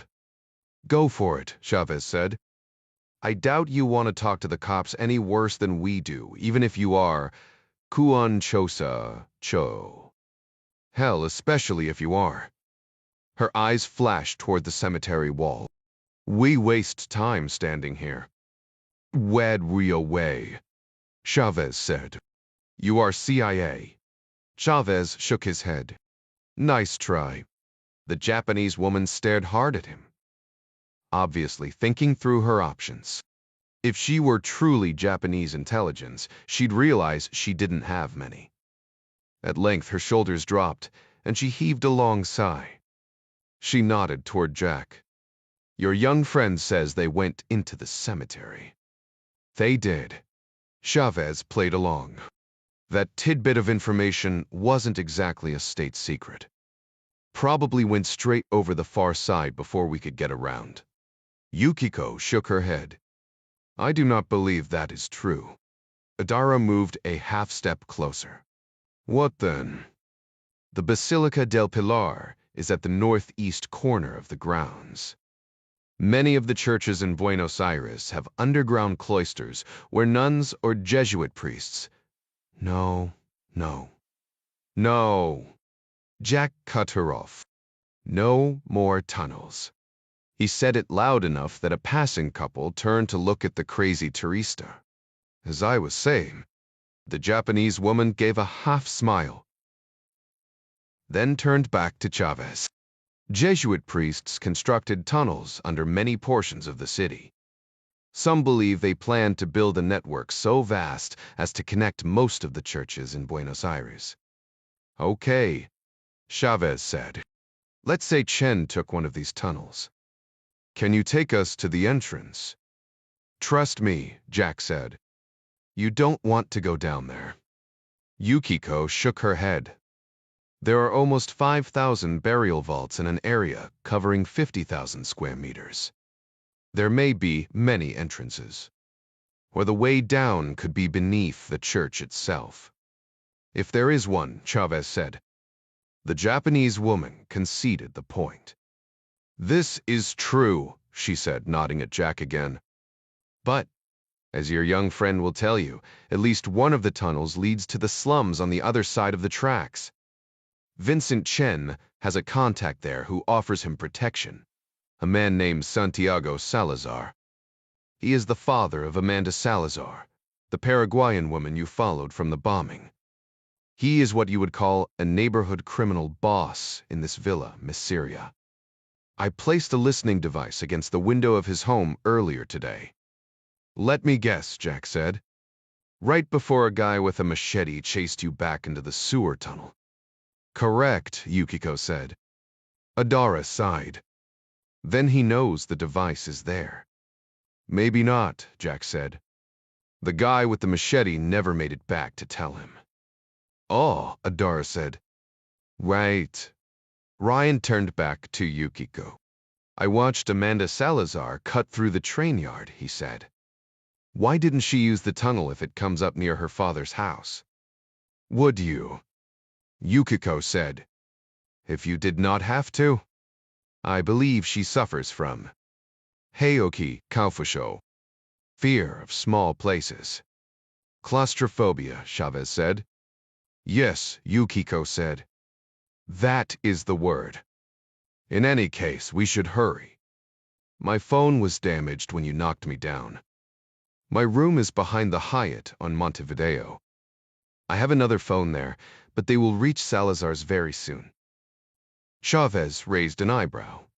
Sure you don't have a partner there as well? Believe me, Yukiko said, if I had a partner, you would be aware of that by now. Chavez looked at the rest of his team. Both Midas and Adara shrugged. We have to do something, Jack said. All right then. Chavez motioned up the street with his open hand, nodding to Midas and Adara. Feel free to shoot her if she tries anything. Aye, sir, Adara said. Chavez turned to Ryan, as the other two led the way with the Japanese woman in tow. Notice how she kept calling you my young friend, like you were some kind of kid? Jack chuckled. Ding, ding, ding, he whispered so Yukiko couldn't hear the name. She's not calling me that because I look like a kid. She's calling me that because you're old. Get your ass moving, Ryan. President Jack Ryan rummaged through the bottom drawer of the desk in his study while Arnie Van Dam took care of arranging the phone call. Ryan found the golf ball he was looking for and dropped it on the floor. Van Dam looked up at the clunk as the ball hit the carpet and saw Ryan had kicked off his shoe. What? Ryan said, rolling the ball around under his foot. Van Dam held up both hands. Hey, he said. This is your office. Who am I to judge? The phone gave an audible tone, and the White House operator said, Both parties are on the line, Mr. President. The Director of National Intelligence and the Secretary of Defense acknowledged that they were indeed there. Ryan said, Are you guys watching the news? Just now, Mary Pat said. My deputy called me about 30 seconds before you did. Same here, Burgess said. They're saying Foreign Minister Li was injured, but not badly. He'd be a likely target if Zhao's behind this. Could be, the Kenna said. Here thing's certain. Li will leverage the hell out of this. Surviving an assassination attempt is a great way to boost political approval ratings. Don't remind me, Ryan said. My numbers went up 14 points after the bombing in Mexico City. For some reason, not dying is seen as heroic. In any case, we shouldn't discount the possibility that this bombing is related to everything else. I agree, the SecDef said. If you put together the Orion explosion, the attack on the oil rig in Chad, the USS Rogue incident, and these events in Argentina, all lines converge on Zhao. Maybe, Mary Pat said. But the woman who survived the attack in which the Rogue was involved described the pirates as being Indonesian or Malaysian. That is true, Burgess said. But I'd put money on finding Zhao's fingerprints on the payment to any of a half-dozen terrorist groups around Indonesia as we did with Boko Haram in Chad. He's pissed because our freedom of navigation ops are making him look bad, so he makes a play for one of our ships. Rogue wasn't broadcasting on eyes and her schedule wasn't advertised, but the fact that they were helping out as part of Malaysian anti-piracy efforts was in all the papers down there. It was no secret that she was to berth in Australia prior to returning to her task force group. The average speed of a Cyclone-class PC is open source. Anyone who wanted to target her would have had to wait for her to leave and start a countdown. Enough yachties sail through that area this time of year, heading for Bali or Singapore, that it would be easy to grab one when Rogue was presumably close enough to render aid. A lot of moving parts, Mary Pat said. But it very nearly got the job done. Not really, Burgess said. We have security measures to keep bad actors from getting too close to one of our ships. But at some point, the Vebby's teams have to close the distance with the Ribbit to do their jobs. I'm glad you brought up the terrorist groups, Bob, Ryan said. I've asked Dr. Miller to come in tomorrow and do some focused digging. Mary Pat, I'd appreciate it if you could get with her bosses and make sure she's read into anything we have on Lascar Jihad, Jama'a Islamiyah, and that old East Timor independence group we looked into. What were they called? Revolutionary Front, the Titna said, demonstrating why she held the position she did. That's the one, Ryan continued. We'll cast a broad net. Hell, let's get Dr. Miller access to cases on the He-Man Woman Haters Club, if they have a chapter in that part of the world. Mary Pat chuckled. As soon as we're done here, Mr. President, she said. I'll look into this Argentina thing as well. Ryan knew by looking into it, Mary Pat would bring to bear the investigative and analytical brainpower of the 16U. Intelligence agencies under her purview. For all the information silos, turf wars, and territorial fights between the various agencies, when a personal directive went out from the Qian, one could almost hear the collective mental gears turning in Washington. Your excuse then, Mary Pat, Ryan said. And thanks for your work. Thank you, Mr. President, the Tina said, and then disconnected. Now, Ryan continued, Bob, bring me up to speed on our ships in the Westpac. We've moved everyone out of the storm path, Burgess said. Or at least we did. This typhoon is all over the damned place. Its westerly course has now veered sharply north, putting it on a collision course for central Japan. The Bosho Peninsula gives some protection to Tokyo Bay if a storm comes in from the east, but Typhoon Caitlin is heading straight up the pipe, leaving Yokosuka vulnerable, Ryan said, picturing the geography around the American naval facility. Correct, the SecDef said. The storm may well yet turn west again, but Admiral Blackley ordered all vessels out to sea. They'll head north and wait out the storm in colder waters. Even if it continues that way, it'll lose steam. Very well, Ryan said. He knew Vice Admiral Blackley well and trusted the man's judgment. Let me know if anything develops. Ryan leaned back on the couch and gave a nod to Van Dam, who ended the call. The co-S drummed his fingers on the desk, eyes narrow. Arnie Van Dam's mind was always moving near light speed, 1 or 2 steps ahead of most people in the room, when it came to politics at least. Ryan raised an eyebrow. What's on your mind? Jack, Van Dam said. Calling him by his given name was a sure sign. The co-S was about to dispense some serious advice. I know you, and I know you're counting on this upcoming summit to meet face-to-face with President Zhao. Ryan had the golf ball in his hand now, rolling it back and forth with his fingers. I've met him before, he said. True, but that meeting was absent the present facts. Van Dam glanced at a scratchpad on the desk. Semi-Tokyo clocks Typhoon Catlin, with sustained winds of 105 miles an hour. And she's showing rapid intensification. I don't think we're supposed to call them she anymore. Van Dam rolled his eyes. If this genderless storm with a female name makes landfall anywhere near the Kancho Plain, Japan might be a little busy with recovery efforts to host the G20. True, Ryan said. The evidence against Zhao is mounting, Van Dam said. And what we do have is pretty damned. Well, damning. I know you want to meet him. Shake his hand, get what you believe is a true measure of the man, but that might not be possible.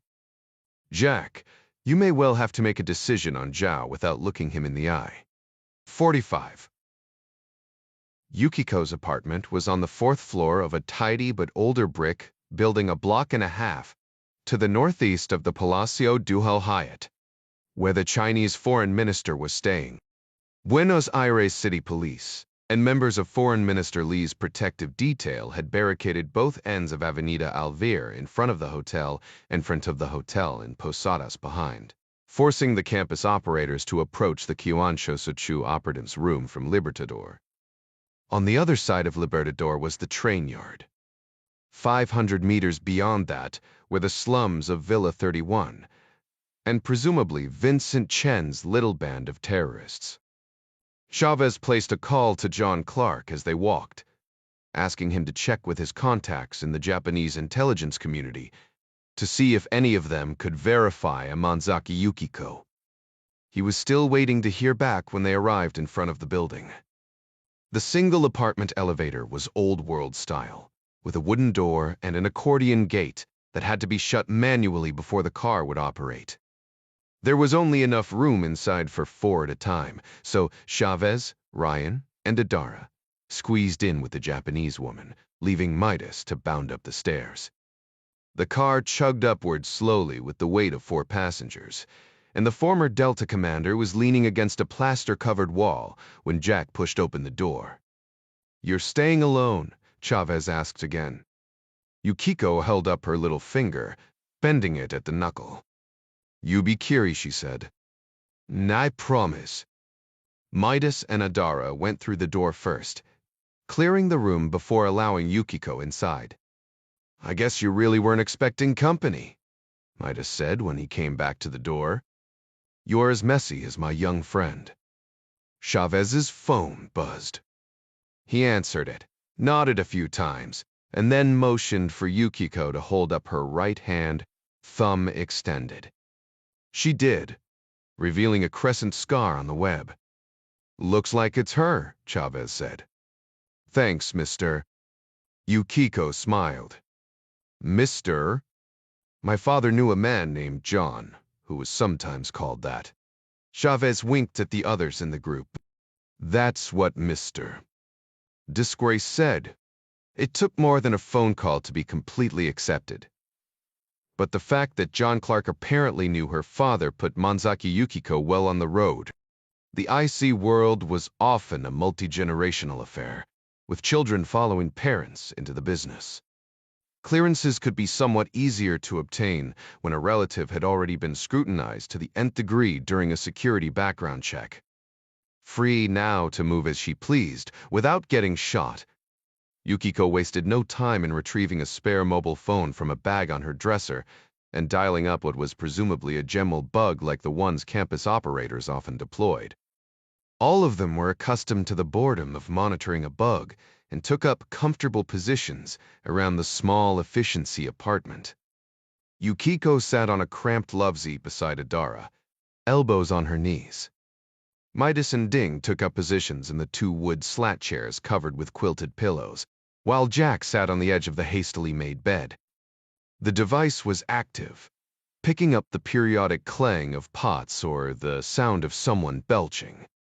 "Bond, the kitchen?" Adara asked. Yukiko nodded. "The microphone is directly against the window.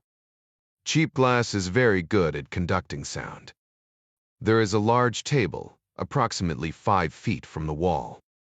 If Chen holds a meeting, there is a good chance it will be at that table." Jack rubbed a hand over the top of his head. "I don't get it, Yukiko. What's the Japanese connection?" "Please call me Yuki," she said. "That is a very good question. Have you heard of Chongryon?"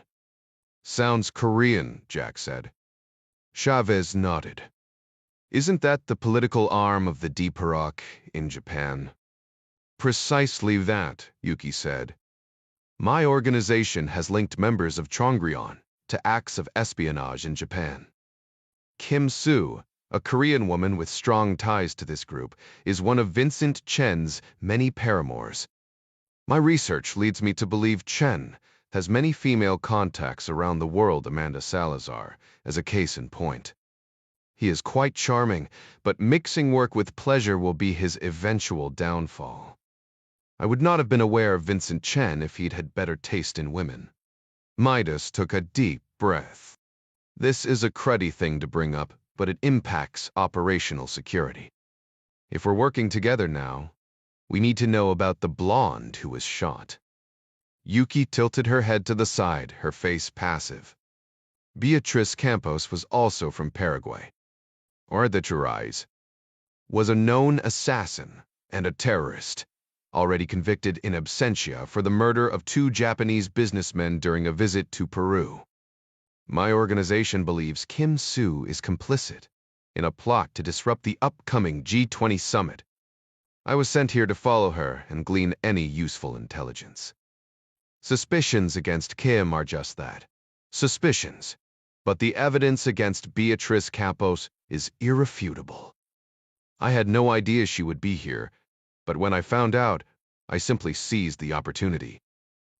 Midas pressed the issue. "Show you carry the suppressed .92 caliber rifle around, just in case." "Another fair question," the Japanese woman said. "There must be trust if we are to work together. Were the intelligence on Kim to reach a high enough standard, I would contact my superiors with the information and then proceed as ordered. Such orders may include the use of a rifle." She shrugged. "Your country has been known to put the faces of certain high-value targets on playing cards." The group nodded. Midas said, "Targets indeed." "High value indeed," Yuki said. "Beatriz Campos was not our ace of spades. She was, however, an ace.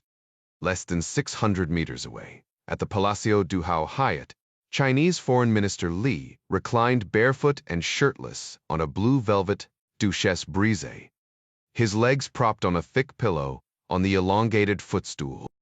The room had a distinct French neoclassical style with clawfoot furniture, wingback chairs, and the broken Duchess style of chaise longue, where Li was undergoing a thorough examination from his physician. The bespectacled doctor.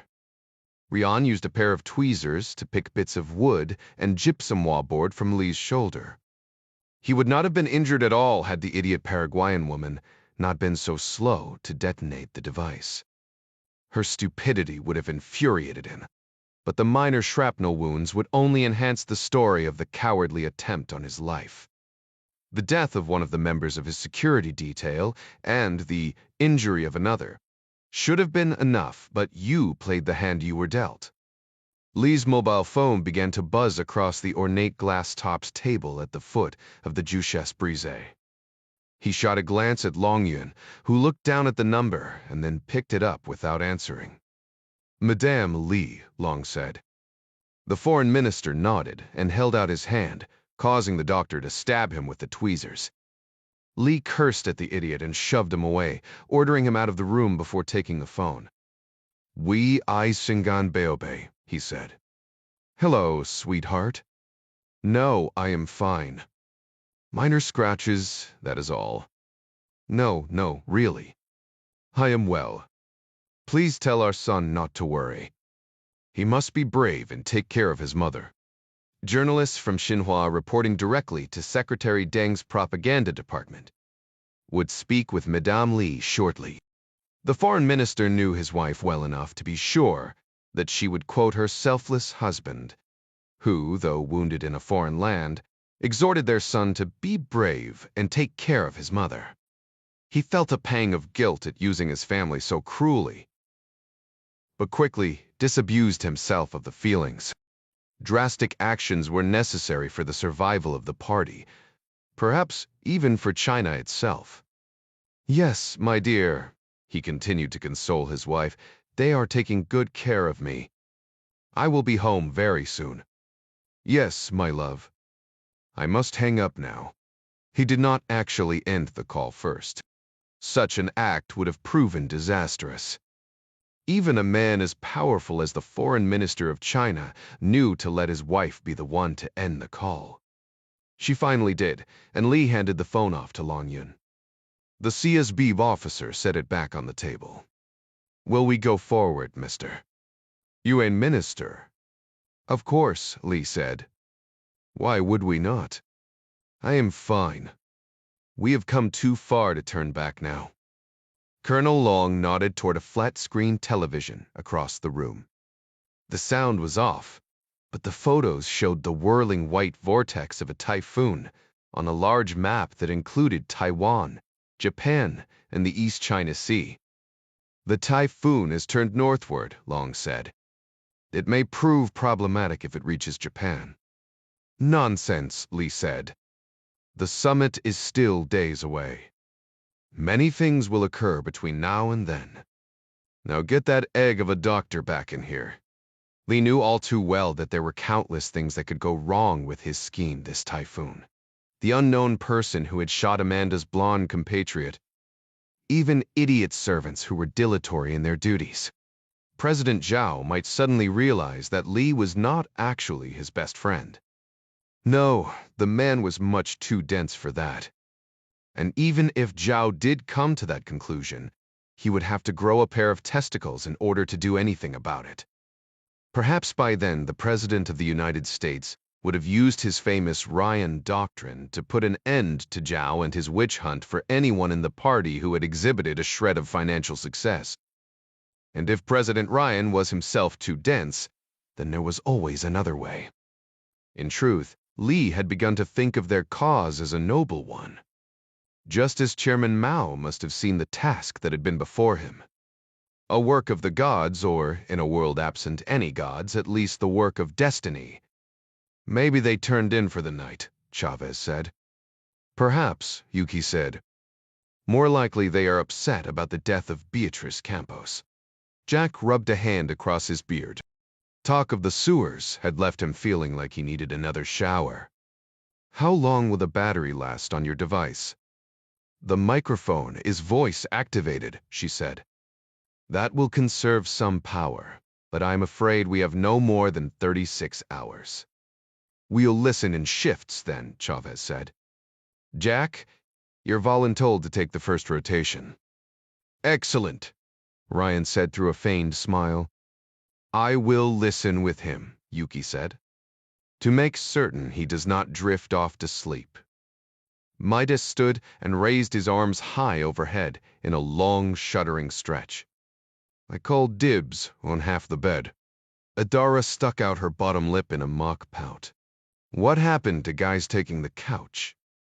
I only called half the bed, Midas said. You can fight Ding for the other half. I'm good on the floor, Chavez said, dragging the cushions off his chair. Midas fell back on the mattress, bouncing once before curling up in the sheet, apparently unfazed that Yuki had slept in it the night before. He'd surely slept in much, much worse. Don't try anything, he said, without opening his eyes as Adara got in beside him. I'll do my best to contain myself, she said. Chavez was already breathing deeply. I like your friends, Yuki said, looking at Jack, who now sat beside her on the love seat. Me too, Ryan said.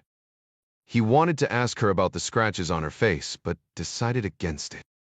He was surrounded by people he trusted, and was alive after a particularly bloody day. A little mystery was a good thing. 46 John Clark was nothing if not patient. He'd seen Magdalena's auction video in the room at Matarif's ranch. It had sickened him enough to make it his mission to find the one who'd brought her to the States. The person who had used her and then quite literally sold her into slavery. According to Lupe, that person was Dorian Palmetto. Clark had a nose for bad men like Palmetto, but even so, it took 2 days of watchful waiting to find him. Lupe had given him the location of the cheap hotel where Palmetto liked to hang out, and a vague physical description, but Clark still didn't know exactly what he looked like. He considered the idea of calling in a favor with an old friend from the agency, or even getting Gavin to pull the guy's photo.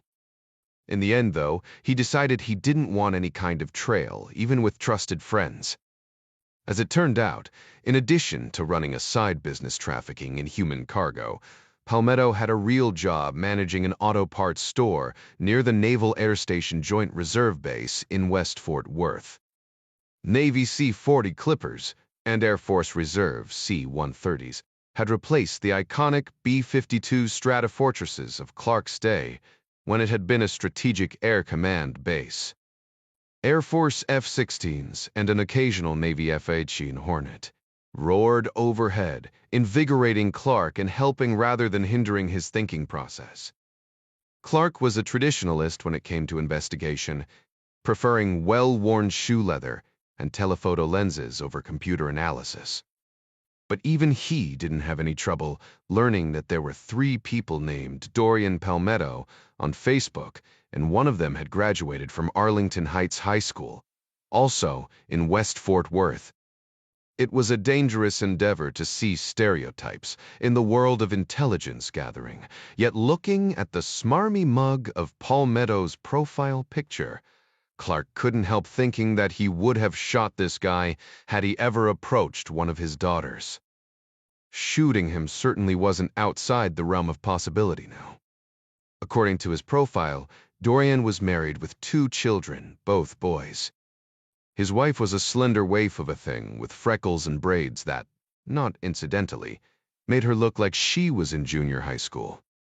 It made Clark sick to his stomach to contemplate her horrible life.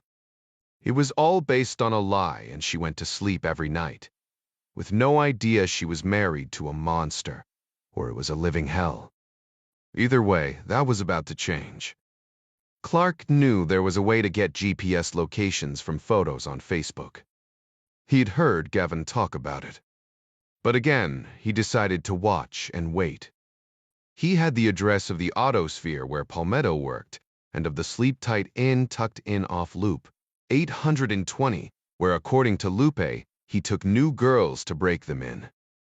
The chain-smoking woman with peroxide orange hair behind the front desk hadn't given Clark a second look when he checked into the Sleep Tight Inn the day before. She was evidently used to older single men in dark glasses who paid cash and kept to themselves. For a $200 deposit, a little over 4 nights' rent, she didn't make him show any ID.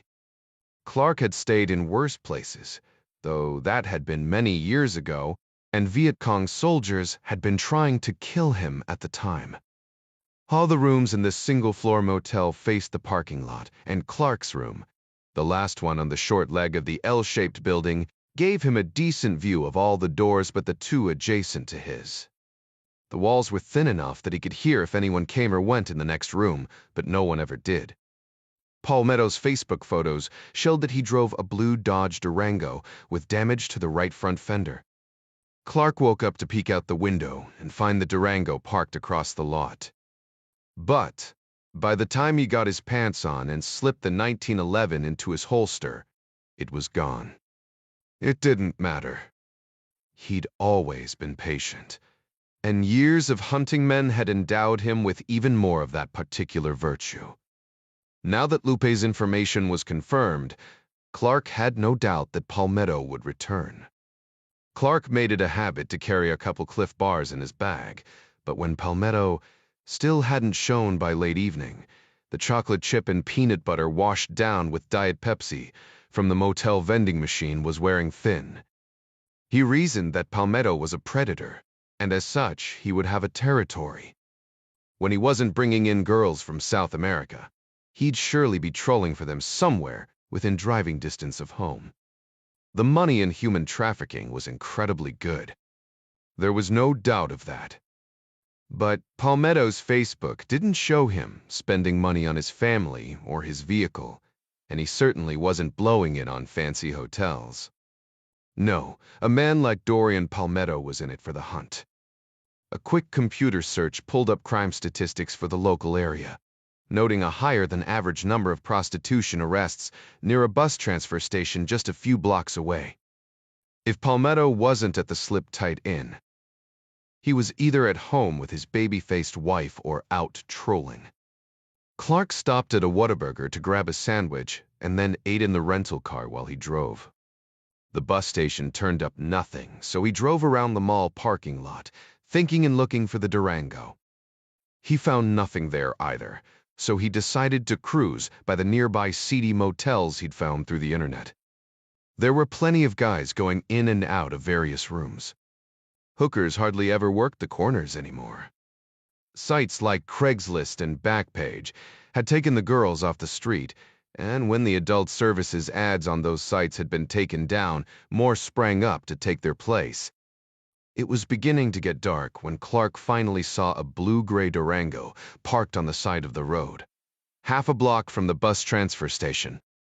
He made a mental note of the license plate number and then slowed as he continued down the block. A tall Ken doll of a man with perfect black hair was busy chatting up a couple young girls.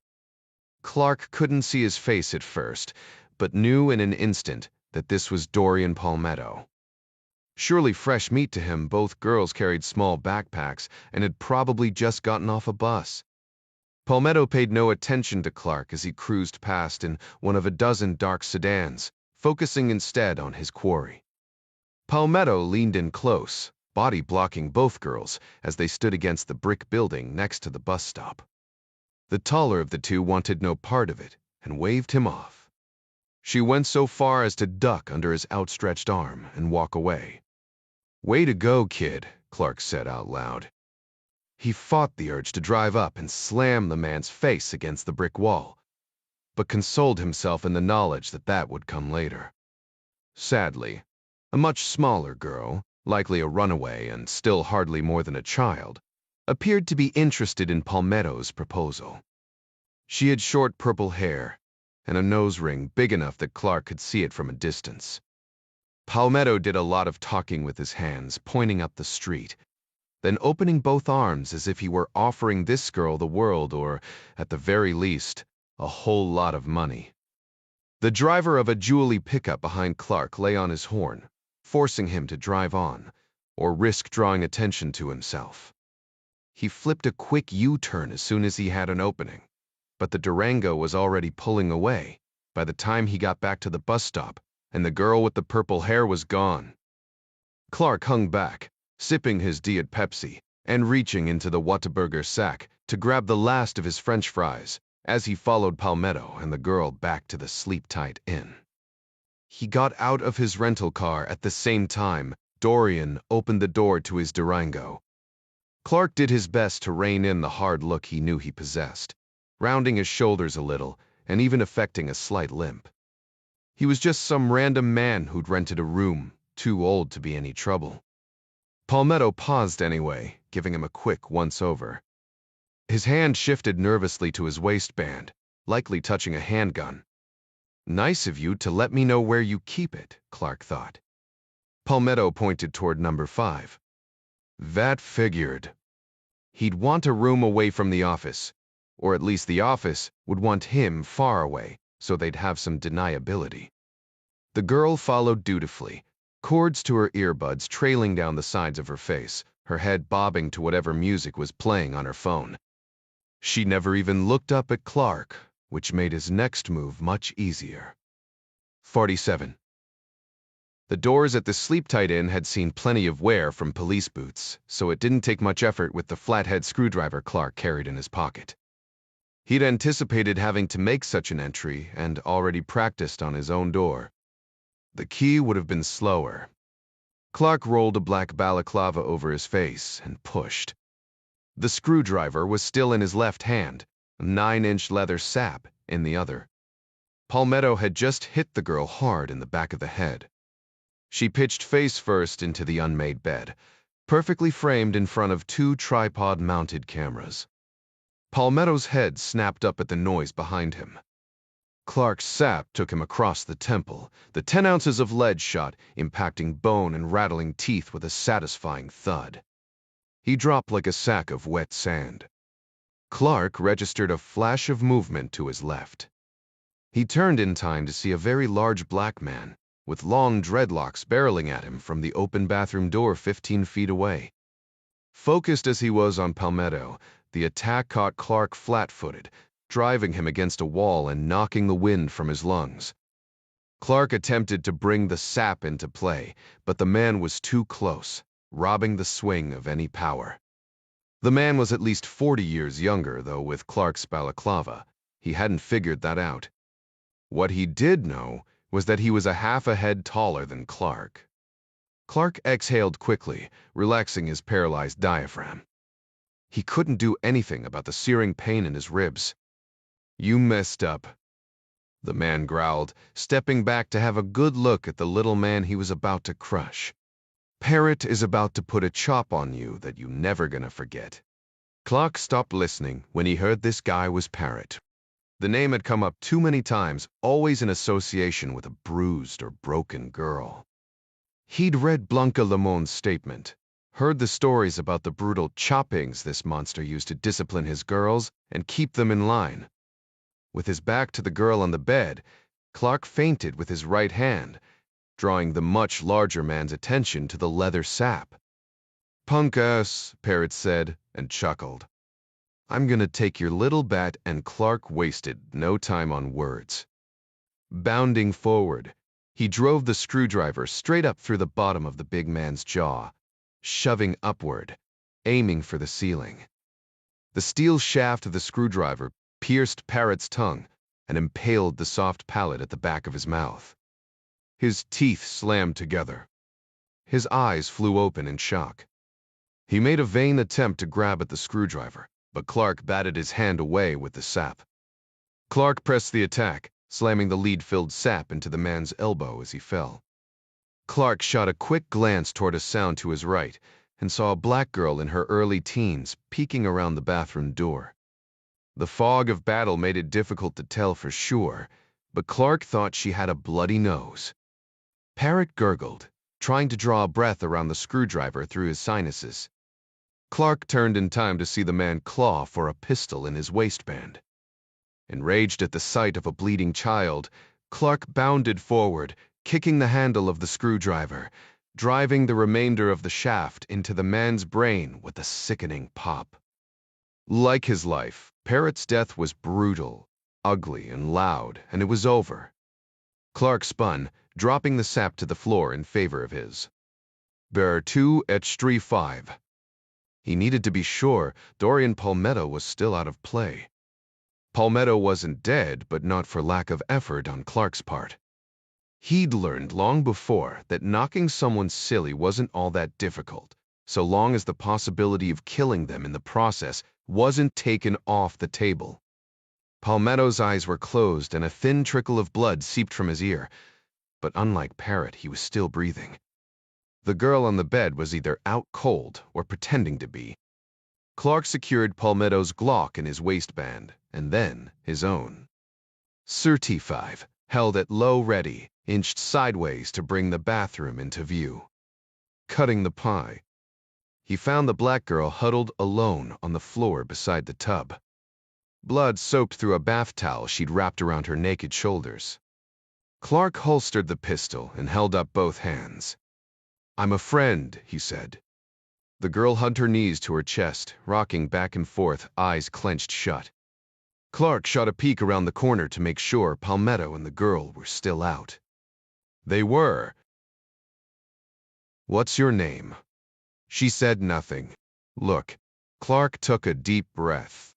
He was hell at being mean.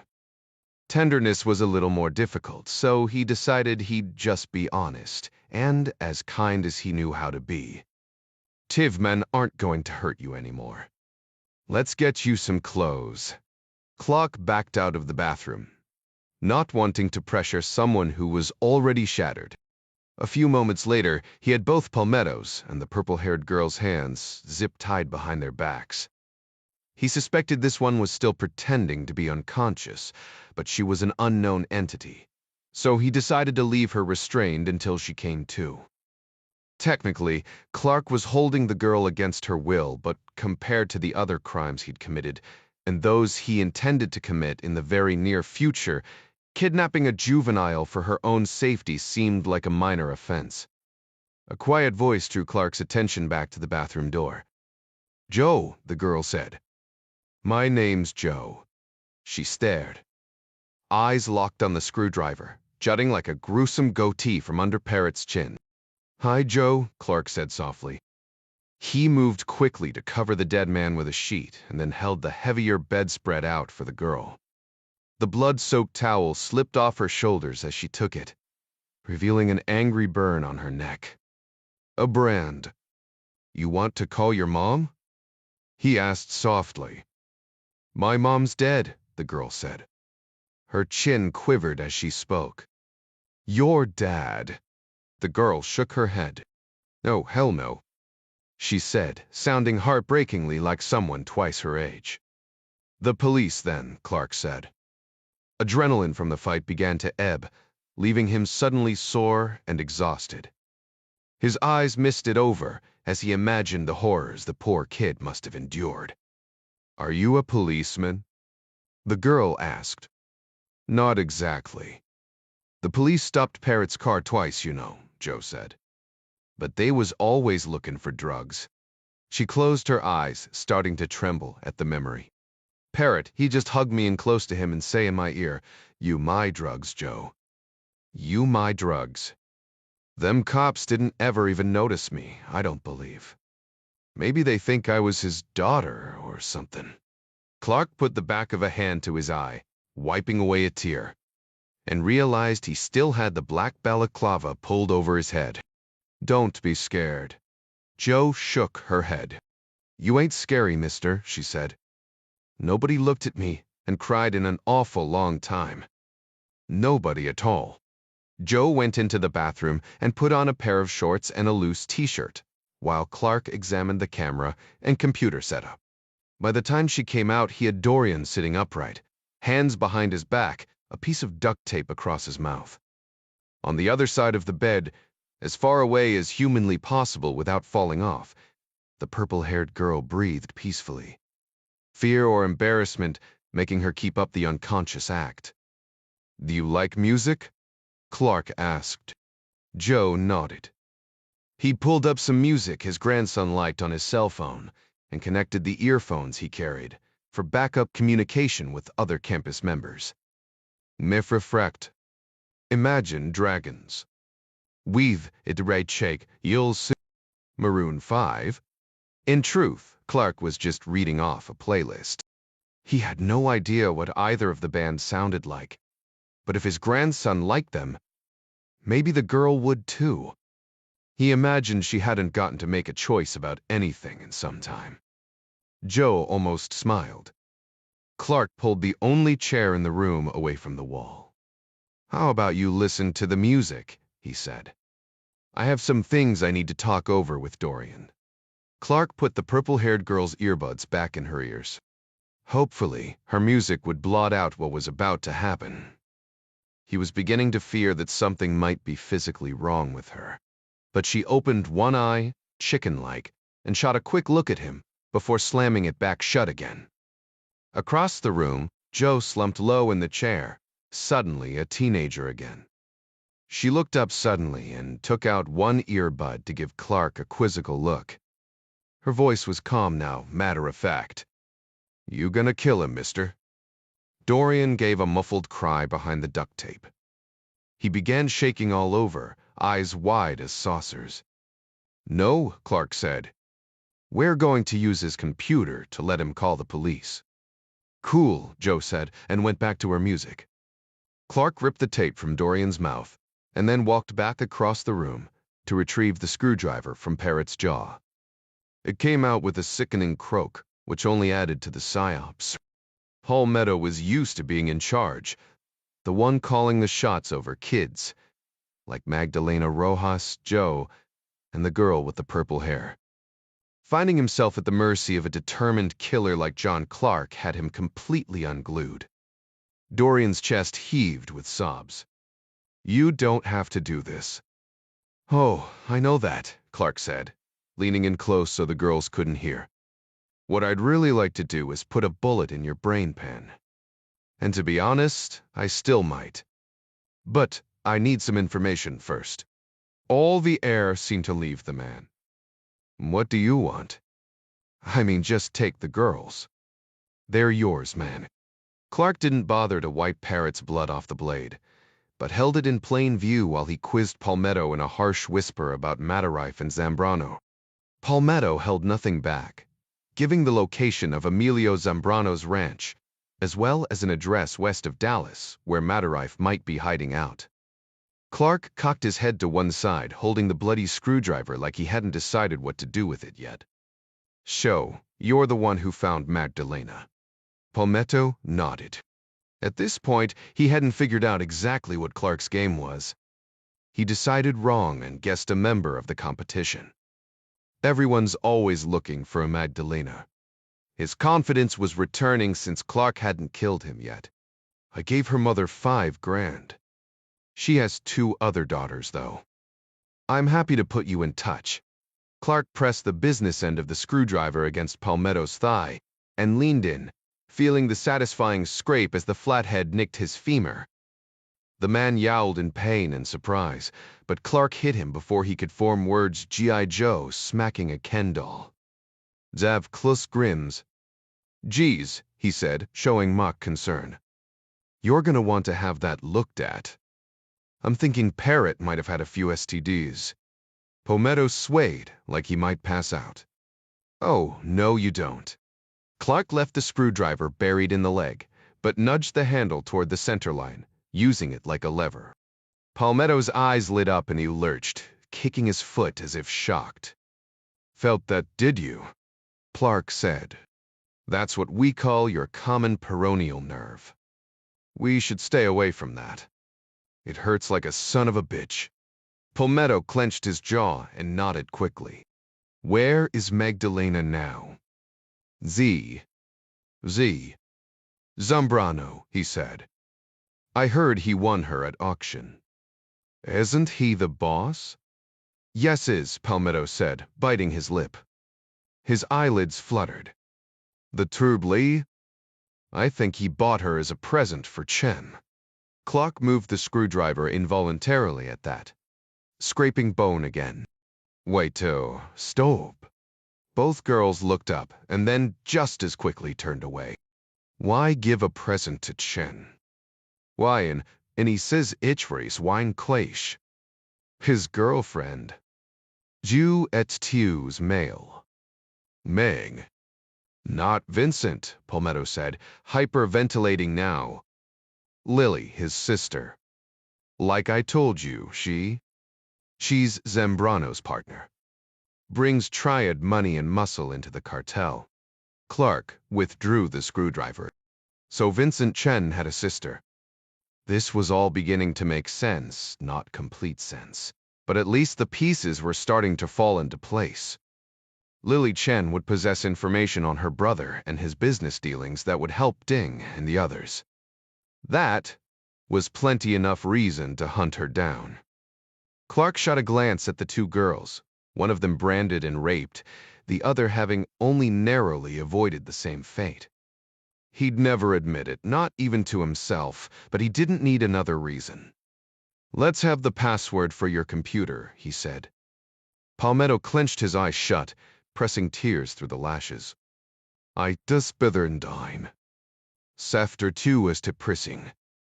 I'm working with geniuses here," Clark said. He used Dorian's cell phone to call the Fort Worth Police Department Vice Section and requested an email address to which he could make a video confession. He'd made enough Skype calls to his wife and grandson that it was a fairly simple matter to put through a video call even for him. Joe and the other girl listened to their music, eyes closed. Clark stood just off camera with the bloody screwdriver as Dorian Palmetto began to spill his guts to the female detective with the Fort Worth Police Department. He couldn't help grinning behind the black balaclava. Vengeance shouldn't feel this good. But it did. He looked at his watch.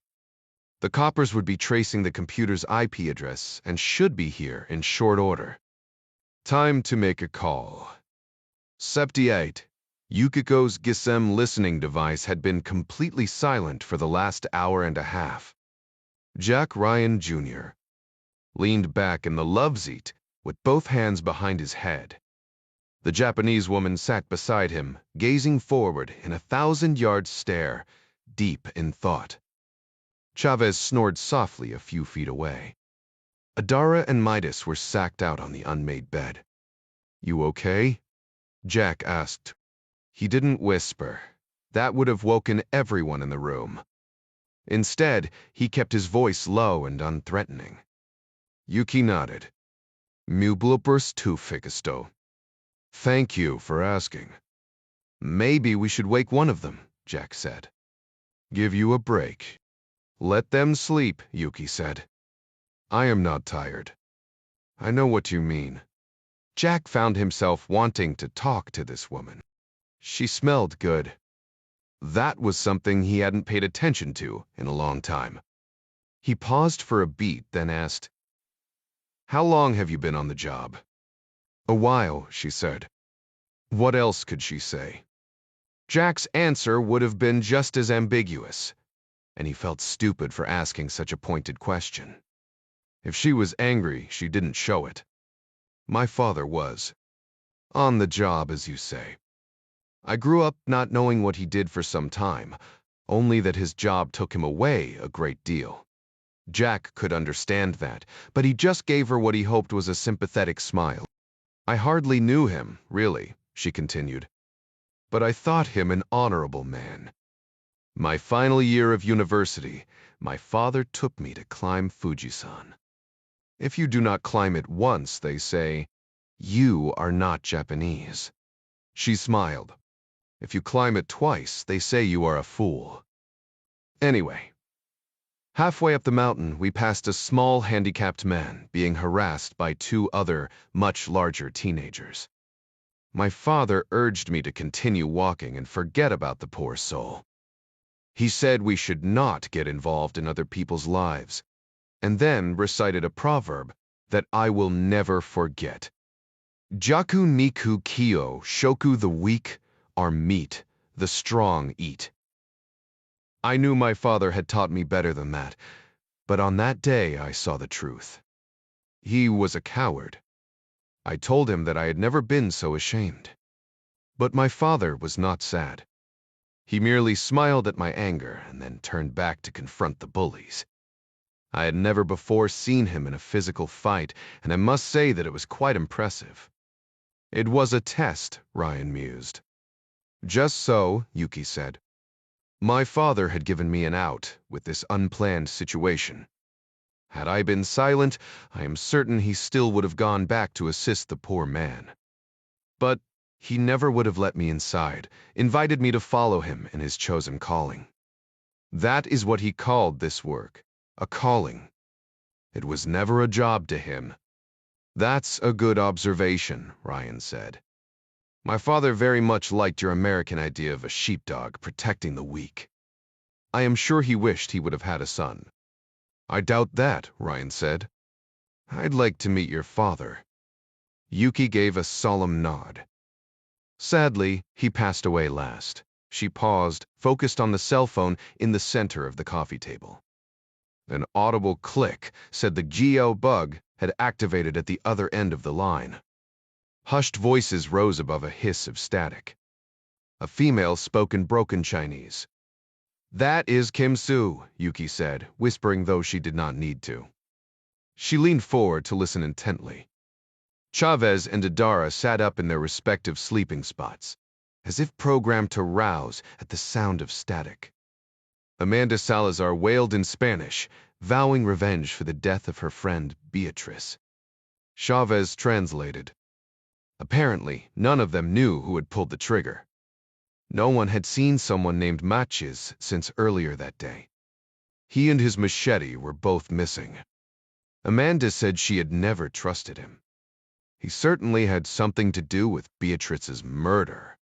Several men began to speak at once, this time in Mandarin. Kim Soo's voice came over the phone again, louder than the rest, probably nearer the mics. From her tone, it sounded as if she was flirting with one of the men. Jack waited for someone to translate. Yuki suddenly looked up at him. She started to speak, but Midas beat her to the punch. They're going to Japan, he said. The conversation continued for another 10 minutes, along with the clank of silverware and the slurp of someone eating soup. At length, the microphone turned off. The battery may have died, but it was late, and it was more likely that they'd all gone to bed. So, apparently, Midas said, sitting up now, somebody wants Chen in Japan for a meeting. What kind of meeting? Ryan asked. That is not clear, Yuki said. His statements make no sense. It is as if his operation was of his own making. What operation is that? Chavez asked. That I do not know, Yuki said. The conversation was too broken. Shen sounds unsure of himself. This is odd behavior for someone who has exhibited nothing but extreme self-confidence up to this point. I heard no mention of the bombing, Adara said. It seems like that's all they would be talking about. Indeed, Yuki said. Amanda Salazar has to be involved with that bombing, Ryan said.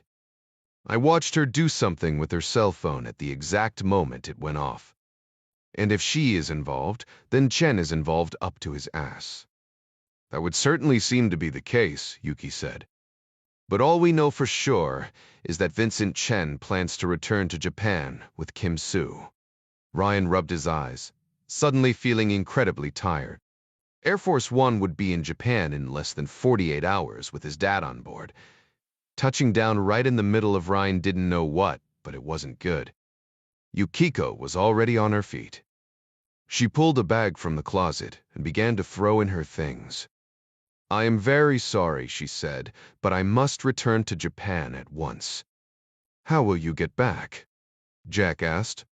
He started to offer a ride on the Gulfstream, but caught the slightest headshake from Chavez. My embassy has an aircraft, Yuki said. I apologize abandoning you like this. She looked at Jack and smiled. Perhaps we will meet again, Jack said. Under more pleasant circumstances. Sore, he smiled. I hope so, he said. She had little to pack, and her toiletries were loaded and her suitcase zipped in under 2 minutes. She handed Ryan a business card blank but for a telephone number. I am not so stupid as to think you will not try to find a flight to Japan. If you work for who I think you do, and you are able to get there in the next few days, please give me a call. She gave a slight bow and then was out the door, leaving the entire team alone in her apartment. Okay, Chavez said, snapping his fingers at the rest of the team. She doesn't realize we have our own airplane. I would have offered her a ride, but the fact that we don't have any bona fides as government intelligence officers might have posed a problem when we landed. Better that we go in on our own. as tourists. I don't plan to get in the way of the Japanese government, but I'll be damned if I'm going to just sit back and wait to see how this plays out. There's no quick way to get to Tokyo. Our asses need to be on that plane 10 minutes ago. 49 nada. Zip. Zilch. No, this was worse than zero. Special Agent Callahan pounded the hood of her Ford Expedition and screamed at the night sky. A whip poor will answered her back from the line of cedars that grew along the fence beyond the 22 other police cars. The creepy bird was probably confused by all the strobing red and blues. Callahan had read somewhere that whip poor wills could sense death. This one sure knew its business. The cartel guy tied to the tree on the side of Emilio Zambrano's ranch house had been dead a couple hours at least, but not quite long enough for the fire that killed him to burn itself out. What was left of his head glowed like the poster for the Nicolas Cage Ghost Rider movie. His face was unrecognizable, gone. Really, but they'd be able to get one set of fingerprints. The corpse was missing a hand, probably since birth. That should help to identify him. The killer had wrapped the guy's head in what looked like a bath towel, taking care to leave the area around the mouth and nose exposed so he wouldn't suffocate and die too quickly. One of the crime scene techs said he'd seen it before. They'd doused the towel in lamp oil so it burned more slowly and lit the turban from the top to make a human candle. A slow and extremely painful way to die. Maybe Caruso's scary friend had done this. He certainly had the eyes for it. Callahan was pretty sure he'd whacked the woman in the swimming pool and the dead guy by the grave. Some would call what he did a service, like taking out the garbage. But there were lines you just didn't cross. She would catch him eventually, and that was sad because he was making a difference. Just hours before, Fort Worth PD had received a bizarre Skype confession from a guy who was obviously under duress from someone off camera. Even conservative Texas courts would throw out that confession. According to the FUT detective, Parrot Villanueva had been stabbed to death with a screwdriver. Maybe the sobbing confessor had whacked him. Captive girls had been rescued in both those cases. She couldn't help but believe that if the vigilante had killed the one-handed guy, Zambrano's body would have been tied to the tree along with him. No, this guy had committed some infraction against the cartel. Zambrano had murdered him for it, and then vanished. Callahan would catch them both, Zambrano and Caruso's friend. Eventually, she stared at the shadow of the smoldering corpse across the yard and smacked the expedition's hood a final time for good measure. A couple of the Dallas County SWAT guys gave her better luck next time shrugs. Her logical brain said they were only trying to assuage the guilt of her failure. But Callahan wanted to feel guilty. Special Agent John Olson came out of the house on his cell, squinted at all the flashing lights, and then started toward Callahan when he found her. He dropped the phone back in his pocket and approached tentatively. She gave him a hard look that he didn't deserve. What? No ID yet on the dead guy, he said. But get this. Witnesses where that guy got killed up the street from you reported seeing a Hispanic male hanging around just before the murder, and he was missing a hand. Callahan just nodded. Anyway, Olson said, I thought you'd want to know. He shot a sympathetic look to Caruso, who'd taken refuge in the shadow of a big pecan tree on the other side of the ford. Okay, then. I'll leave you guys to it. He turned and went back inside the house. The ranch was about as close to the middle of nowhere as one could get, and still be within an hour of the population centers of Dallas-Fort Worth. Rolled bales of Bermuda grass hay moldered in shaggy fields, surrounding the two-story brick house, remnants of some prior year's cutting. The gate had been unlocked and open, which should have been a sign that they were all wasting their time. SWAT breached, giving Zambrano and anyone else inside precisely 0 seconds to come to the door since there was a steaming body in his backyard. He had cleared the residence once SWAT found it was empty. FBI forensic techs were inside now, combing the place for everything from cigarette butts to pubic hair. They would find something, they always did, but that took time, and Callahan didn't have much of that.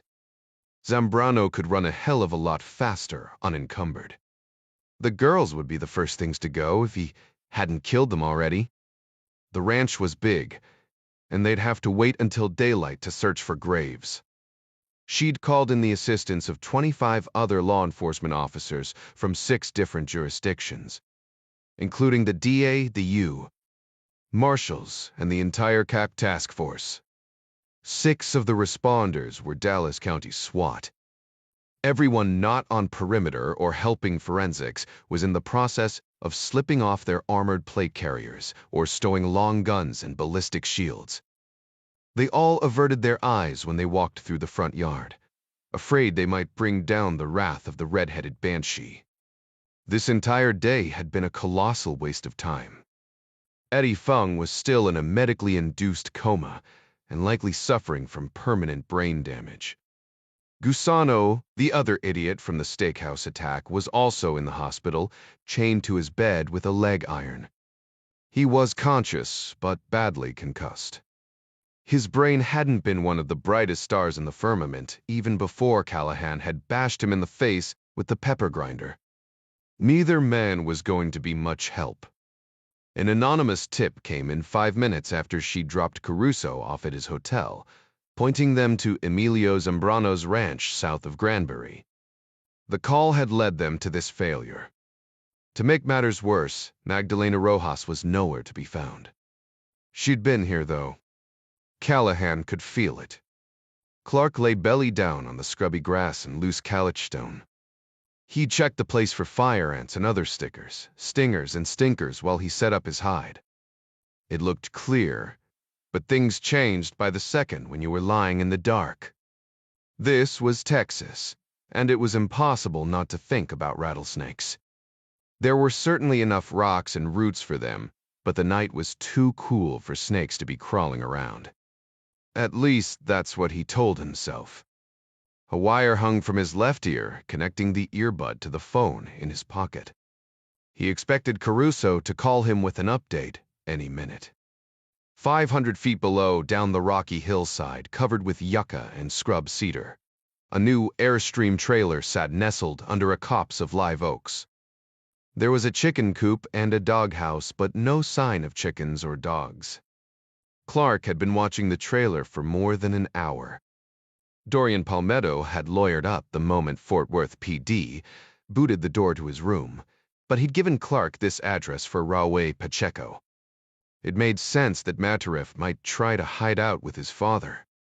Clark knew he should have mentioned this location when he'd called in the information on Zambrano, but the legal hurdles of getting a warrant for one location on a tip were steep enough.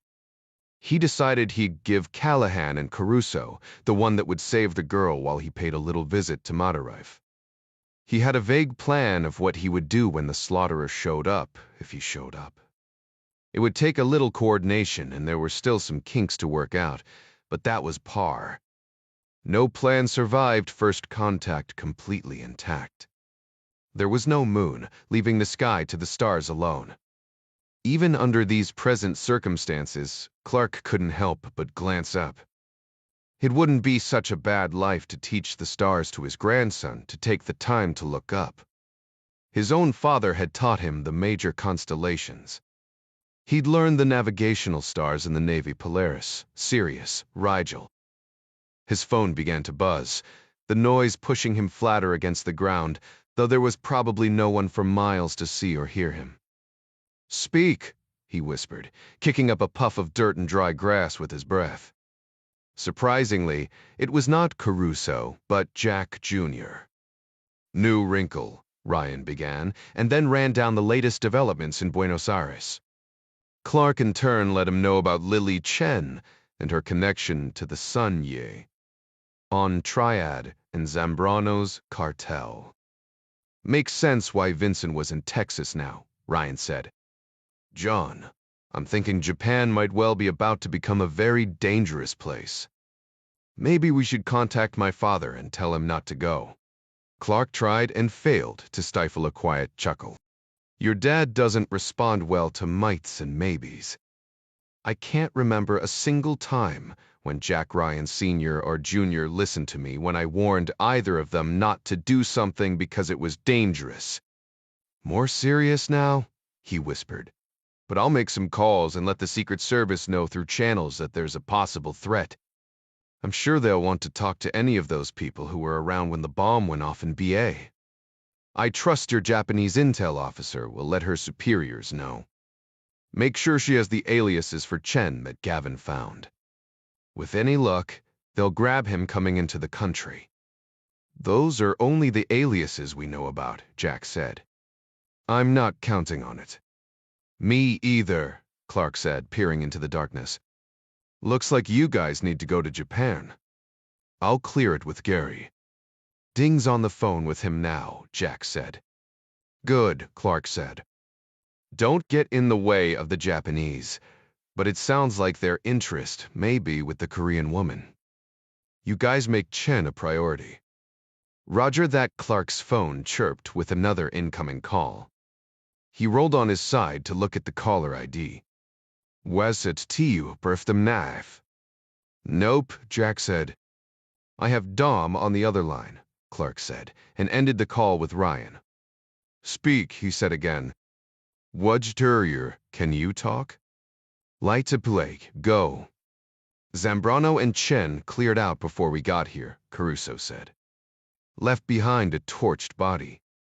Probably one of their crew. Clark groaned. No, Magdalena Rojas. Nothing, boss, Caruso said. Oh, I should tell you, though, that Callahan is hell-bent on throwing your ass in jail when she catches you. It's been tried before, Clark said. Far in the distance, a set of headlights arced through the night, as a lone vehicle drove along the narrow farm to Market Road. Anyway, Caruso said, we'll see what forensics finds, but I'm not hopeful. All the bad guys are lawyering up as fast as we arrest them. We're running out of leads. The oncoming vehicle slowed and turned up the narrow two-track that led to the empty airstream. Sit tight, Clark said. I may have more information for you shortly. Caruso started to say something else, but Clark ended the call and began to work his way down the hill. Mim, who arrived at the airstream that was tucked back among the oak trees, was at least 60 and probably a little older. Clark was less than 50 feet away, watching from behind the doghouse, lying on his belly yet again. He looked at the photo of Ernie Pacheco that Caruso had sent him and guessed this guy to be his father. Pacheco Sr. didn't even go inside the trailer. Instead, he grabbed a shovel that was leaning against the makeshift wooden porch and headed for the chicken coop. Ducking down through a small doorway, he disappeared inside with the shovel, then came out a short time later, carrying not only the shovel, but also a large black duffel, and got back in his truck and drove away. Travel cash, Clark thought. All his compatriots dropping dead around him had rattled his cage. He needed money to run, and he'd sent his daddy to get it for him. Clark jogged around the base of the hill to his rental car, reaching it about the same time he saw the lights of Pacheco Sr.'s pickup turn back onto the farm to Market Road.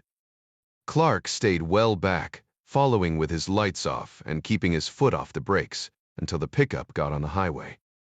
Traffic was light, but at least there were other cars on the road, making it far easier to tail. He didn't have to go far. 20 minutes after he'd left the chicken coop, the pickup pulled up in front of a white stone house in a rural neighborhood of 5- and 10-acre ranchettes on the outskirts of the small community of Glen Rose, about 50 miles southwest of Fort Worth. Clark killed his lights and watched from 2 lots up.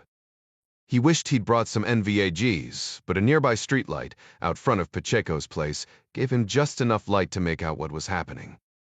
Pacheco Sr. didn't seem all that thrilled about being a bagman. He cast worried glances over his shoulder when he got out of the truck, the kind of looks people used to bleed off nervous energy, but didn't really see anything. A shadowed figure opened the door and then stepped out on the porch. "Hello, Ernie," Clark whispered. He'd stopped thinking of this idiot as matter-rife. It imbued him with too much worth if he had a spooky nickname. The old man all but threw the duffel bag at him and turned to go. Ernie looked like he might follow him back to the pickup, but he raised his hands in surrender and took the bag back inside. "Not the reunion you were hoping for," Clark said, an idea forming in his mind. The pickup turned back onto the main road. At the same time, Clark pulled down the short drive to the white stone house. He parked his rental on the far left of the driveway, making it more difficult for Ernie to see it unless he came outside. He moved quickly, hoping to take advantage of the old man's recent departure, banking on Ernie, thinking his dad had forgotten something and returned maybe even to say goodbye. There was no peephole, just a floor-to-ceiling window to the right of the door. Clark stayed to the left, out of the line of sight. He beat on the door with the flat of his hand, not too hard, but like someone who knew the occupant had just walked inside. Pacheco opened the door a half-second later. Police tasers deliver a 50,000-volt shock for a 5-second duration. Clark shot Pacheco with a civilian model called a Bolt that gave him a 30-second ride. The instant he pulled the trigger, a compressed nitrogen canister propelled 2 barbed steel darts from the nose of the device on coils of whisker-thin wire. Deploying at an angle, one dart struck Pacheco just over his left nipple and the other in the center of his right thigh. The device chattered as it discharged electricity.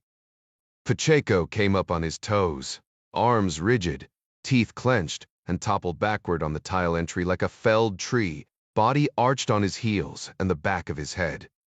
30 seconds gave Clark plenty of time to duct tape Pacheco's wrists behind his back, using several turns of tape to connect his hands and feet, bending his knees almost up to his buttocks and effectively hog-tying him. Next, Clark stuffed a wadded paper towel into the man's mouth, and then covered that with a strip of tape before dumping him into the trunk of the rental car. 2 minutes later, Clark was driving north on Highway 44.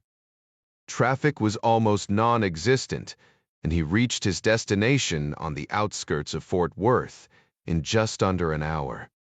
The rental car bounced as he turned off the main street into a deserted industrial park. Clark did his best to hit every pothole and bump, bringing a chorus of muffled cries from behind the back seat. He used a pair of bolt cutters to defeat the cheap padlock and pushed open the gate, closing it behind him after he'd driven through so as not to rouse the suspicions of any roving police or security patrols, though he doubted there would be any. This area didn't have anything worth stealing. Clark parked the rental beside a nondescript metal building, tucking it in behind row after row of bright red 55-gallon rubber bins full of old oil filters and other industrial waste. Whistling to himself, he got out and slammed the door, pausing a few seconds so his passenger could anticipate and worry about what was going to happen next. Clark stood off to the side as he opened the trunk. There was always a chance that Pacheco had wriggled free of his bonds. Still tied, he gazed up at Clark in the red glow of the taillights. His eyes sparkled with abject horror. "You scared?" Clark asked. Pacheco nodded emphatically. Clark gave him a wink. "Kiddo," he said, "you ain't seen nothing yet." He hauled the terrified man out of the trunk and dragged him by his feet along the gravel. It would do him good to watch the process as it progressed. Clark had never been here before. That would have left him at too great a risk of being recognized. He had, however, studied the place at length through the satellite images from Google Earth.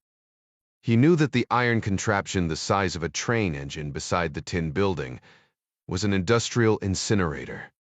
He also knew that the controls were located in a square blue box on the side of a steel chute where employees of the plant loaded refuse to be destroyed. What the Google images did not show was that a fire from the day before still glowed inside the belly of the incinerator, the thermometer on the box still reading 600 degrees.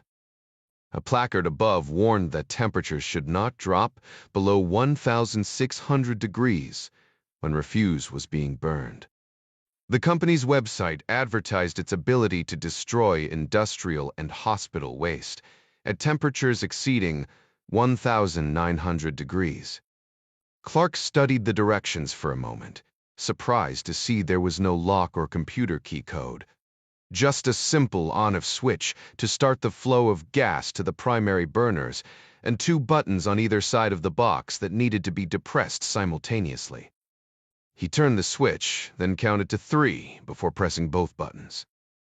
On the ground at his feet, Pacheco gave a muffled cry behind the duct tape as the gas inside the chamber ignited with a hollow whoomp. Clark mused, loud enough for Pacheco to hear. Works just like my grill at home. The chamber of the incinerator itself was a somewhat stubby cylindrical tank, approximately 10 feet long by 7 feet high. A large walk-in door was cut into the front, used for raking ash, replacing any of the foot-thick insulation or loading refuse that was too large to fit into the rear chute. Secondary burners at the top of the chamber reached 1,200 degrees, igniting unburned gases before they could escape through a 15-foot chimney. Clark waited for the reading on the control panel to reach 1,880 degrees, and then lifted the heavy metal lid on the 3 by 6 foot chute attached to the rear of the chamber. The rusty coffin-like box was smeared with black oil and flecked with bits of fiberglass insulation and other trash. A trapdoor hung down in front of the firebox, telltale orange flames, just visible around the edges of blackened metal. The face of a heavy steel ram was flush with the back end of the chute. A red plastic sign affixed to the box above the controls warned, "Use by unauthorized persons is prohibited." Clark looked down at his prisoner and smiled. "Don't pay any attention to that. I'm authorized." Pacheco was no lightweight, and it took some maneuvering for Clark to get the thrashing man up over the edge. Both men were sweating, albeit for different reasons, by the time Pacheco landed inside the chute with his feet toward the fire chamber and his head against the ram. He rolled and thrashed, trying in vain to gain some kind of footing that would allow him to escape from the narrow prison. As he was wearing only gym shorts and a t-shirt, his hairy legs and arms were covered in black oil and grime in a matter of moments.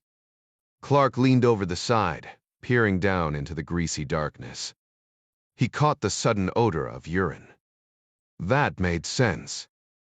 For an instant, he felt a pang of guilt, and then remembered the dead girls in the sorghum field, the snuff videos, and a child named Magdalena who was still somewhere out there, perhaps even dead already.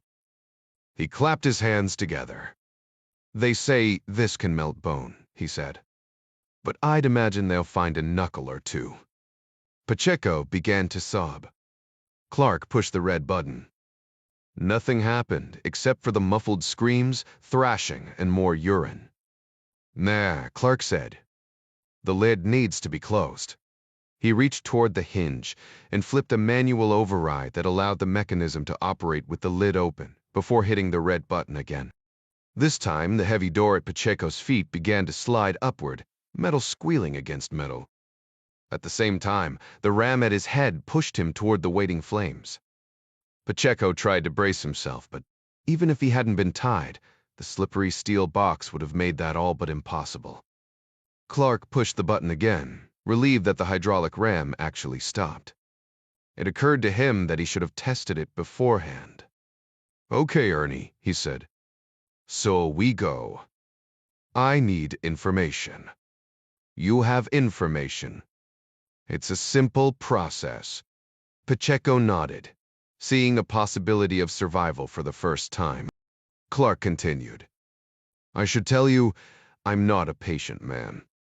I'm looking for Magdalena Rojas. You're going to tell me where she is." More nodding and some muffled grunts. The Seedolperd shrugged. "Not good enough. I told you I wasn't patient, Ernie." He pushed the red button again, waiting for the door to get halfway up and the ram to begin its movement before pushing it again. "Sorry about that," Clark said, ripping away the tape. Guess I do need to take this off so you can talk. Pacheco spat out the paper towel and let fly a string of Spanish curses, hyperventilating to the point that Clark thought he might vomit. Clark reached as if to push the button again. Mass that betray. Okay, Pacheco said. I dropped her at Emilio's. She was good when I saw her last. I swear on my mother's grave. I've probably seen your mother's grave, Clark mused. Zambrano. Where do I find him? Pacheco gave him directions to the ranch Caruso and Callahan had already visited. Clark shook his head. He left his hand over the red button. Already tried there. Wudula Cherby di Kender. Pacheco cried. He's got another place out in Palo Pinto County. He rattled off the directions. And if he's not there? If he's not at his other place, that's where he'll be, Pacheco said. Good luck getting to him, though. He's got a shipload of guards. Lily's guys. Emilio is a badass, but his woman, I ain't shitting you, man, she's the devil. And her guys ain't much better. Durcherstev a triad? Clark asked. He'd been wondering where all the Sun Yi on goons were hiding. Pacheco nodded. She keeps a dozen or more around all the time. Look, amigo, I told you what you wanted to know. Can you please untie me now? You're scaring the shit out of me. Know what I'm saying. I'm not your amigo, Clark said, his voice hoarse and pointed. Let's say Magdalena's not with Zambrano. Where else would I look for her? Pacheco snorted. What is it with bitchy little Magdalena? Did you bid on her? And if you did, how did you find me? He studied Clark for a moment, and then threw him a conspiratorial smile. You wily bastard. I knew Lupe didn't know how to make that computer anonymous. You found me with the IP address, didn't you? Clark nodded. How much did Zambrano bid? 12 grand, Pacheco scoffed. Can you believe that shit? Hey, come on. Let me out, and I'll get you set up with somebody even better. If Magdalena's your type, I got a line on a couple young ones down in Reynosa. Clark slammed his fist into the red button. The trapdoor rattled upward. The fire greeted them with a terrifying roar. A cyclone of orange and yellow whirled and danced inside the glowing chamber. At the other end of the chute, the ram slid into the battery with a resounding clunk. Pacheco drew himself into a ball, flipped sideways, bent his neck, doing everything he could to brace himself. Nothing he did would stop the unrelenting steel ram from pushing him toward the flames. Now free of the gag, he loosed a shattered scream, surely the same kind of cry the countless young women he'd murdered had screamed before him. Clark lowered the heavy door to the sound of metallic thuds and hysterical, shrieking pleas. The frenzied howls grew more intense, drowning out the hydraulic hum of the ram, and then fell silent, leaving only the roar and pop of the flames. The slaughterer, Clark said, sliding in behind the wheel of his rental car. What a dumbass name. 51. The Hendley Associates Gulfstream touched down on Atlanta Hartsfield's runway, 8 right at 9:34 a. Pilot in command Helen Reed made the short taxi to Signature Aviation Bow and brought her airplane to a stop on the pole's ramp. She hung her Lightspeed Zulu headphones over the yoke and climbed out of her seat to go check on fuel. Chavez wanted a quick turn and burn, and it was Reed who would make that happen. The flight from Buenos Aires to Atlanta had been just over 9 hours, thanks to a decent tailwind. Unfortunately, they wouldn't be quite so lucky on the Atlanta to Tokyo portion of the trip. First, she'd have to take the time to grab more fuel in L. And the winds were on the nose, adding back any time they gained on the trip north, and then some.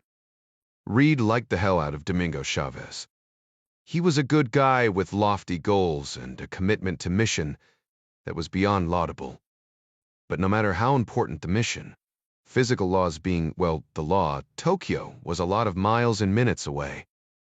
Reed expected total time in the air to be almost 25 hours.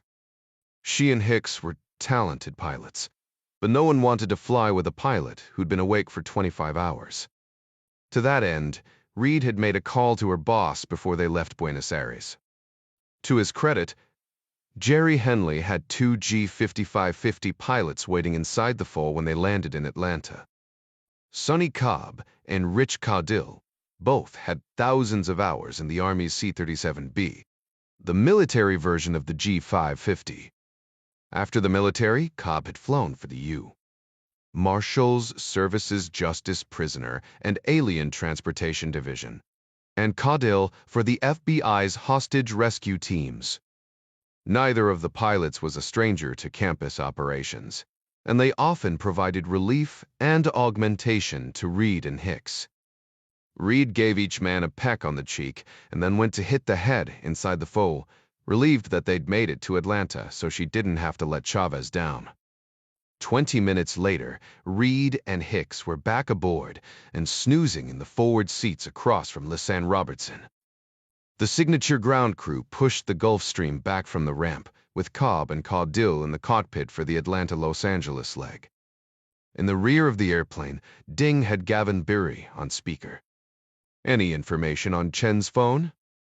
The last activity was a ping off an antenna in Buenos Aires at 17:30 Argentine time. "They're dear shit," Chavez said. "I saw him use his phone after that. That means he's already dumped the phone we know about." "Well," Beery said, "for whatever reason, he's gone dark." "I don't like this," Jack said, feeling an uncomfortable gnawing at his gut. "Maybe Yuki and her team will grab him," Adara said. "If he uses one of the IDs Gavin found for him." "Maybe," Jack said. "But that's an awfully big if." "Okay, Gav," Chavez said. "We be wheels up from Atlanta in 5 minutes. I'll check in again when we get to L. If I haven't heard from you before then, keep us informed if you get anything else." Chavez ended the call and then looked at the rest of his team. "Ita Tokyo 1P. Then, local. That gives us 13 hours to figure out how we're going to find this guy." Special Agent Olson was quick on the keyboard for a Hunt and Peck typist. Callahan actually used all her fingers, which made her fast. But Caruso was even faster. Both agents sat at the desks on either side of Callahan's, consulting small notepads as they typed. The old man had made it clear that Callahan and her people were to glue their asses to the chair until they'd completed their paperwork, even if it was the weekend. Dallas was a large field office, and normally the special agent in charge left the day-to-day oversight of investigations to the various squad supervisors. This case had drawn enough national attention for someone to drop Dominic Caruso on top of them. That had the old man feeling antsy, and when the old man felt antsy, he got down in the weeds. He focused his wrath on the supervisors, and they, in turn, made the lives of working agents like Callahan a living hell. She needed to be out doing interviews, finding the trafficked kids, not in the hangar doing reports. The FBI Form 302, or record of a witness interview, got a lot of press, mostly from people who felt their words had been twisted by the time they got to court. From Callahan's point of view, it wasn't an exaggeration to say that the Bureau was fueled by the damned things and paperwork in general. New agents learned quickly to plan on 3 hours of paperwork for every 1 hour in the field. So much for the intrepid gumshoe detective. Sometimes she felt like a typist with a Glock. The time spent on paperwork did, however, give her the opportunity to accomplish at least one little bit of actual detective work. She'd already filled Caruso's coffee mug 3 times, hoping that he'd get up and go to the bathroom. She'd seen him drop his cell phone into the pocket of his blazer, which now hung over the back of his chair. With any luck, the coffee would give him a morning push, and he'd have to spend a couple minutes in the bathroom. Olson had said 2 minutes would be better, but a minute might be enough. Finally, Caruso stopped typing and pushed back from the desk. It looked like he was going to grab his phone, but Callahan said, "You done? We need to get on the road." Caruso said he had two 3002s left, but that he would hurry and scurried off to the bathroom in the back corner of the hangar. Callahan waited for the door to close and then fished out the phone and passed it to Olson, who was waiting with a cord that he used to attach the phone to his laptop. "We should probably get a warrant for this," he said, working feverishly at the keyboard. "Don't let him shoot me if he comes out." "It takes at least a minute to pee," she said. "This is some serious government-level encryption," Olson said. "I'll try and clone it, but the rest will take some time." "Can you get call logs?" "Livery, Mayor." Olson detached the phone and handed it back to Callahan. "What exactly are you hoping to find?" 20 feet away, the toilet flushed behind the bathroom door. Callahan dropped Caruso's phone back into his jacket and flopped back down at her desk, feeling more than a little guilty. "Find me all the numbers he's called in the last 48 hours, she said. "Specifically during the time we were making the arrests at Naldo Cantu's place. I'm really interested in any of his contacts that go by the name John." Clark took a short nap parked among half a dozen Class A motorhomes in a Walmart parking lot in West Fort Worth. No one bothered him while he waited for the store to open, and he slept deeply, his activities of the past 6 hours notwithstanding. Purchasing a handgun in a state where he wasn't a resident posed a problem, so he'd have to make do with the Glock 19 and the Wilson Combat. Suppler be forther. It was, however, no problem at all to purchase extra magazines and ammunition. He wore a baseball cap against the dozens of security cameras inside the store, and made sure to keep it pulled down over his eyes as he chatted with the young man behind the sporting goods counter. No one appeared to give a second thought to the old dude, stocking up for a trip to the shooting range. He bought more ammunition along with 3 extra magazines for the Glock 19, and 2 more for the Wilson, giving him 5 and 4 respectively, and a total loadout of 109 rounds carried on his person. He threw in a bottle of brake fluid, along with a couple energy bars and a 20-ounce bottle of water name brand, with a heavy-duty container, not the generic stuff. He stopped by a swimming pool supply store for a bag of chlorine granules. The internet was rife with people using the stuff for purposes other than intended, but Clark was just another old dude buying shock treatment for his pool. He didn't get a second look. Loading magazines was a zen-like experience for him, and Clark took his time, thinking through his plan as he depressed the follower and slid in each successive round. He tucked the mags in the pocket of his navy blue windbreaker and stuffed the remainder of his gear into the Camelback hydration pack. He left the Gemtech suppressor attached to the Glock and put that in the pack as well, wearing the Wilson on his hip for the time being. In his pocket, he carried a small flashlight, a Zippo lighter, and a heavy-duty Benchmade automatic knife called a Presidio. He was not one to consider blades very good defensive weapons. They just weren't tactical. Offensive killing was an entirely different story. Clark spent the next 10 minutes sitting in the parking lot studying Google Maps of the area around Zambrano's place, committing the various possible routes of approach to memory. He'd look at them again when he got closer, but it gave his mind something to chew on while he made the hour-and-a-half drive. In the meantime, he pushed the speed dial button for his wife. She answered on the first ring. He had no news, at least none that he could share with her. Sometimes it was just comforting to hear her voice. Emilio Zambrano had done Clark the great favor of building his house on a lake. People in the United States tended to feel more secure when they faced the water, as if any threat would have to work too hard to get to them from that direction. There were several lots for sale across this arm of the reservoir, and it was a simple matter for Clark to park and pretend to be an interested customer. He would eventually work his way closer, but a pair of 18-power marine binoculars from a quarter mile away helped him rough out the beginnings of a plan. Zambrano had gone a step further than most and picked a site in a secluded bay, cut back approximately 50 meters from the main body of the lake. The home itself was a gray brick two-story, tucked in at the head of the bay in between two limestone ridges that were covered with cedar trees. The eastern ridge jutted out farther than the one on the west, and looked like it would make a good vantage point when he did decide to move closer. A long grassy hill, as manicured as any fairway at Augusta, ran down from a raised deck on the front of the house to the water's edge. A runabout, gleaming white in the Texas sun, was tied up to a set of floating docks. To the right of the house, a swimming pool had been cut into the side of the hill, along with a brick cabana that matched the house. The cabana, as well as a small utility shed partway down the hill, hid much of the pool from any boats that happened to venture too close to the property. For Clark's purposes, the outbuildings conveniently created a blind spot from above, leaving a good portion of the dock invisible from the upper portion of the property. Clark watched long enough to count 7 different men wandering the grounds. There was something going on up at the pool, but the angle was wrong, so he couldn't tell what it was.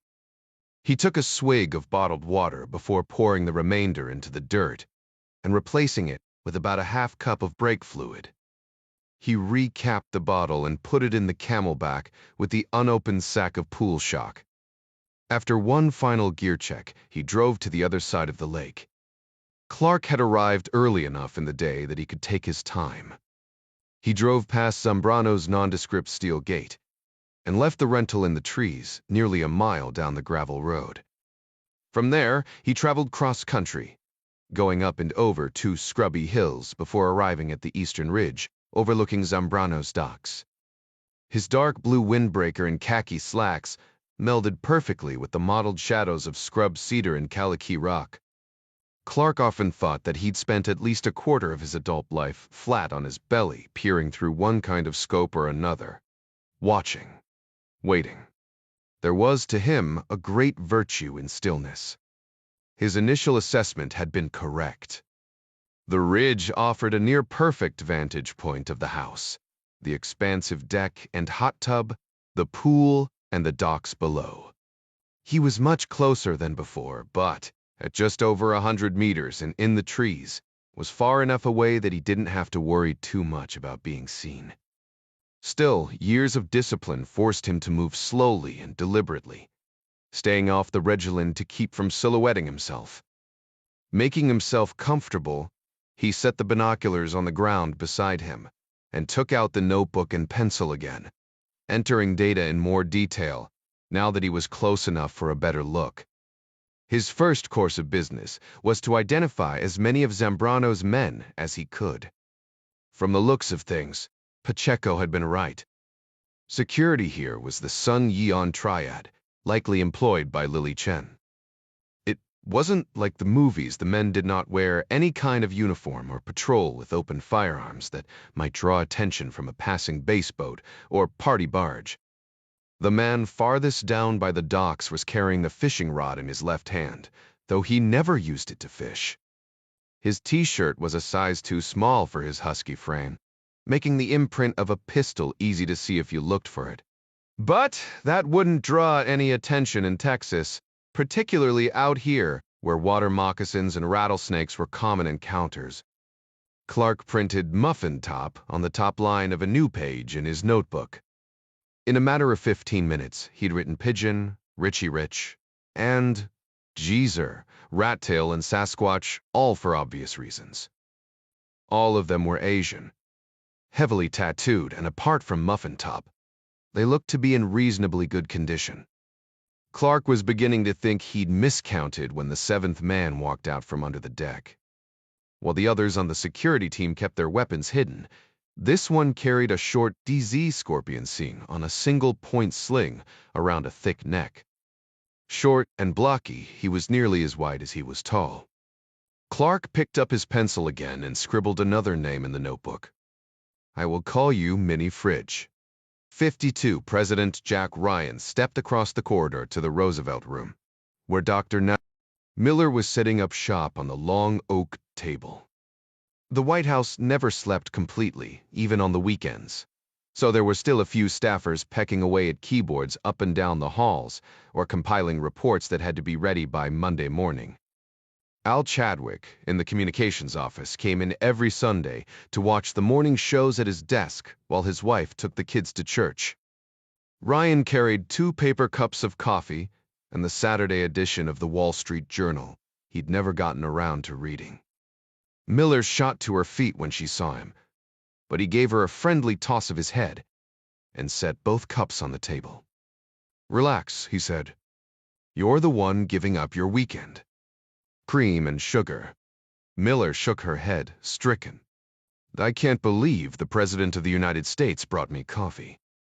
"I make terrible coffee," Ryan said. "Lucky for you, I only had to open the spigot to get this stuff." He nodded to the 3 notebooks and multiple colored pencils with which the mathematician was taking notes. I don't want you to feel rushed, but I can reinstitute the draft if you want to recommend a few coworkers to come in and help you out." "I'll be fine, Mr. President," Miller said. "Frankly, my process is somewhat odd." "Odd idiwave," Ryan said. He didn't intend to stay long, but sat down so Miller would follow suit. "Wecht so. I don't mean to brag," she said, "but I was born with a near-perfect photographic memory. It drives my boyfriend crazy." Ryan smiled, enjoying the young woman's forthrightness. "Doctor?" Miller continued. "You know those colorblind tests, where you see a number or a letter among a bunch of squiggled, nonsensical globs?" Ryan nodded.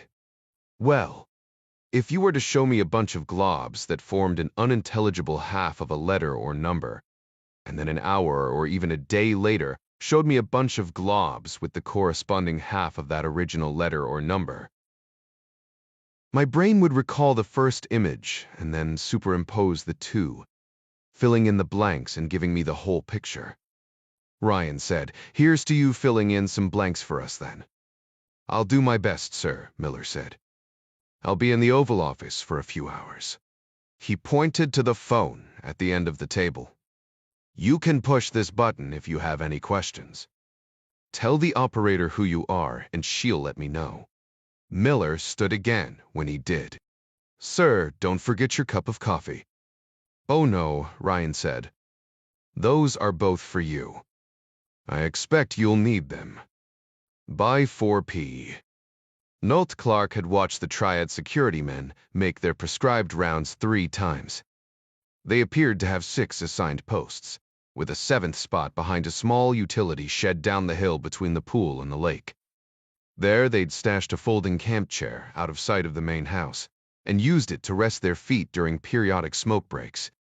Muffin Top and Geezer both seemed to get winded just walking up the steep hill when they had to reach a post near the house. Clark noted that in the book by their respective names. There was movement in the house, and once, someone inside called out to the nearest security man to bring something inside from a truck parked out back. Clark had yet to see anyone who might be Magdalena Rojas, or for that matter, Emilio Zambrano or Lily Chen. They were here, though. No one had this kind of roving security just to guard an empty residence. Then, at almost exactly 5 straight up, the double doors on the 2nd floor yawned open, and an Asian woman stepped out onto the deck. She wore a red one-piece swimsuit that fit her well, and showed off long legs and an athletic body. Clark guessed her to be in her late 30s, maybe even 40. Her hair was short, shaved on one side, the front turned up in a high pompadour. A pair of large heart-shaped sunglasses covered much of her face. Even from a distance, Clark could see a haughtiness in her walk, chin up. One arm crooked out to the side, as though she were leading an invisible dog. 2 girls followed her out like attendants. Both dark, probably Hispanic, and wearing red swimsuits that matched the older woman's. The lead girl, Clark, guessed her to be Magdalena Rojas, carried a rolled towel and a container of sunblock. A somewhat taller and heavier girl followed with a round tray loaded with 2 tall glasses and a bowl of popcorn. Each girl wore a wide strap around her left ankle. In any other situation, Clark might have thought they were decorative. He'd never understood the fashion of youth, even when he'd been young himself. But given the circumstances, the straps were more likely restraints. Neither girl looked to be older than 13. A well-muscled man with salt and pepper hair brought up the rear, pulling the doors shut behind him. Emilio Zambrano wore red board shorts and a white Hawaiian shirt, open in front to reveal a hairless chest draped in gold chains. Had it not been for the dazed looks on the faces of the girls, it would have been easy to mistake the foursome for a family out for a swim in matching suits. The girls followed a few steps behind Lily Chen, careful as they descended the stairs from the upper deck to the pool. Richie Rich, the triad security man with the blingy watch, stepped into the cabana. The heavy bass beat of some rap song Clark didn't recognize, which wasn't saying much, began to thrum from speakers around the pool. Clark smiled inside. "Well, that's helpful," he whispered. He was gratified to see that all the security men turned to look inward at the sound of the music, when the more practical thing to do would have been to face outbound. Either the triad guys weren't very well trained, or they considered Zambrano and Chen to be more dangerous than anything that might possibly attack their position from the outside. Clark scribbled a couple more notes in his book. A barked command from Zambrano to one of the Asian guards, Rattail, from the looks of it, caused the heavier of the 2 girls to drop her tray. The glasses crashed onto the concrete walk beside the pool. Lily turned slowly, lowering her big sunglasses to glare down at both cowering girls. Zambrano cuffed the tall girl in the back of her head, shouting something Clark couldn't quite make out. The girl fell, wilting from the blow, and began to pile the broken glass on the tray. Magdalena set the towel and sunscreen on the ground and stooped to help. Cursing now, Zambrano walked to the edge of the pool next to the diving board and then turned to give the girl a swift kick in the thigh. She'd apparently gotten glass in the pool. Chen pointed at the water. The girl stood slowly, glancing at the pool, then shaking her head. Chen nodded, smiling and continuing to point at the water. The girl shook her head again. It was obvious that Chen was telling her to go retrieve any broken glass, and it was just as obvious that the girl was terrified to get into the water. Chen grabbed the girl by the hair and dragged her in, shoving her over the side. The poor girl sputtered and kicked, but after her initial panic, was able to stay afloat by dog paddling. There were no markings on the edge, but the diving board said it was at least 8 feet on that end. Lily Chen continued to point, shoving the crying child away with her bare foot each time she made it to the edge. By now, Rat Tail, Muffin Top, and Mini Fridge had all gathered around the pool to watch the fun. Muffin Top laughed, but a glare from Lily sent him hustling back down the hill to his post at the docks.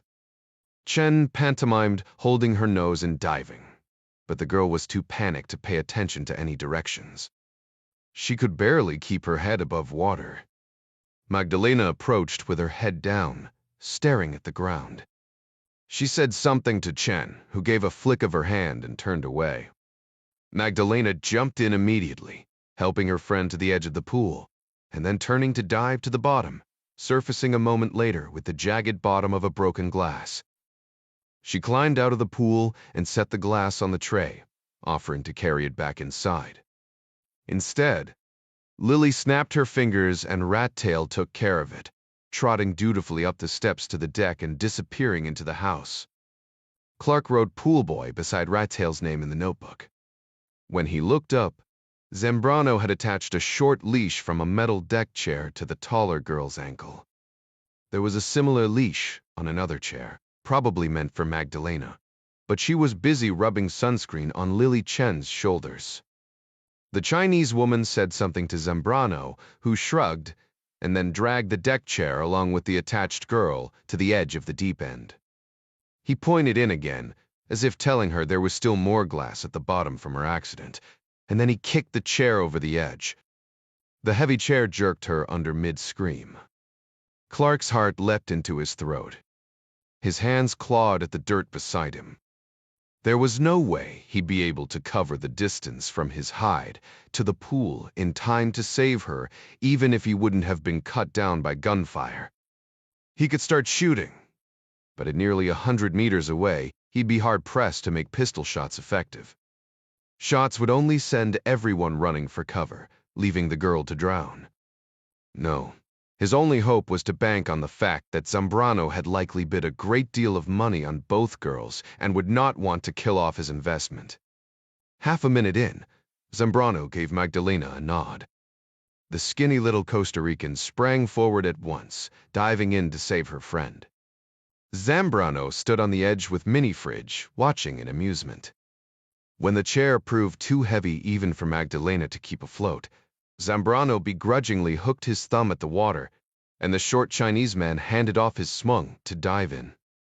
The taller girl gagged when Zambrano dragged her out, vomiting on the concrete pool deck. Lily Chen could not be bothered to look up from her magazine during the entire ordeal. Clark focused on his breathing, having to work hard to relax his jaw. His original plan had been to wait until sundown, but he wasn't about to stand by and watch something like that again. He took one last scan with the binoculars.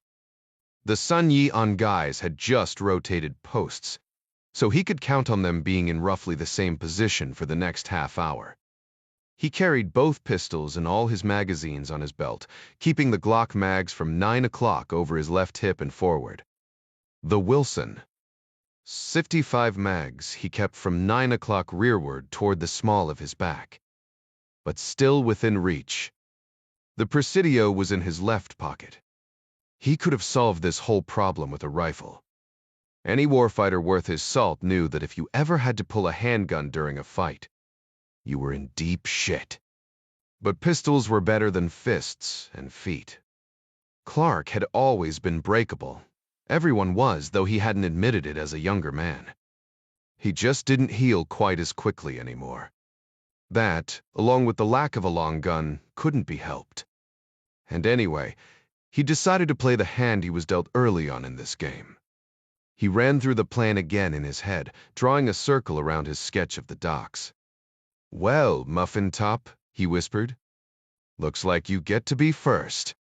It was not at all uncommon for President Ryan to work through lunch and dinner when he was focused on something. The G20 was looming, and there were dozens of topics, economic and otherwise, that he needed to bone up on before he left for Japan the next morning. With Kathy out of town and no one from the scheduling office ramrodding him through endless appointments, he was able to get through half the stack. It was almost 6 by the time he came up for air. "I apologize," he said, after he'd stepped out of the Oval and across the corridor into the Roosevelt room. "I didn't mean to abandon you. Yitta Terry, Yalman Terry Doctor." Miller stood again. "Al from Communications brought me a chicken wrap." "Good," Ryan said, eyeing the open notebooks beside Miller's laptop. "Anything interesting?" "I think I'm about done," she said. Ryan shook his head. "I don't want you to feel as though you have a deadline, Doctor." Miller. "This is important, and I fully realize it takes time." "Frankly," Miller said, "I wish I could say I needed more time. This place is amazing compared to my office. Anyway, I found the initial financial ties between China and the bank in Africa the old-fashioned way by analyzing computer data. I figured I could broaden my focus after you pointed me in the right direction. Once I had an idea of what to look for, I was sure all the blobs I told you about would become crystal clear as long as I did enough snooping." "And what did you find out?" "Well," Miller said, "entities that appear to represent the government of China, and even President Zhao Chengji himself, have assets in Africa, Bali, and Paraguay. There's a Balinese company which appears to be a shell business for Zhao, with ties to Jama'a Islamiyah. They're tenuous, but they are there." Ryan sat in a chair across the table and leaned back, thinking. "I don't understand," he said. There are so many methods to stay under the financial radar. Cryptocurrencies, cutouts, middlemen, and offshore banking. Why would anyone conduct business this way if they wanted to hide it? That's the thing, Mr. President Dr. Miller said. I wish I could tell you that my amazing photographic memory cracked this case for you, sir. To be honest, I might have done it a little more quickly than others could have, but any good forensic accountant would have found these connections once they knew where to look. If someone was trying to hide these transactions, they didn't do a very good job of it. 53. Dave Holloway, skipper of the Defense Intelligence Agency's research vessel Merriweather, was a civilian now, but his time in the Navy had taught him to believe in the rule of threes. 3 bad events or circumstances, no matter how seemingly minor or unrelated, warranted a hard look at declaring a no-go. Strike 1. His crew was green. But for himself, the navigator, and the mechanic, the 10 souls on board were scientists, not sailors. Only 5 had even minimal experience on blue water. Strike 2. The maintenance records for the converted 89-foot fishing trawler left much to be desired. Oh, the boat ran all right, and the logs showed no recent problems. But maintenance issues had a way of rearing their heads in the darkest parts of the sea. Strike 3. His bosses at the Joint Functional Component Command for Intelligence, Surveillance, and Reconnaissance were in too much of a hurry.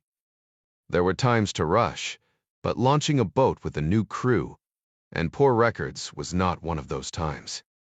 The guys at JISA praised his seamanship, played up the talents of his crew and the beauty of the little boat. He'd returned their cajoling with Warren Buffett's sentiment that, no matter how great the talent or efforts, some things just take time. You can't produce a baby in 1 month by getting 9 women pregnant. He wanted a month to assure himself that the boat and the crew were ready, but the folks at Anacostia gave him 3 days. They did not believe in the rule of threes. At 53, Holloway was a 4th-generation sailor, and as such, he knew how to follow orders. If the bosses said go, he noted his concerns in the log, and then gave a sharp, "Aye, aye, sir," before going. The typhoon worried him at first, but it had turned northward, leaving Holloway and his little boat to their duties of gathering signals intelligence from any prey or DPRC subs plying the waters of the East China Sea. Masquerading as a fishing research vessel, Merriweather ran a zigzagging surveillance run out of Naha, heading for Taipei to refuel before making the return trip back to Okinawa. It should have been a straightforward mission, but now the storm track had changed again. "I don't like the look of this," his navigator, a nautical engineer named Rocky Bell, said, tapping the radar screen on the console at the helm. She was Sharp, a graduate of the U. Merchant Marine Academy, and one of the few real sailors on the boat. "I know," Holloway said. "Damn thing's moving west again. We can duck into Keelung City on the north end of Taiwan if need be." He nodded to the forecastle. "I'll be out on deck a moment." Holloway left the pilot house through the side door and made his way forward. Instruments were all well and good, but he preferred to look at the waves and sky for important information. He didn't particularly like what he saw. The muggy air was clear above, but a line of black clouds to the east made him clench his teeth. The sea was already heaping up, and a stiff wind blew at least 30 knots, carrying with it the heavy smell of rain and ripping foam and spray off honest 8-foot waves. Holloway turned to walk back inside, but a sudden jolt, like an earthquake rippling along the deck, nearly threw him off his feet. He looked through the pilot house window at Rocky, who shrugged. A rogue wave, maybe. Holloway felt Merriweather shift under him as the stern swung around, broadside to the wind. They were slowing. Stumbling back inside on the rolling deck, Holloway glared at his navigator. "What the hell just happened?" "I'm trying to raise engineering now," she said, microphone in hand. She tapped the instrument panel on the console. "Engine temperatures are through the roof. The fire klaxon sounded a half-second later, followed by the voice of Don Patton, the 26-year-old ship's mechanic. Halting and breathless. Scavenge fire in the diesel. Crankcase explosion, Patton said. Steam it out, Holloway ordered. I've done that, Skipper, the mechanic said. Fire's under control. Are you hurt? A few burns, Patton said. But not as bad as the diesel. How long until you can get her running again? Holloway asked. There was a long pause as Merriweather swung around, broadside to the gale, at the mercy of the approaching storm. I'm not sure it's even. Holloway cut him off. He didn't want fatalistic talk. Give me an estimate. I'll do my best, Skipper, Patton said. That's all I can ask, son, Holloway said. So long as you understand that we're about to get a very uncomfortable saltwater enema if this typhoon hits us while we have no power. Aye, sir, the mechanic said. I'll send Rocky down to see to your burns. He nodded to the navigator, who was already grabbing the medic bag from under the console. Holloway took a deep breath, cursing at his own stupidity. He'd taken out a green crew on a ship he didn't quite trust. It didn't matter how much the suits back in Anacostia had wanted him to hurry. He knew better. Dia wasn't to blame for this. He couldn't even blame the previous mechanic for faulty diesel maintenance, though that was surely the cause. The little spy ship groaned, turning again before the wind, wallowing in the middle of a vast and unfriendly ocean. There was a lot of tech on board that the Chinese Navy would just love to get their grimy hands on if the typhoon didn't sink her first. Whatever happened, the blame rested squarely on Holloway's shoulders. He was the skipper, and he'd disregarded his rule of threes. Clark estimated it would take him less than a minute to cover the 40 meters to the dock. Most people who tried to swim that far underwater ended up flailing around and wasting energy trying to go too fast for fear of running out of breath. Clark would swim at a walking pace, gliding rather than powering through, because if you fought the water, you always lost. Holding his breath wouldn't be an issue. Staying on course in the chocolate-brown lake water would be the challenge, that and timing his arrival so Muffin Top was facing the other direction. The heavy beat of rat music was still rolling down the grassy hill when Clark made it to the bottom of the finger ridge east of Zambranos. He kept low on the far side of the hill and out of sight. Hours of surveillance had shown him that each of the Triad sentries had his own method of patrol. Muffin Top spent a great deal of time gathering skipping stones on the shore, in between sauntering out the 20 feet or so of pier to walk back and forth a few times on the floating tee where the boat was tied. The boat occupied most of the western arm, which made it more difficult to skip stones. Consequently, the chubby sentry spent a hair more time on the easternmost 10 feet of floating dock, a fact that Clark intended to exploit. He entered the water silently, wearing the camelback and all his gear. The slow, deliberate movements came as second nature to him, and he was up to his chin in no time without creating even the slightest splash. He ducked his head under once, wetting his hair and face, while he took the time to get a feel for the rocky bottom under his boots. In the Navy, they'd almost always had a swim buddy, especially in the perilous world of the SEALs. The hazards of going it alone underwater were well documented. But the real world was a brutal place. Taking 3 deep breaths to saturate his lungs with oxygen, he worked his way around the point, slowly cutting the pie to bring the docks into view. Muffin Top was on the shore, his back turned, picking up stones. Anyone who hadn't done their homework might think now was the time to go, but Clark didn't need the man with his back turned now.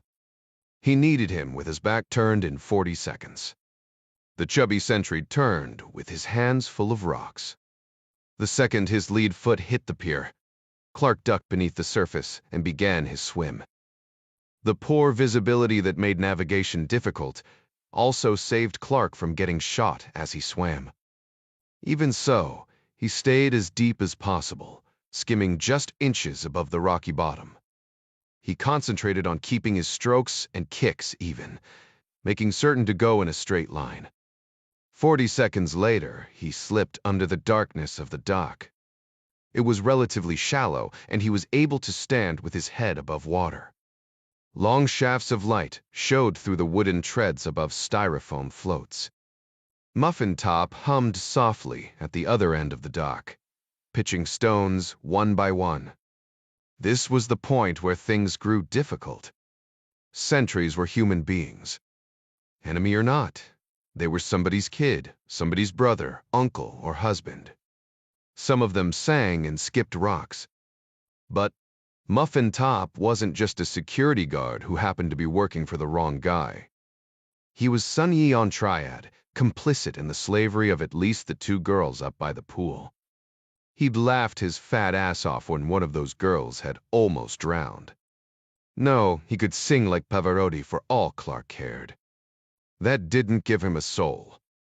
Wood creaked and swayed as Muffin Top walked to the east end of the dock. Waiting at the far end, just outside the edge, Clark brought the Glock up a fraction of a second after his face broke the surface, tipping the barrel slightly to let the water drain. The shot struck Muffin Top as he threw his first stone straight through the bottom of his chin. The Triad man teetered there for a moment, the rest of his rocks slipping from his hand, and then fell face first toward the water. Clark rounded his shoulders, collapsing under the weight of Muffin Top's body, mitigating the splash. Ready to duck and swim, he glanced uphill and breathed a sigh of measured relief that no one came running down with guns blazing. Clark stuffed Muffin Top's body under the edge of the dock, and then, without looking back, swam past the boat to exit the water at the other end of the cove. He moved quickly, up the long finger ridge that ran along the west side of the house opposite his earlier vantage point. He had about 10 minutes until the guards shifted posts, if he was lucky. It took him 5 minutes to work around to the circular driveway behind the house. He would have put a guard up here by the vehicles, but was glad Zambrano and Chen relied on a man in the trees 100 meters away, up by the gate. Clark hadn't actually seen this one's face, just enough movement when he'd driven by to know someone was there. The gate guy was too far away to be an immediate threat, but Clark would have to remember to watch his 6 once the rodeo began. Clark shrugged off the camelback in the relative safety of the cedar trees along the driveway. Music still thumped around the corner, muted some by the house. The sun was low, and though it was still plenty light, would soon fall behind the ridge, throwing the little valley into shade. There was a strong possibility Zambrano and Chen would go back in the house when that happened, which put more pressure on Clark. He wanted them outside to make this work. The half cup of chlorine granules dumped in the water bottle of brake fluid gave him about a minute and a half. He didn't bother with the lid, but left the bottle upright beneath the gas tank. The mixture did nothing at first. Clark punched a hole in the rear of the gas tank with his Benchmade, large enough that fuel began to drain into the gravel beside the water bottle. This done, he rolled out from under the truck to crawfish back into the buckbrush along the driveway, well away from what he knew was about to happen. Roughly a minute and a half in, white smoke began to pour out from the edge of the truck. An instant later, Clark heard a rush of sound like a jet engine, and then a hollow whomp as the fuel tank caught fire. Rich, who was posted near the end of the house, heard the noise and trotted out to investigate, earning him 2 shots to the face from Clark's suppressed Glock. Pigeon poked his head around next and met the same fate. It would have been nice if they'd just keep offering themselves as targets, but sooner or later the others would get wise to the fact that their buddies weren't coming back. When in doubt, Clark preferred to err on the side of action. He decided to press the issue, not wanting to give the folks on the other side of the house time to figure out what was going on. He shot a quick glance toward the road. The guard out there would notice the fire soon enough, and Clark wanted to be done with the other 7 by the time he got here. He turned back around just in time to see Mini Fridge run out of the back door with a fire extinguisher. Instead of dropping the canister and going for a gun, Mini-Fridge ducked his head and ran, intent on bowling Clark over. Clark brought the Glock around a fraction of a second too late, getting a shot off, but impacting the extinguisher instead of the man. Mini-Fridge growled, lashing out with the aluminum cylinder, knocking the gun out of Clark's hand and into the bushes. The short man looked at a now empty-handed Clark and laughed, moving his thick neck back and forth like a wrestler warming up. Surely the younger man was thicker and stronger than Clark. No doubt he saw only a granddad there in the driveway, soaked to the skin, no less. And in some ways, Mini-Fridge was dead right. Clark was breakable, and the vagaries of age and passing time had robbed him of his once great strength, made him slower than he'd been. He was, however, still an incredibly accurate instinctive shooter. The Wilson combat all but jumped into Clark's hand as soon as he'd swept the tail of the windbreaker aside. He thumbed down the safety and brought the gun upward, indexing the target as naturally as pointing a finger. Clark shot 3 times in quick succession, twice to the chest and once to the head. In the event, Mini-Fridge was wearing a ballistic vest and decided to stay in the fight. Mini-Fridge wasn't, and he didn't. The Glock was gone, hopelessly lost along with any semblance of surprise Clark had against the rest of the bad guys. He met Sasquatch head-on as the other man came running to investigate the shots from the Depuis every moan. Clark gave him 2 more to investigate, these up close and from the hip. He reloaded a fresh magazine into the Wilson, tucking the used one into his back pocket in case he needed the remaining 3 later. By now, Zambrano and Chen were both on their feet. Neither appeared to be armed, but Zambrano lunged toward a side table for something. Clark shot him twice center mass, causing both the girls to scream and cower by their deck chairs. Lily Chen shouted something at the nearest triad goon. A glass tabletop shattered behind Clark, as Geezer began to empty a pistol in his direction from the direction of the cabana. Bullets snapped off the concrete, at least one twanging off the surface of the swimming pool to ricochet into the trees. Clark returned fire, causing Geezer to retreat behind the cabana. Rat-tails shot then from the other direction, catching Clark in a crossfire. The first round went wide, but the second took Clark in the calf. It felt like he'd been hit with a sledgehammer, but he could still walk. Clark sent another round toward Rat-tail to keep him honest, took a step, stumbled, and then regained his footing. He was in the open now. Geezer must have seen the wound and decided to press his attack, coming around the cabana, blazing away with his pistol. Clark shot him twice, in the shoulder and the neck, reloading a fresh mag as he spun immediately back to Rat-tail, Hobble walking toward the cover of a deck pillar as he kept the other man's head down with spaced shots from the Wilson. He wanted Lily Chen, but Rat-tail put his body in front of hers, gallantly and stupidly, absorbing 2 rounds from Clark's. Suffer recur. Did is deprave. The man was tough and kept shooting long enough for Chen to shove Magdalena into the water, along with the metal deck chair that was chained to her ankle. The child sank like a rock, dragged to the bottom by the heavy chair, obviously chosen for that purpose. Clark shot as he moved, emptying the server, 5, but hitting Chen at least once in the belly and knocking her to her knees as she attempted to drag the other girl into the water. Clark dove head first, eyes fixed on the struggling girl at the bottom of the pool. The shot probably wouldn't kill Chen, not quickly enough anyway. She'd surely crawl to Rat-tail's gun and shoot Clark while he swam down to Magdalena. But he didn't care anymore. If he did nothing, the girl would die. If Lily Chen got a gun, the girl would die. This way, at least, she wouldn't die alone. Clark made it to the bottom of the pool with 2 powerful kicks.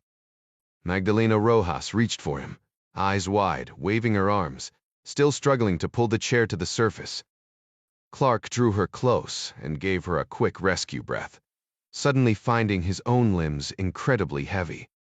It was impossible to lift the deck chair, let alone swim to the surface with it.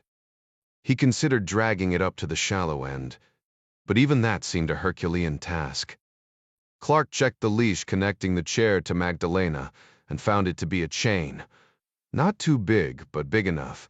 He couldn't break it by pulling. A small padlock held it in place. Hopeless.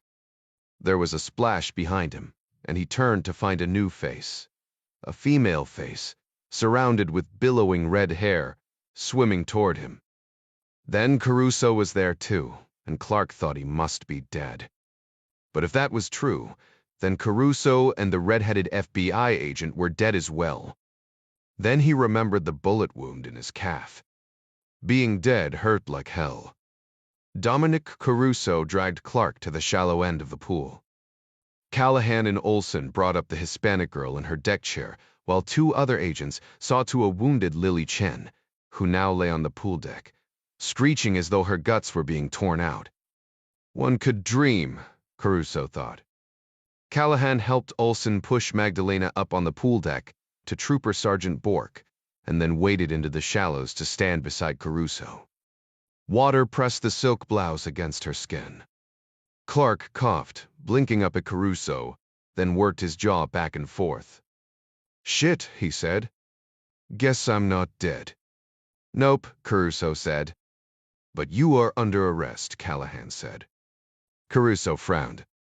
"Now, hang on. This was all in self-defense, and you know it." "Self-defense my ass," Callahan scoffed. She wiped the water off her face and sniffed, looking down at Clark. "I'm happy you saved these girls. Don't get me wrong. But you can't just go all John Wick and then expect to walk away." "Do what you have to do," Clark said. "Matt, I don't blame you." "That's special," Callahan said. "So, you agree to being arrested. That's big of you, considering the pile of dead bodies left in your wake." As she spoke, she helped pull Clark out of the pool and rolled up his pant leg to check the wound in his calf. There were other scars there. A lot of them, as well as a bunch on his neck. This dude had been around the block. "I'm not admitting to anything," Clark said, coughing again. "But there may or may not be another one under the dock." "Marvelous," Callahan said. She nodded to the bullet hole. "Looks like a through and through, but it might have nicked the bone. You may have to walk with a cane." "That's probably not going to happen," Clark groused. He glanced up at Caruso, eyes narrow. "How'd you find me?" "Not entirely sure," Dom said, looking sideways at Callahan. "I think somebody might have screwed with my phone." Clark groaned. "I'm lucky she's better at investigating than you are at operational security. Anyway, Lily Chen will have a cell phone somewhere. And on that phone will be a number for her brother Vincent. Our people need that number yesterday. Afterstand?" Dom nodded. "And the top of that." "Oh, no you don't," Callahan said. "No one messes with that phone before my tech guys get a look at it." Caruso gave her a passive look. "Afraid I'm going to have to pull rank on you there," he said. "I'll give it right back, though." Callahan waved him away. "Whatever." She glared down at Clark. "Tapperk, who are you?" "John," he said. "John." "John," he said again, as he winced at the pain in his leg. "Better go with Doe. 54. The phone beside President Jack Ryan's bed rang once, dragging him out of some dream that he could not remember. He rolled over, coughed to clear his throat, and squinted at the blurry numbers on the clock as he picked up the handset. He'd gone to bed early in anticipation of an early ride to Andrews and a 7A. Wheels up for Tokyo. Surely it couldn't be that time already. Nowhere near it. 1:45 A. It was an accepted and probably true notion among White House staff that one could not get fired for waking the president. One could only get fired for not waking the president. Most would have erred on the side of caution, but Arnie Van Dam had a pretty good handle on when events were important enough to rouse Ryan from his much-needed beauty sleep. Van Damme had witnessed so many national crises that he remained absolutely unflappable, while so many others ran around with their hair on fire. Van Damme joked that he had no hair. So, Mr. President, the voice on the other end of the line said, "Good morning, Arnie." Ryan stretched, fought the urge to say something flippant. No one called to joke at this ungodly hour. "Sorry to wake you," the chief of staff said. It was Van Damme's custom to engage in a few seconds of small talk before he got to the meat of the matter, to make certain his boss was thinking with some relative coherence. "That's fine," Ryan said, coughing again and rolling onto his back. Out of habit, he reached out to the other side of the bed to see if the call had woken Kathy, but she was still in Nepal. What's up?" "Typhoon Caitlin," Van Damme said. "There are some developments you'll want to know about." "Who else is here?" "Commander Forrestal and I," Van Damme said. "We have an Air Force weather guesser on his way over from the Pentagon." "Okay," Ryan said. He was fully awake now. "Notify the Secret Service that I'll be heading to the Oval in." He put on his glasses and checked the clock again. 10 minutes. "Already done," Van Damme said. "I'm standing outside your door, speaking with the agent now." "That's just creepy, Arnie," Ryan said. "I do my best, Mr. President." Posted outside the president's bedroom door in the central hallway, Special Agent Tina Jordan lifted the small beige microphone on her surveillance kit to her lips. She hit the push-to-talk button to call the command post and other Secret Service personnel on the White House campus. Crown from Jordan," she whispered. "Swordsman is on the move in 10, en route to the Oval Office." Ryan was surprised to find the Secretary of Defense waiting for him in the Oval Office with Van Damme and Commander Robbie Forrestal. All three men stood when he stepped inside. Apart from Forrestal, who was in his Navy uniform, the men were dressed as if they'd met for a poker game instead of to discuss world events. Ryan wore faded jeans and a light bomber jacket with the presidential seal over the USMC t-shirt he'd been sleeping in. Van Damme was dressed similarly to Ryan, sans the presidential seal. Bob Burgess was normally well coiffed enough to appear on the cover of Washington Life magazine, but his thick salt and pepper hair now stuck out in a dozen directions. Ryan sat in his customary spot in front of the fireplace and motioned for the others to take the couches. "Let's have it," he said. Arnie glanced at Robbie Forrestal and gave him a nod. The Deputy National Security Advisor opened a laptop and looked at the screen, apparently wanting to be certain he had the latest information. "Mr. Hepley." "President," he said, 45 minutes ago, the Naval Communications Center at Sasebo, Japan, received a distress call from research vessel Merriweather, a converted 89-foot fishing trawler with a crew of 10. She is based out of the University of Hawaii, but is on loan to Kyushu University's Coastal and Ocean Engineering Department, ostensibly conducting fishing studies in the East China Sea. "Ah," Ryan said. "But she's not doing fish studies." "No," Burgess said. "She's towing a sonar array to study submarine traffic and communications." "Just so, sir," Commander Forrestal said. "RV Merriweather has been seconded to the Defense Intelligence Agency for 2 years. Ryan rubbed his eyes, thinking this through. Virtually every nation with the capacity to launch a boat had some sort of spy ship. Some were overt about it, dragging sonars or flying masts to intercept foreign signal intelligence, but some were disguised. Chinese and Russian fishing vessels were often cover identities, and the United States had more than one such vessel of her own. "Do we have open communication with the vessel?" Van Damme asked. "We do, sir," Commander Forrestal said. "So far, everyone aboard is fine. But Merryweather has lost propulsion and Typhoon Caitlin is driving her directly toward China. Lost propulsion? Ryan asked. What's their position? Forrestal turned his laptop around so Ryan could see the radar image on the screen. Approximately 30 kilometers northeast of Kubashima, one of the Senkaku Islands. This one is known as Huangwei-Yu to the Chinese. At this moment, they are in waters claimed by both Japan and China. But at their present rate of speed, they'll drift into undisputed Chinese territory in less than 6 hours. Chinese Coast Guard and fishing vessels are in and around the disputed islands almost daily when the weather allows. On a positive note, we're not tracking any right now. Ryan shook his head. How is this boat handling the storm if she doesn't have an engine? Not well, I'm afraid, the commander said. She is still ahead of the typhoon, but only just. Merryweather's skipper, Captain Dave Holloway, reports seas in excess of 30 feet. Ryan exhaled slowly and leaned forward in his chair. He studied the red arrows behind a white swirl of clouds on the radar image. I see the storm's turned back to the west. It has, Forrestal said. Does anyone else find this situation odd?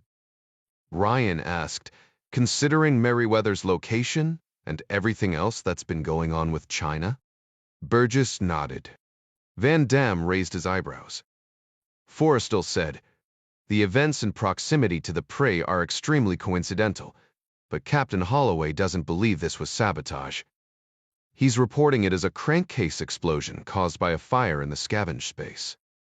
Bad maintenance, then, Burgess said, shaking his head. Scavenge fire, Ryan said.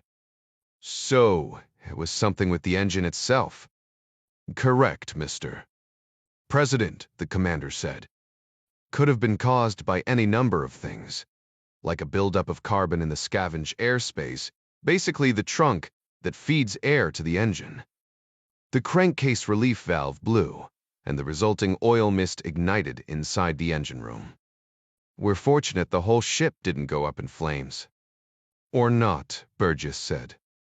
Still sounds like poor maintenance. Captain Holloway is new to the vessel, Forrestal said. Not an excuse, Burgess said.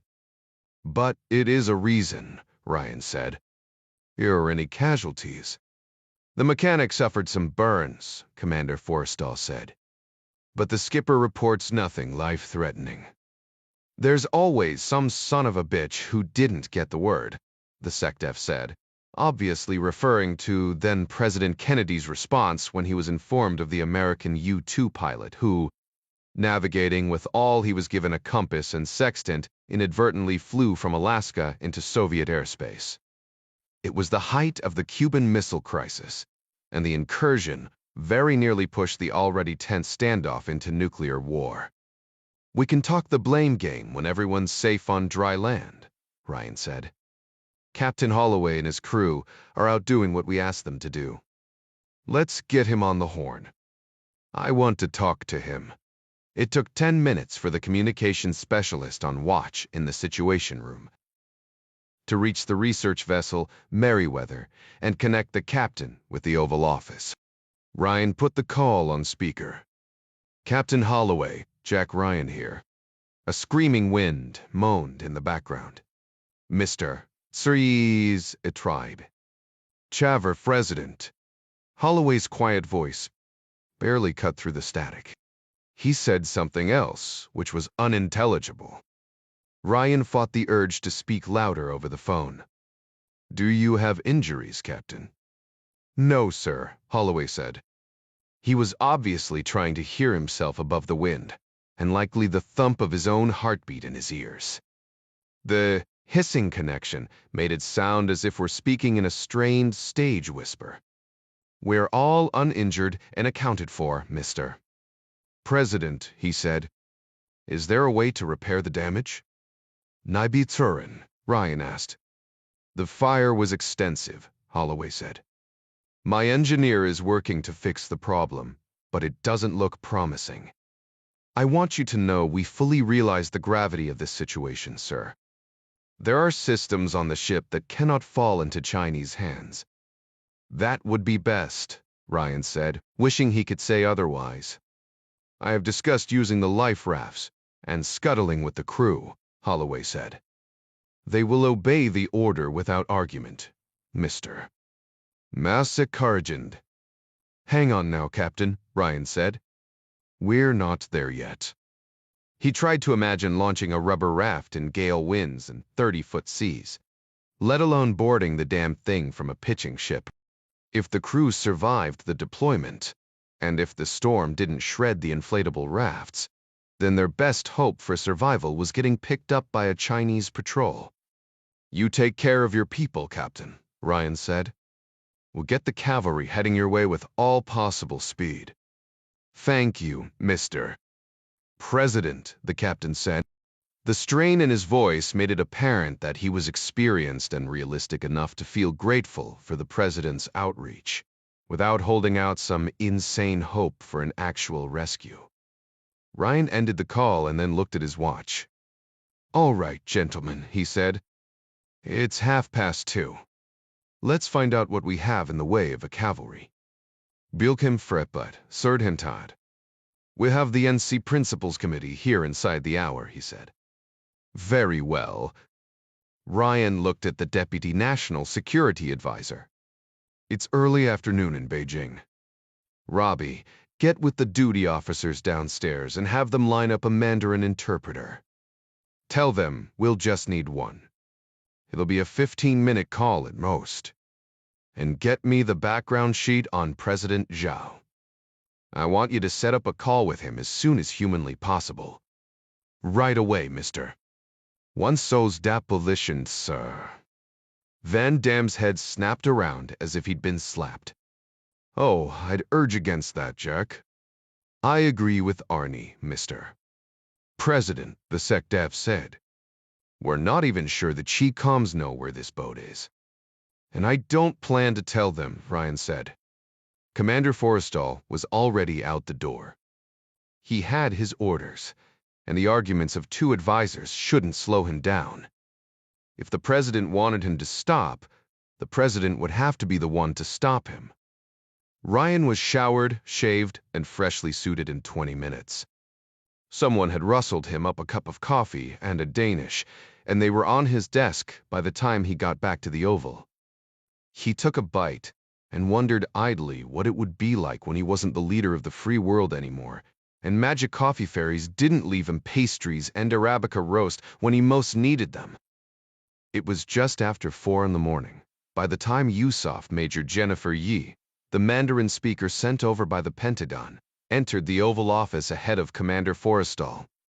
She was a tall, no-nonsense woman with a stern face that made Ryan think she probably voted for the other guy in the last election. Still, she was professional and looked him in the eye when she shook his hand. He didn't have to ask about her credentials as a simultaneous interpreter or her clearance. The new guys in the watch center would have handled all of that. By necessity, interpreters got to be a part of conversations that only a select few were privy to. Intense and often delicate negotiations hung in the balance of an interpreter's ability to pick up on what speakers meant to say and the words they chose to convey it. Van Damme, Burgess, and Foley took seats on the couches while Major Yi moved her chair around behind the desk so she could be seated beside the president, closer to his ear. She would listen to the conversation via a headset, translating the Chinese president's Mandarin almost simultaneously. The effort required intense concentration, and she situated her chair so she faced away from the others in attendance, close to Ryan's ear, but not looking at him. In addition to those in the room, the call would be recorded and monitored by a half-dozen aides and staffers. Presumably, Zhao would have a similar situation on his end. Forrestal picked up the handset on the president's desk, spoke to someone on the other end of a line for a moment, and then handed it to Ryan, giving him a thumbs up. Mr. President, Ryan said. Thank you for taking my call. 55 Arnie Van Damme sat back on the sofa in the Oval Office. After the interpreter had gone, I can't believe he agreed to hold off. He breathed an audible sigh of relief. The phone call with the President of the People's Republic of China was straight from the Jack Ryan, shoot from the gut playbook. Unfortunately, that kind of shooting worked both ways, and brought with it the strong possibility of gut shooting yourself in the process. True to form, President Zhao had begun the call with an insistence that the United States affirm a one China policy that denied the existence of Taiwan as an independent nation. It was a scripted verbal ballet, and once the two world leaders got past their respective parts, the call had progressed quickly. Ryan was his usual direct self, making statements that from the mouths of other men would have sounded like ultimatums, but from him were just statements of cold, dispassionate fact. It was apparent that Zhao already knew about the Merryweather's predicament and geographic position. He had bristled at the incursion of yet another American vessel into Chinese waters at first. But in the end, he agreed to forego intercepting Merryweather while she was in waters claimed by both China and Japan, adding, however, that his humanity necessitated that he rescue the hapless research vessel the moment it entered, waters not also claimed by the Japanese. I know exactly why he agreed, Mary Pat Foley said. Ryan nodded. The Pla Navy has already moved all their ships out of the path of the typhoon. He couldn't board the Merryweather if he wanted to. Burgess looked at his watch. That gives us roughly 5 hours, he said. You can bet the Chicom Navy is steaming out now. An American spy ship would be a grand coup for them in the media. Not to mention the technology they'll glean if Captain Holloway doesn't have the sense to destroy it. We could be looking at another Pueblo. The USS Pueblo was the only commissioned Navy ship to remain the captive of an enemy state. Many in the IC believed that the seizure of communications gear when the Pueblos captured in 1968 had allowed the DPRK and the Soviet Union to monitor naval communications late into the 1980s. The Pueblo remained moored in Pyongyang at the Victorious War Museum. Ryan looked again at the massive white vortex that was Typhoon Caitlin on Forrestal's computer screen. 5 hours, he said. That's assuming the sea doesn't take her first. The paramount leader of the People's Republic of China, Zhao Chengji, ended the call with Jack Ryan and leaned back in his chair. The talk had left him exhausted, but he believed he was hiding it well from the 2 female interpreters and the dozen other staff members who surrounded his desk. Colonel Huang stood in his customary spot beside the door, eyes glinting in the muted light, flicking hawk-like glances around the room as everyone filed out the door. Admiral Chien, commander of the Pla Navy, was the last to leave. He was displeased with what he saw as the conciliatory tone of the phone call, but he had his orders and would obey them. I plan to work a few more hours, Zhao said to Huang when they were alone in the office. Very well, Zhao Jusi, the CSB man said.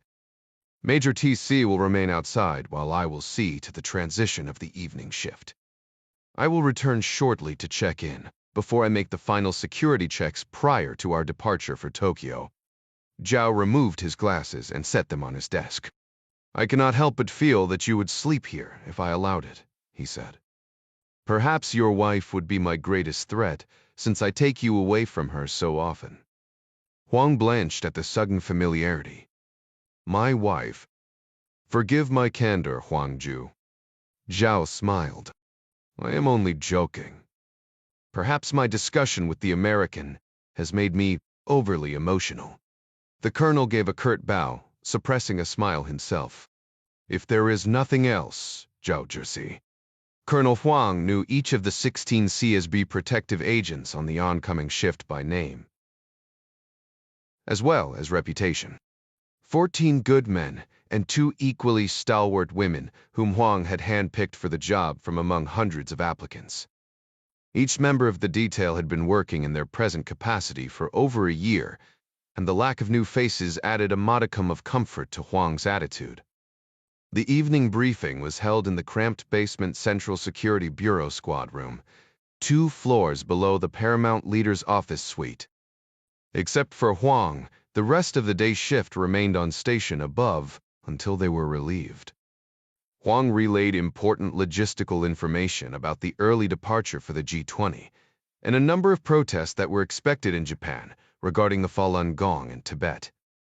Rules of engagement were reviewed, assignments discussed, along with a reminder that there would be cameras everywhere and little ability to control the media. Once the oncoming shift had assumed their posts, leaving a new officer outside the president's office, Huang walked his second-in-command, Major Seth, to the gate. He wanted to discuss a few last-minute details about the Japan trip. Unlike members of the U.S. Secret Service, even supervisory members of the Central Security Bureau's Presidential Protection Unit did not have take-home cars. Most, including Major T.C., did not mind, preferring to take the train over paying hundreds of thousands of yuan, the equivalent of thousands of dollars for parking. 2 uniformed 1st Squadron, 1st Group C's soldiers snapped to attention when they saw the 2 officers. "Tomorrow morning then, Colonel," Major T.C. said as they reached the gate. "I hope you are able to get some sleep." Wei Swang smiled. "I will sleep when the Paramount Leader is safely back in Chi." The pop of gunfire outside the gates caused the smile to vanish from Huang's face. Both he and the Major drew their pistols, nodding to the uniformed guards. Ever thinking of his first responsibility, the Colonel keyed the plate button on his radio. He ordered the command post to keep President Zhao in his office and double the contingent of uniformed guards, forming concentric rings of protection. "A mugging, perhaps," Major T said, Taurus pistol in his hand as he peered around the edge of the employee man door through the walls of the highly guarded grounds. "Perhaps," Huang said, feeling in his gut that the shots signified something even more sinister. Captain Fu Jinkang, another member of the president's primary detail, spoke in a halting voice over the radio, proving Huang's suspicions. Even wounded, the man retained his priorities. He gave his position a location half a block down from the gate and asked for medical assistance as the victim of an apparent robbery. He demonstrated remarkable devotion to duty when he reminded his comrades to see to the safety of the Paramount Leader first. Colonel Huang's instinctive and completely human inclination was to rush to the aid of his friend. But training made both him and the Major turn immediately and rush back to the president's office. On the street, gunfire popped and snapped. Another member of the detail called out that he was hit. And then another. 4 minutes after the skirmish started, Colonel Huang stood with his back to President Zhao's door, listening through his earpiece to the sound of his men as they died. Vozi 6 Japan turned out to be one of those unless otherwise directed situations when it came to carrying a firearm. Leeson Robertson faxed arrival documents to passport control, along with payment information for the roughly $5,000 they would have to pay for the privilege of landing at the facilities, but Japanese officials rescinded permission to land at Haneda Airport, nearer downtown Tokyo, instead sending the Hendley Associates Gulfstream to the larger Narita International, almost an hour outside the city. Narita's business aviation terminal accepted only 15 planes a day, so they were lucky to get a spot. The Premier Gate was glitzy and comfortable, but it shunted arriving bigwigs over and through the same shoe, disinfecting rug, body temperature scanner, immigration, and customs stations as every other visitor to Japan. The campus operators took the chance of raising a few eyebrows by packing the comms gear and granddad pocket knives in their luggage, but carrying in firearms would have been impossible. The pistols and larger blades remained hidden in the bulkhead compartments of the airplane. The pilots and Lisan stayed at a hotel close to Narita, while the team made the 45-minute trip from the airport to Tokyo Station. Lisan had been able to find them rooms at the Marriott near the Ginza, no small feat, with attendees of the G20 packing the city. Luckily, all the venues appeared to be on the opposite side of the station, geographically close, but worlds away in a city as densely populated as Tokyo. With nothing to go on but the fact that Vincent Chen and his cohorts were in Japan, Chavez told everyone to get settled and stand by to move. Ryan decided to grab a quick shower and change into his last pair of clean clothes. The rooms were small, as business hotel rooms were in Japan, with just enough floor space to turn around in at the foot of the bed. The tub was deep, meant for soaking, and Jack thought he would put it to good use when he had more time. With his comms batteries changed and feeling uncharacteristically light without his pistol, Ryan walked through the automatic glass door to meet the other operators in the fourth-floor lobby of the Marriott. Midas read a copy of the Asahi Shimbun, the English-language edition, while Adara looked at their phones. Ryan sat down by Adara, who filled him in on the latest about Clark's injuries. The Kevalab Pinecern, still under guard at a hospital in Fort Worth. This female FBI agent appears to want to arrest Dom, too.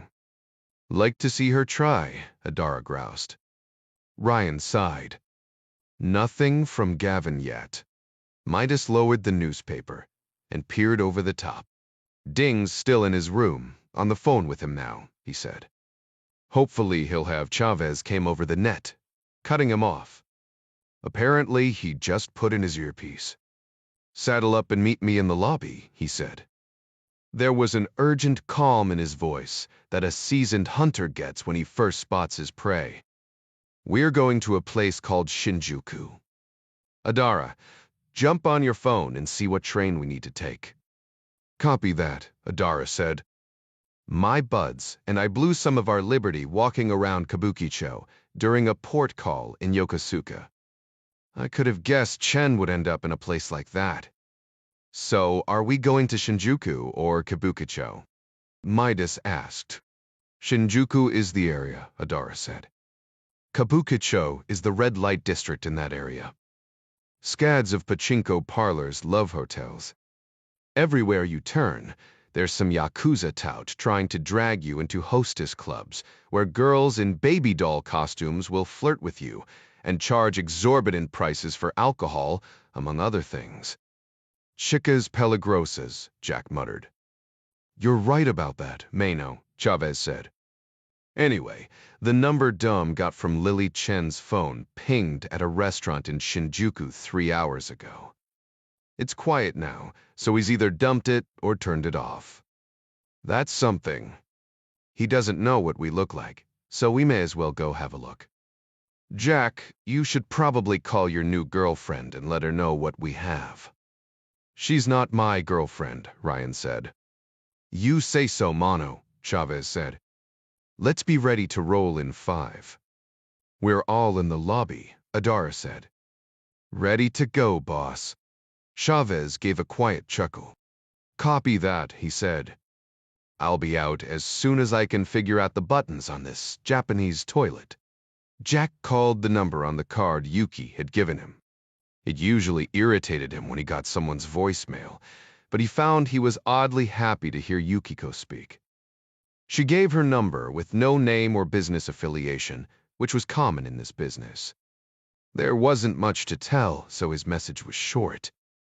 They were looking for an Asian man in the busiest area of the most populated city in Asia, or the world, for that matter, because his phone said he'd been there 3 hours earlier. The hotel was less than 2 blocks from Tokyo Station, and the team quickly fell in with the river of Japanese commuters, seemingly going in all directions at once. Ryan was no stranger to world travel, but he thought the station was busy when they'd come in on the Narita Express at midday. Rush hour started late in Tokyo, but was in full swing by 6:30. The station itself was a sprawling shopping mall with tens of thousands of commuters passing them throughout the day. Women in brightly colored uniforms and young men in large costume hats shouted and cajoled, always in the most polite and deferential tone, inviting the captive audience to try their cake, fruit, waffle, fish, or countless other products. Eccentric hairstyles and outlandish clothing could be seen here and there, the odd peroxide red, a blue mohawk, and even a pierced nose or two. But Japan remained a place where you could buy a white shirt and tie at the corner convenience store. Conservative dress and demeanor were lauded, and for the most part, Tokyo Station was a sea of dark hair and dark suits for men and women alike. Adara and Ding both spoke a smattering of Japanese, so they led the way to Platform 1, where the team jammed themselves into the 6:38 Chuo Line train for Shinjuku, which arrived precisely on the minute. The car proved to be shoulder to shoulder and chest to chest. Unlike China and some other countries where Jack and the others had worked, the trains in Japan seemed to have the same rules as libraries or urinals. No eye contact, no talking. And Adara warned them, if the men were lucky enough to get a seat, under no circumstances should they offer it up to a woman under 50 who was not pregnant. Fortunately, the 6:38 Chuo was so crowded he barely had room to stand, let alone a seat to give up. 4 stops and 15 minutes later, the train disgorged the team into a seething mass of evening commuters at Shinjuku, more crowded even than Tokyo Station. Chavez motioned everyone behind a row of coffee vending machines in order to not get run over while he checked his phone for the address Gavin had given him. With a basic idea of where they were going, he navigated them across the street toward a garish red neon sign that ran up the side of a building, reading in English, I heart Kabukicho. We should have brought umbrellas, Midas said, looking up at the boiling clouds in the night sky, reflecting red and orange from the neon lights. Would have given us some weapons. It starts to rain. Umbrella stands will sprout up all over the place, Chavez said.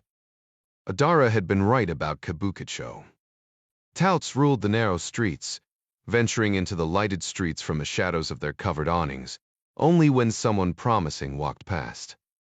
On one, the clatter and ping of pachinko machines sounded above the nasal whine of shamisen music.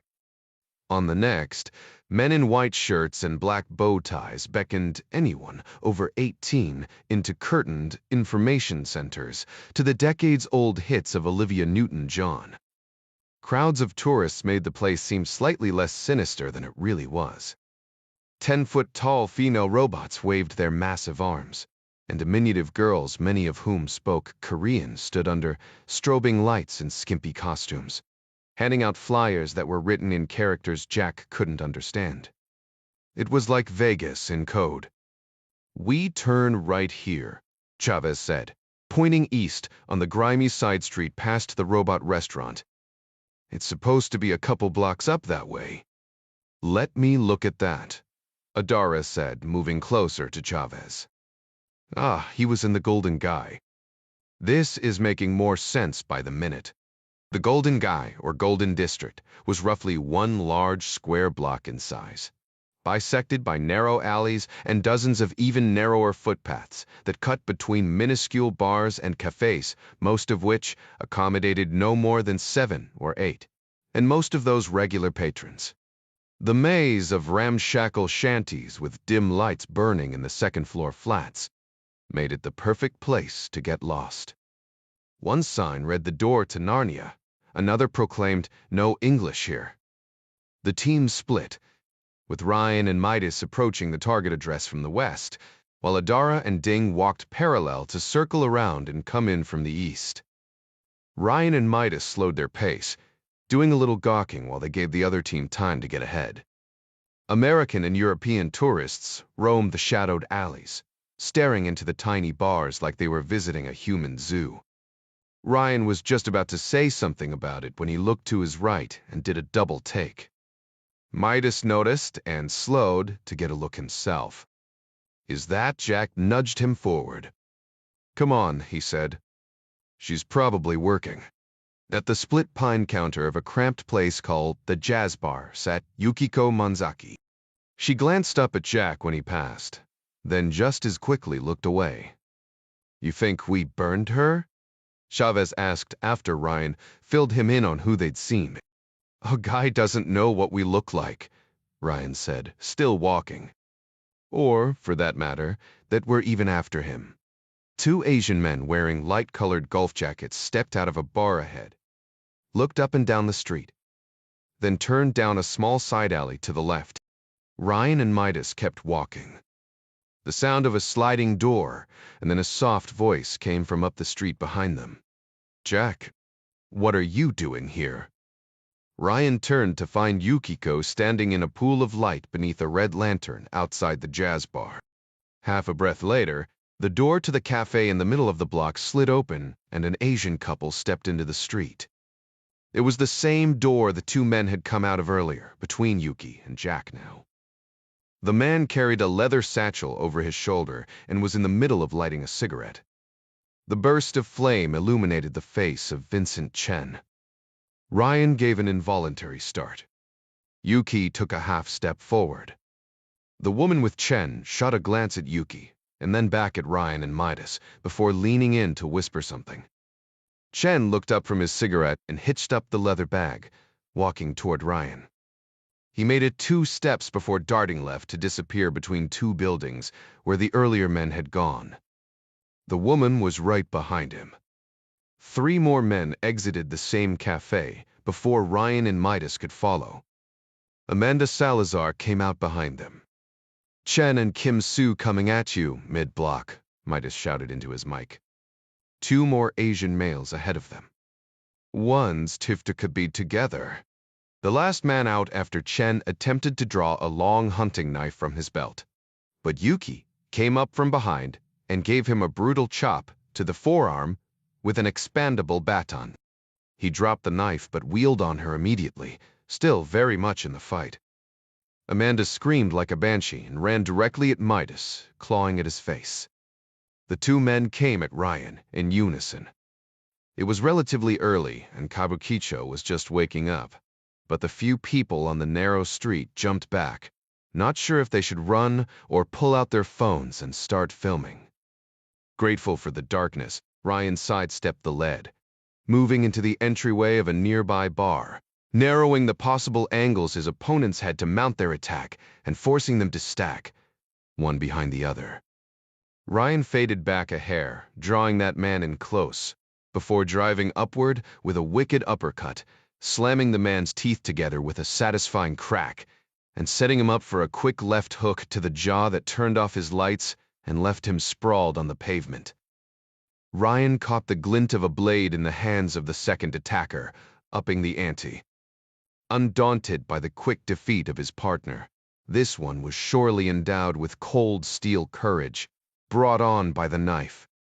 He bent forward at the waist and rushed Ryan, shoulders stooped, blade out like a fencer on the offense. Ryan stepped sideways again, feeling the sickening scrape as the knife glanced off a rib. He grabbed a handful of golf jacket, taking advantage of the momentum to help the man run past. The man's head punched straight through the bar's flimsy hollow core inner door, all the way to his shoulders. Blades and multiple opponents left little room for mercy. Ryan brought his elbow down on the back of the man's neck, crushing his throat against the edge of the door and ending the fight for this one. Seeing the mortally wounded man hanging half in, half out by his neck, 2 Japanese women in the tiny bar screamed and retreated to the far corners of the room. Ryan moved his arms, chicken wing-like to be certain they still worked after the knife wound. The quick snap of fist to flesh came from Ryan's right. He turned in time to see Midas lift a screaming Amanda Salazar above his head and slam her to the ground. Blood poured from the big man's nose, revealing that the snapping sound had been Amanda hitting him, and not the other way around. She moaned at his feet, writhing on the asphalt and bleeding from her ear. Yuki stood over the body of the 3rd man, clutching her expandable baton. She bent quickly and handcuffed him to a standpipe next to the road. "You okay?" Ryan looked at Yuki. She nodded. "I'm fine, brother," Midas said, hand to his bleeding nose as he started for the alley. "In case you were wondering." "Are you armed?" Ryan asked. He hadn't told them about his ribs and hesitated to look down. She nodded, producing a stainless Sig Sauer P230. "Der better fis." Ryan glanced down at the man he'd knocked out and saw a small revolver in an ankle holster. He stooped and picked it up. "I am now," he said. Yuki stepped in close, touching his side. "You are bleeding." "I'm fine," Ryan said, rolling his shoulders. "Really?" Lightning rent the sky above Tokyo, followed by a crack of thunder. The wind shifted abruptly to the north. Adar's voice came on the radio, garbled and unintelligible. Ding shouted something next on the net, but loud enough to hear from the next alley over. The skies opened up and it began to rain. More thunder echoed through the narrow streets. No, that wasn't right. It wasn't thunder at all, but the flat crack of gunfire. Mori 7 Marine 1 took roughly 7 minutes to fly from the White House to Joint Base Andrews. The HMX-1 helicopter flew in a formation of 3 identically marked Sikorsky Sea Kings, shifting positions constantly while en route to confuse any would-be attackers with their presidential shell game in the pre-dawn darkness. Identical helicopters had already been transported to Tokyo, along with dozens of Secret Service vehicles aboard Air Force C-17s and C-5s. Ryan saluted the Marine as he left the chopper, and then walked approximately 150 feet with Special Agent Montgomery before returning the salute of the staff sergeant at the base of the air stairs leading to Air Force One. He paused halfway up the steps and looked at the big blue and white bird. The smell of jet fuel and tarmac gave Ryan the creeps, but if he had to fly, this was the plane to do it on. Mary Pat Foley was waiting for him at the top of the stairs. Arnie Van Dam followed him inside. "MP," Ryan said. It was a chilly morning, and he wore his navy blue flight jacket with the presidential seal. "Good morning, Mr. President," the Taina said. "We have Captain Lim of the Taiwanese Coast Guard vessel Taitung on the line now." Ryan followed Foley amidships to the combination dining and conference room. Scott Adler was already there, along with the Chief of Naval Operations, Admiral George Munoz, and Coast Guard Commander Jeff Carter. Gary Montgomery had already peeled off with the rest of the Secret Service detail to give the president his space. A Chinese man in the blue uniform of the Raw Coast Guard looked on from the flat-screen television mounted on the bulkhead at the end of the conference table. He was slender, with high cheekbones and the pinched look of a man in the middle of a violent storm. "Can he see us?" Ryan asked the Air Force Staff Sergeant from Communications. "I can indeed, Mr. President," Captain Lim said. "We are approaching your American research vessel now, but I must inform you that the Priya destroyer Kunming is 26 nautical miles to the west and closing rapidly. How far are you from undisputed Chinese waters?" Ryan asked. Captain Lim looked off screen and barked something in Mandarin. The pitch and roll of the ship were evident in the footage. 11 nautical miles, he said. "Very well," Ryan said. "I appreciate your assistance, and I know the crew of Merryweather is even more grateful." With Ryan aboard, Air Force One began her takeoff roll almost immediately. "We are almost in position, Mr. President," Lim said. "I have explained to Commander Carter how we plan to attempt the rescue. I must ask to be excused as we get underway, but one of my crewmen will attempt to video our efforts to the extent possible once we actually begin." "By all means, Captain," Ryan said. "Thank you, again." Ryan nodded, and the staff sergeant put the connection on mute. United States Coast Guard Commander Jeff Carter sat at the table to Ryan's immediate right with a blank sheet of paper and a black Sharpie marker. Both Carter and the 4-star were on board Air Force One solely to be the president's subject matter experts regarding the Merryweather rescue. Both men would fly home commercially from Tokyo, while everyone else on board attended to their duties at the G20. "If I may be permitted, Mr. President," Carter said. "Of course," Ryan said. Carter drew a small X in the center of the paper. "Merryweather is here, drifting toward undisputed Chinese waters at an estimated 4 knots. He drew a second X. Teetering, a 1,000-ton Taiwanese Coast Guard patrol vessel, is approaching from the south.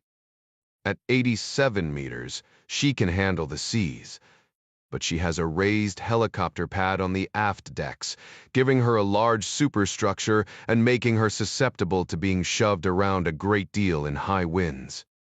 And the Kunming? Ryan asked. How soon will she be in range to be a threat? Commander Carter looked up from his drawing, deferring to the Conor. Admiral Munoz said, the Kunming is a threat now, Mr. President.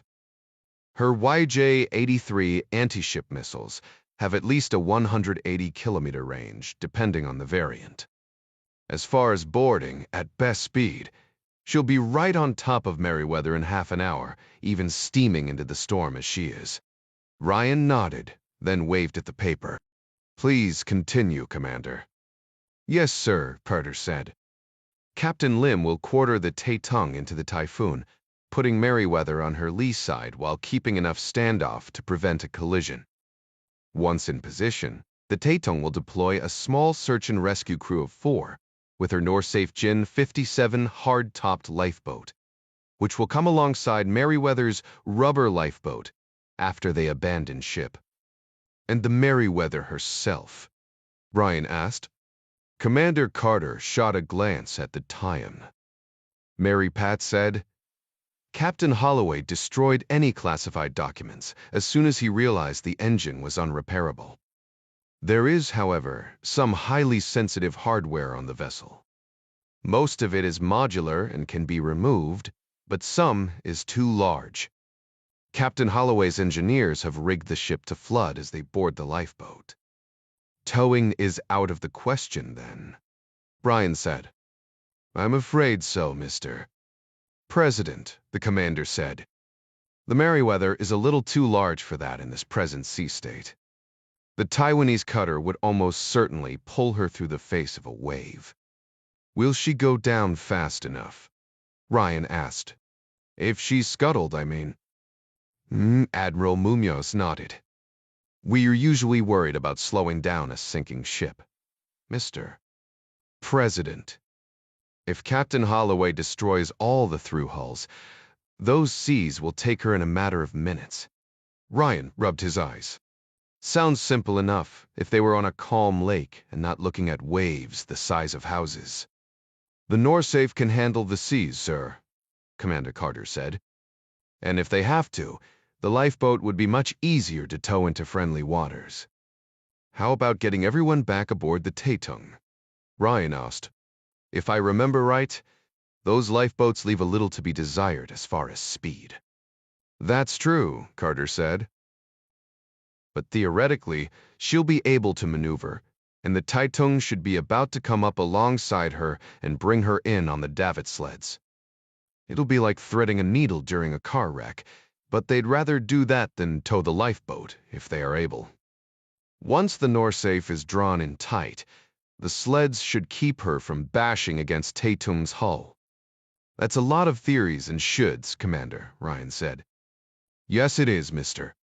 President, Carter said, giving a somber nod. But it is the plan. A better option would be for the Teetering to stand off until morning, when a ship with a helicopter could arrive. Ryan shook his head. But Merryweather will be driven into Chinese waters in a matter of hours. The Air Force communications officer spoke up. Incoming message from Sen Seawolf, Admiral Munoz. The chief of naval operations read the printed document and slid it across the table to Ryan. Captain Ratcher has positioned his submarine 10 nautical miles west of the Merryweather. Mr. Micah tried dim. Chinese communications would indicate that Kunming does not know she is there. Very well, Ryan said. Let's hope we can keep it that way. The Seawolf had been built as a replacement for the Los Angeles-class fast attack submarine fleet. You horned. She was fast and well armed, but she was also expensive, too expensive for a post-Cold War Navy. So only 3 had been built. In destroyer versus fast attack sub-battle, Ryan's money would be on the submarine, especially with the surface ship battling heavy seas, but the aftermath would be catastrophic. Ryan said, "Have Taitong advise the Chinese destroyer a rescue operation is underway and to stand off." The Air Force comms officer did so. There were several minutes of tense back and forth before he turned to Ryan. "The Chinese vessel insists on rendering aid," he said. "In contested waters?" Ryan asked, cursing President Zhao under his breath. The communications officer typed another message and waited for the reply. "Apparently so, Mr. President," the comms officer said 3 minutes later. "Kunming is 2 nautical miles from the imaginary line and doesn't appear to be slowing. Their captain says his orders to assist come directly from Admiral Chen, commander of the Plan Navy." All eyes looked at Ryan. "Advise Seawolf to stand by, Admiral Munoz. If the skipper of the Kunming presses me, I swear." Captain Lim's face appeared again on the flat screen. "Mr. President," he said, "the crew of our Merryweather is all safely aboard our lifeboat. We are rigging for retrieval at this time." "And the Merryweather herself?" Ryan asked. "The aft deck is already awash, Mr. President," Captain Lim said, his expression somber. "No sailor liked to see any ship go down, even if it was necessary." "Thank you again for your assistance, Captain," Ryan said. "I'll be making my gratitude formally known to your superiors." "Thank you, Mr. President," Lim said, and like the leader he was, rather than basking in accolades, he asked to be excused to see to his duties. Ryan put both hands flat on the table and heaved a sigh of relief. "Have Seawolf shadow that damned destroyer a while and keep her honest." "Yes, Mr. President," Admiral Munoz said, typing in the orders personally with his authentication code. "Good work, all of you," Ryan said. "You gentlemen get with the steward and enjoy your favorite beverage on me. Scott, Mary Pat, let's step back to my office for a bit." He didn't mention it in front of the military men, but both the TNI and the Secretary of State knew they were about to dig into a strategy on what to do about President Zhao Chengji. Vulcan meant Jack Ryan Jr. bowed his head against the driving rain and ran down the alley with Midas and Yuki toward the sound of intermittent gunfire. He slowed as he neared the end of the narrow pathway, pulling up behind a broken vending machine to check the cylinder of the sentidot revolver he'd taken from one of the bad guys. It was loaded with 5, which he decided was a hell of a lot better than a sharp stick. "Chavez, Adara," he said. "You guys copy?" "Hold up, Jack," Adara's whispered voice came back. "If you're coming down the alley, Chen and his buds are to the right, just around the corner waiting for you." Ryan raised his fist, but Midas had already stopped and was relaying the message to Yuki, since she had no comms. "The Ryuei were Taber tried?" Ryan asked. "Affirmative," Adara said.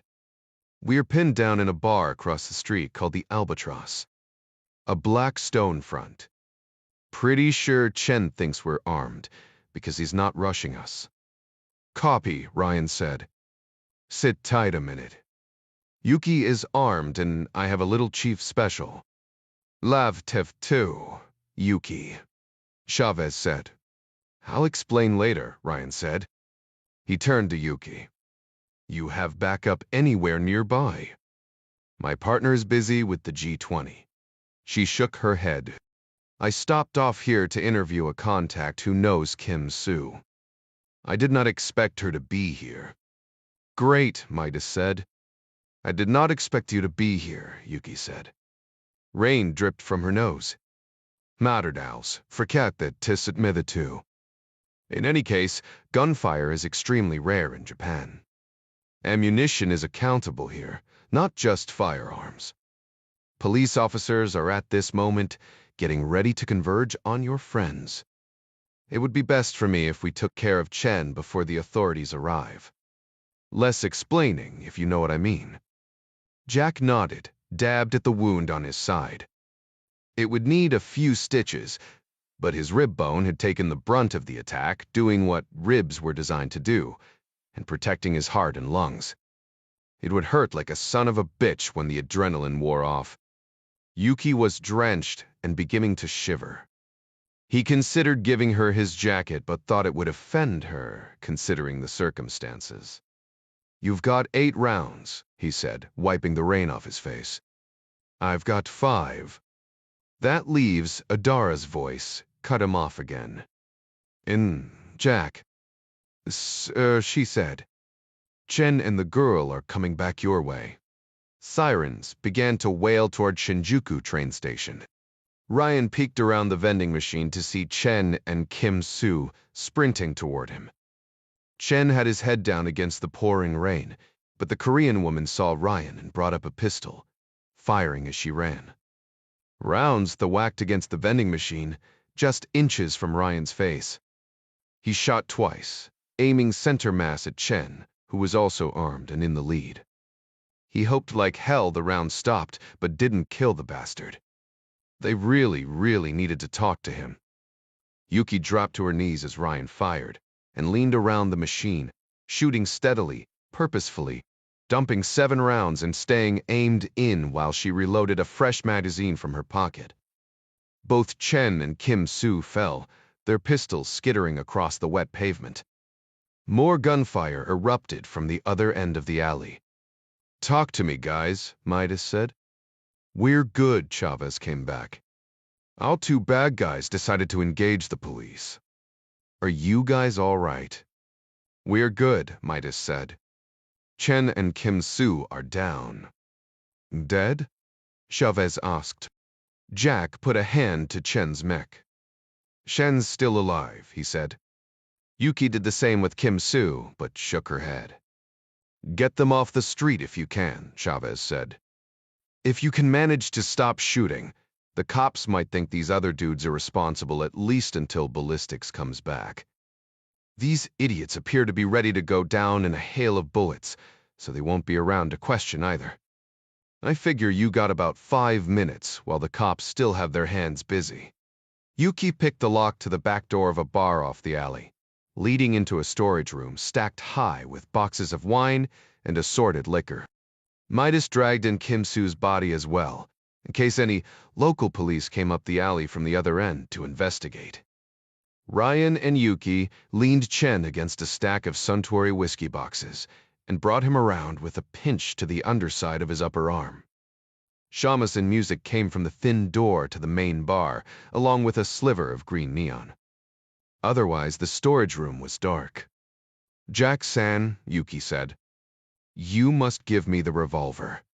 Ryan shook his head. "Still too sketchy out there." "I will return it if needed," Yuki said. "Possession of a firearm is 7 years in prison in this country. No matter who you are." Ryan groaned and handed over the revolver butt first. He took his frustration out on a moaning Vincent Chen. "Tell us something, champ," Ryan said. "What are you doing in Japan?" Chen put a hand to his shoulder, exploring the wounds, then looking to the floor at Kim Soo. "I think the bitch shot me," he said. "I think so too," Ryan whispered. The gaping exit wound in front of Chen's chest indicated the shot had come from behind. "Seriously though, you some kind of bagman or what?" "I can get you protection if you help us out." "Protection would be most welcome," Chen said. "They will kill." He began to cough up a pink foam, choking on his own blood. "Domata maud." Ryan hissed. At least one of the rounds had punched through Chen's lung. He put a finger to the man's lips, grateful for the shamisen music. "You gotta hush, dude, or they'll find us." He had no idea who they were, but Chen was scared of somebody. "Yegang. Subter prekent. Wefte die, mighty diffolai. Mulfer, poizute froentem." The Gant Core was for what door die siftuk. He attempted another cough, but there was no energy in it. His words trailed off in one last rasping breath. Yuki put her fingers to his neck. The trace gone. Son of a bitch, Ryan hissed. They trailed this guy all the way around the world, and now he dies spewing nothing but gibberish. Did he say kill? Tuner couldn't tell, Midas said. You might have. Maybe gang for key or gang for kill. None of it makes sense. Gang of four? Adara guessed over the net. That's got Chinese implications. Could be, Ryan said. None of this helped him figure out what threats might be facing his father. How's it looking out there? One shitbird is down, Chavez said. And the other has to be running out of bullets. You guys haul ass as soon as you're able. We'll sit tight here and play innocent bystander until things simmer down. Copy that, Ryan said. He grabbed Vincent Chen's leather briefcase, relieved to find a laptop computer inside. That was something, anyway. With any luck, Gavin could link to it remotely and give them a little nugget to go on. Yuki took Kim Sue's ID and cell phone. Ryan draped the case over his shoulder and took a quick peek out the back door. The police were still busy at the other end of the path. Rain pummeled the pavement, throwing as much spray back up as came down. If anything, it was raining even harder than before. They couldn't retrace their steps. There would surely be crowds gathered around the wounded and possibly dead they'd left behind. The police might even be there by now. Better to go straight out the front of this place. The shamisen music stopped abruptly when Yukiko led them into the cramped 6-by-15-foot bar, shouting like the place was on fire and pointing back at the storage room.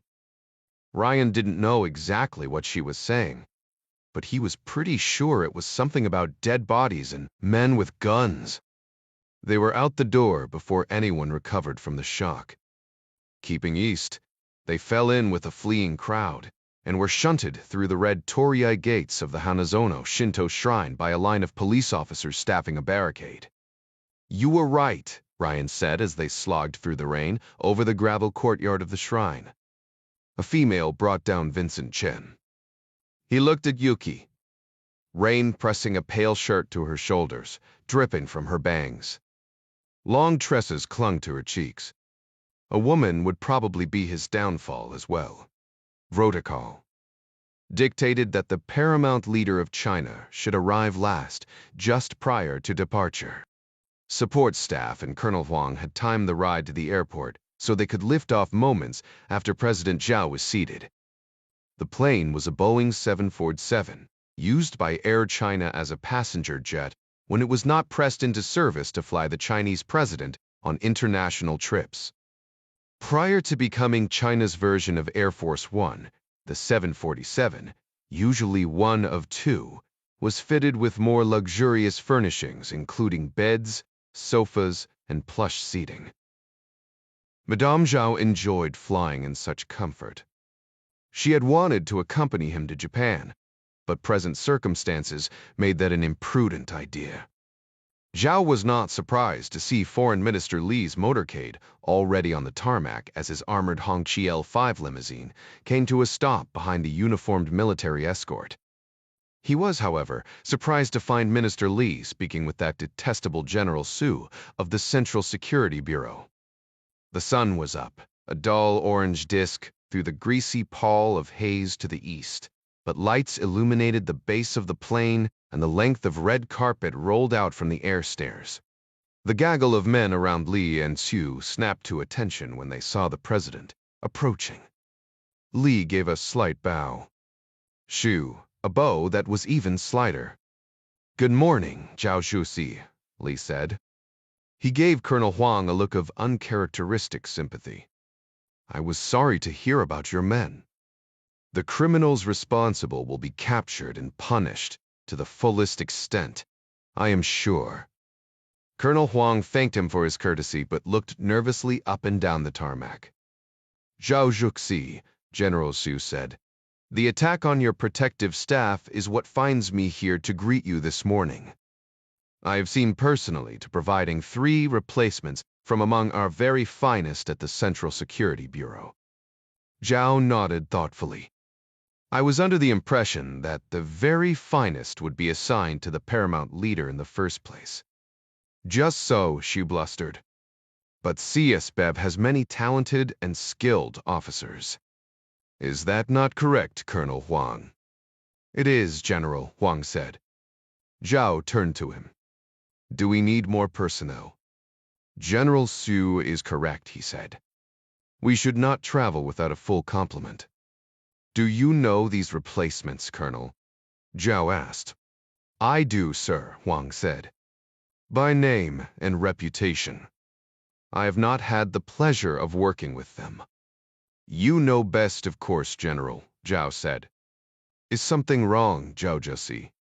Might Briceptat? No. Zhao shook his head.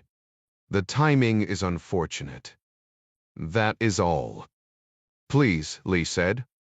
Allow me to offer 3 of my security detail.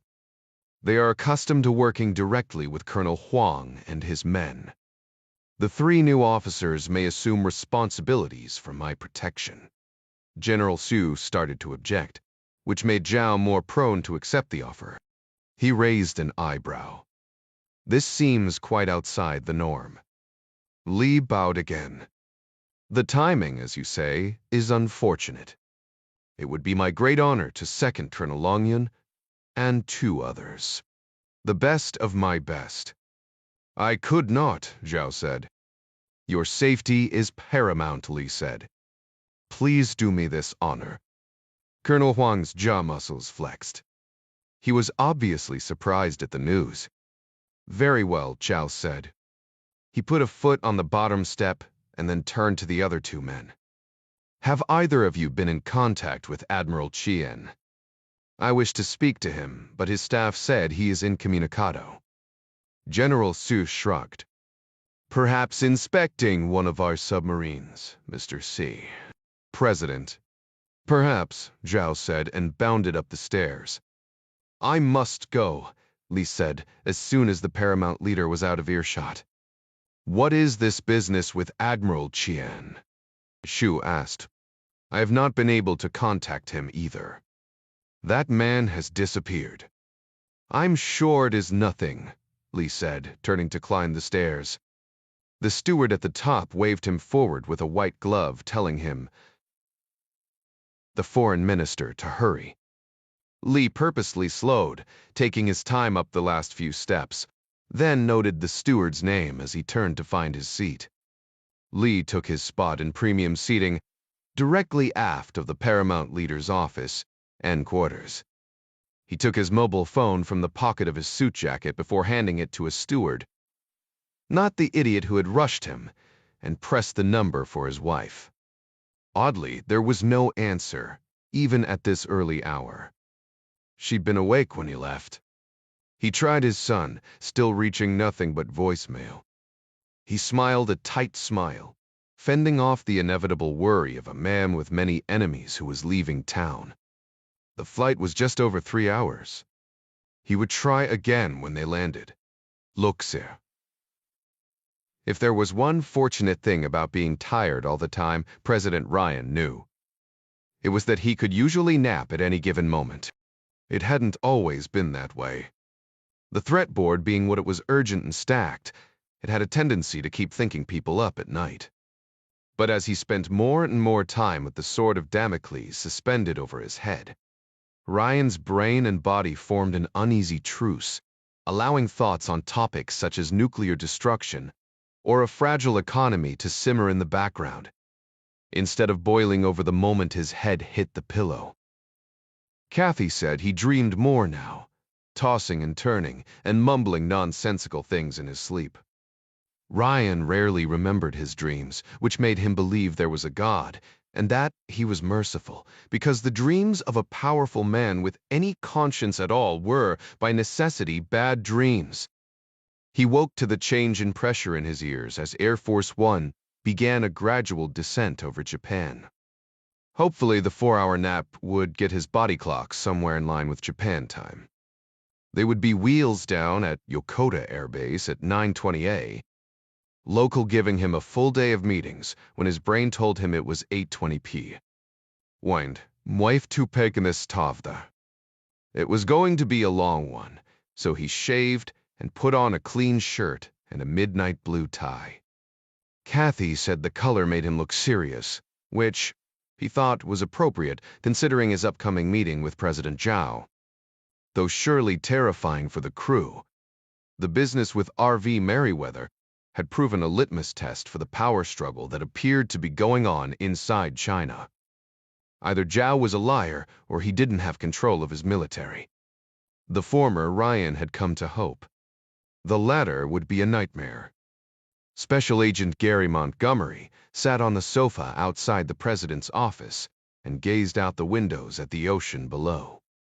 He didn't much care for water. It could kill you, but you couldn't kill it back.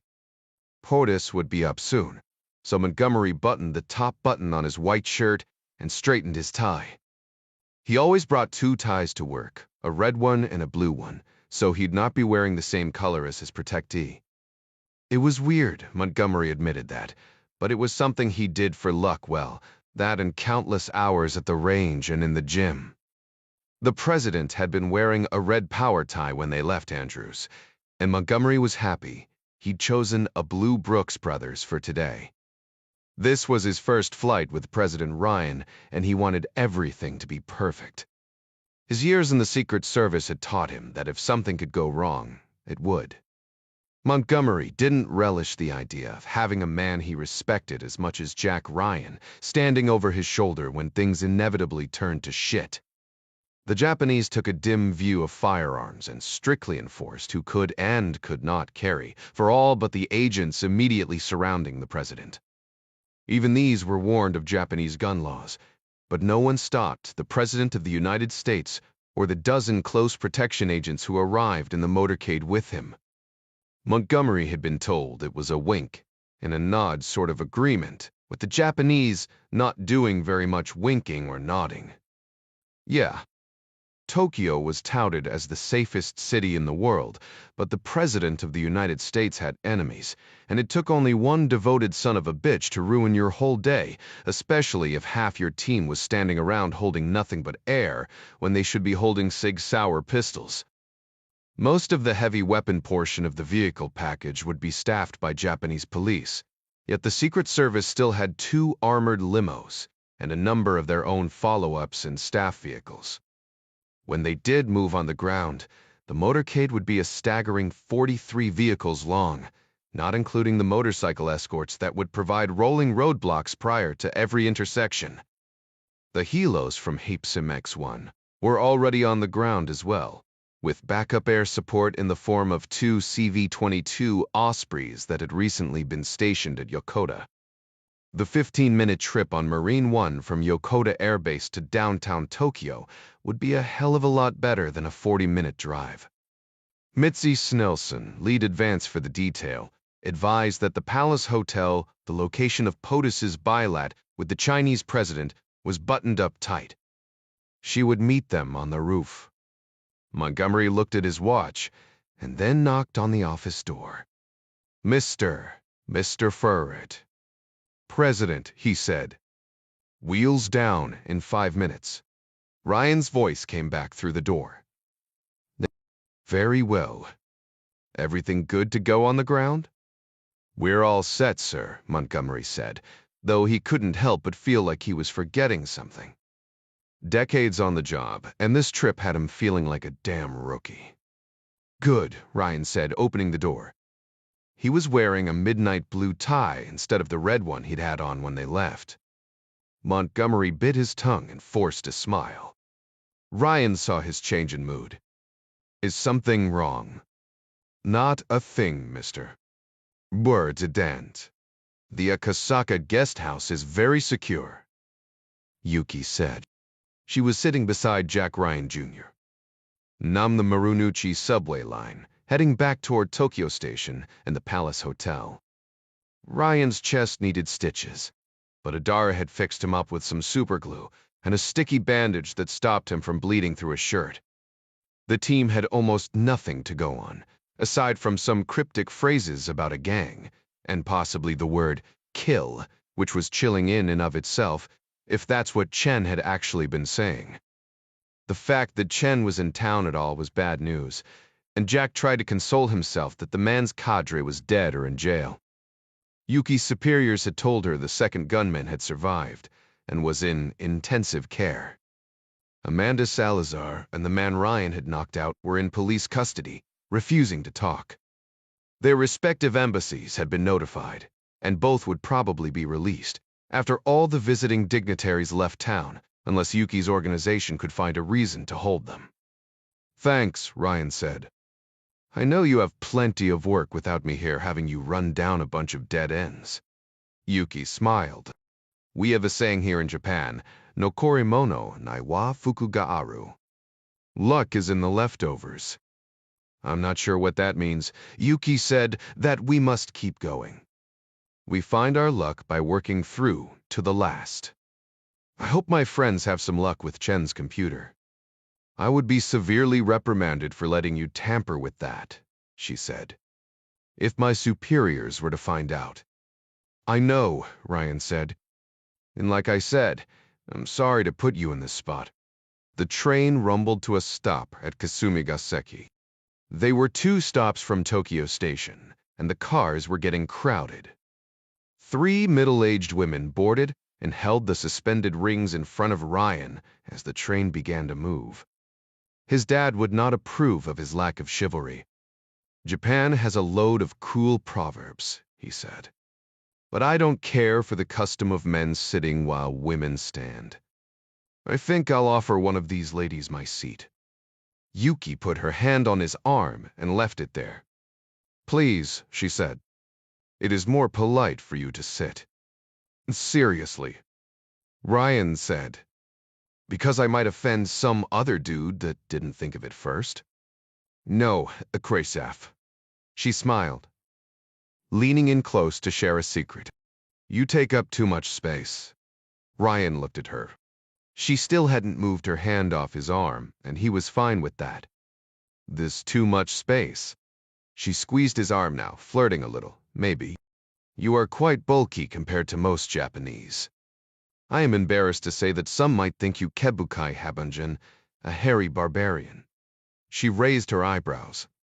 "I do not think so, of course." "Way too, of course." Ryan gave her a slow nod, but he kept his seat until the train stopped at Tokyo Station. Yuki led the way out of the Marunouchi Tunnel. They opened their umbrellas against a steady rain and walked almost due west, past a water garden on the right, toward the Imperial Palace moat. Lots of water. Ryan had a lot of personal experience with the Secret Service.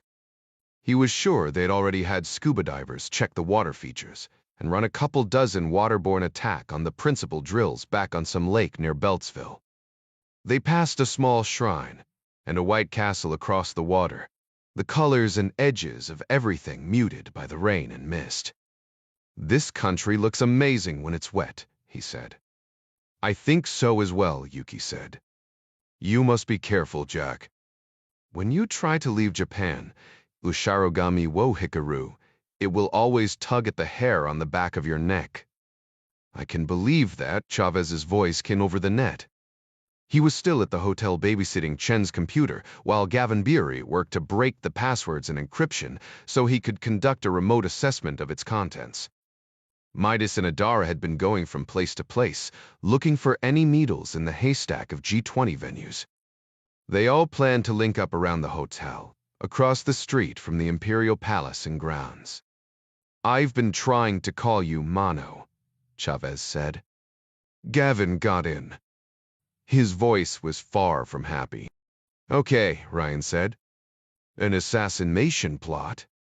"Gav's still going over files," Chavez said. "But not so far. Just as Eddie Fong suspected, Chen is connected to the Beijing subway bombing. He was paid a nice sum for that one. But get this. Did you read about the soldier getting killed in Chad and an attack on a Navy vessel somewhere over near Bali?" "Yeah," Jack said. Chen received payments around the time of those attacks, and, of course, the bombing in Argentina. Ryan pondered the ramifications. Taiwan. Not even close, Chavez said. Foreign Minister Li. Gav got some weird hits checking some back channels. First, he thought the connection was just because Li was a victim in the Argentina thing. But Li and a pre-general named Xu own shares in a diamond mine in West Africa. Get this, Vincent Chen's sister, Lily, is a minority partner in the same mine. Ryan stopped in his tracks. Shou Chen and Foreign Minister Li are connected. Maybe the sister hired Chen to kill her business partner. Yuki turned around to listen to Jack's half of the conversation. We have to pass this up the chain, Jack said. Jerry's getting it to our friends at the crossing now. He meant Liberty Crossing. Home of the office of the Director of National Intelligence, Mary Pat Foley. She would know if there was anything in the works regarding Lee. I'll get back to you, Chavez said. Jerry's calling.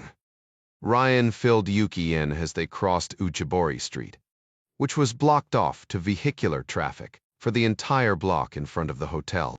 They were able to walk north, along the Imperial Garden Moat. Yuki stopped with the gathered crowd directly across the street from the hotel. A dozen uniformed police officers and security guards in white hard hats formed a polite but unyielding skirmish line along the sidewalk, allowing people to look as long as they were empty-handed. Photography, or even holding a phone, was strictly prohibited. 3 helicopters thumped in the gray sky overhead, 2 peeling off while the third hovered over the hotel roof, settling in for a landing. Marine 1. Jack felt his gut twist, knowing that his father was stepping into some serious unknowns. You needn't worry about the president, Yukiko said. The Watakura fountains and ponds form a natural barrier to the south of this venue, and the police have closed the roads around the entire block. She nodded toward a large white tent at the end of the street. Any delivery or staff support vehicle, even those of the police, must be screened with mirrors and explosive detection canines. Pedestrians, including security, must show their credentials at that point, and then again inside the building, passing through metal detectors at both locations. It is like the layers of an onion. Concentric rings, countermeasures to thwart bombings, armed assailants, missiles, biological and chemical attacks, and crazy people with samurai swords. You see, it appears that every conceivable attacker has been covered. Even Kabukai Habanjin, Jack said. Especially the hairy barbarians, Yuki said. Sirens yelped, and a motorcade of 15 cars turned off Uchibori and into the security tent half a block down. The black Toyota sedan behind the police lead vehicles bore the red flags of the People's Republic of China. Zhou, Ryan mused. The motorcade proceeded under the hotel portico, out of the rain. Men in dark suits sprang from the 2 follow-up sedans, facing outbound as they surrounded the limousine. Some of them would be Japanese SP security police, but like the United States, China preferred to bring a relatively large contingent of her own personnel. Ryan took a half step forward in order to get a better look. It was hard to be certain in the rain from so far away. Do those 2 guys look familiar? Yuki moved up beside him. Bail them, the trippery to stay. Be then so. President Zhao exited his limo, purposely shielded from clear view by the vehicle and the pillars in front of the hotel entry. He and several members of his security detail disappeared into the hotel. The motorcade pulled forward and then stopped again. More security men got out and surrounded a second protectee. Foreign Minister Li, Yuki said. I know who those men were. Me too, Ryan said into the microphone on his neck loop. Nah, Matt. We got a problem. 61. Jack looked up at the 23-story hotel. His father was somewhere up there right now. He fought the urge to pace back and forth. Everyone going in has to be credentialed, right? Correct, Yuki said. We can check the photo database. She took out her cell phone, but a barked command from one of the policemen sent her and Jack to the end of the block. Ryan held her umbrella while she worked. Are you sure they were Lee's guys? Midas asked over the radio.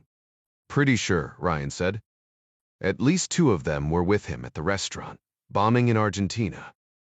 Chavez weighed in. All the Chicom bigwigs get protection from the CZEB. It's like our Secret Service and Diplomatic Security Service combined. True, Ryan said. But the change at this point is too big a coincidence. Chen's getting paid to whack people, maybe even by Lee, and then Lee's protective detail moves over to Zhao on the same day he's meeting with my dad. Yuka's right. This place is completely buttoned up from everyone except the close protection agents. It's impossible to guard against the guards. You're right, Chavez said. We need to alert the Secret Service. Wait, Ryan said. Let's think this through a second. Yuki might be able to get us upstairs. She shook her head. I am not credentialed to go in. I could get approval, but it would take time. That's a no-go then, Ryan said. But if it is an assassination plot, these guys smell an alarm and they'll just open fire. The Secret Service won't know what's going on. No matter who the target is, everybody in the room will be sitting ducks. Yuki held up her phone. You are correct, she said. 3 new officers from the Central Security Bureau were credentialed for President Zhao's protective detail, including a man named Long Yun, the former agent in charge of Foreign Minister Lee's security team. Bear with me here, guys. Jack passed the umbrella to Yuki and began thumb-typing feverishly into his cell phone. He copied the text, then hit send. Pasted the text, hit send again. Pasted the text once more, then sent it a 3rd time. Okay, he said, heaving a tense sigh once he'd sent the last text. When I was a kid, my dad missed one of my baseball games because he had to work. It really tore him up. He made this deal with all of us that if he was physically able, it wouldn't matter if he was with the Queen of England herself. He'd answer a call after 3 hang-ups in quick succession. He blew out a heavy breath, nerves wound tight. Trust the guy on the ground, right, Midas? Roger that, Midas said. Well, Jack said, Dad's the guy on the ground. What did you send him? Badara asked. 3 bad guys new to Zhao's detail. Violence likely. He'll know what to do. I hope, but the 2 presidents had elected to conduct the short bilateral meeting alone, but for a single security man each. Gary Montgomery had 40 pounds and 5 inches on Zhao's man, but the Chinese security agent appeared to vibrate with intensity. Neither were about to let anything, even a slight, happen to their respective charges. The 2 other members of each protection detail waited in the slightly larger anteroom beyond a set of double doors. Ryan was seated in one of 2 chairs to the right of the Chinese leader. They were close, less than 3 feet apart, quartering away from a floor-to-ceiling window. A washroom was to Ryan's immediate right, in the corner of the small 10-by-10-foot room. Interpreters and other staff would assist them later, but for now, each saw the necessity of sitting down face-to-face and speaking candidly. Advanced staff from both delegations had agreed to a small room off the back of one of the larger ballrooms. Politicians from around the world met in this hotel often, and there were several such private spaces, small enough for quiet conversation, and with a slightly larger private antechamber beyond double doors that could be opened to form a room large enough for interpreters, additional staff, and photographers requisite for such a meeting. Zhao had spent a year at Dartmouth and spoke excellent English. Ryan found him to be quiet, with the almost impenetrable facade, common to people who must always guard their words. The best way to break through something like that was a direct approach, something Ryan had always preferred to pussyfooting around. Your assistance with our research vessel was appreciated, mister.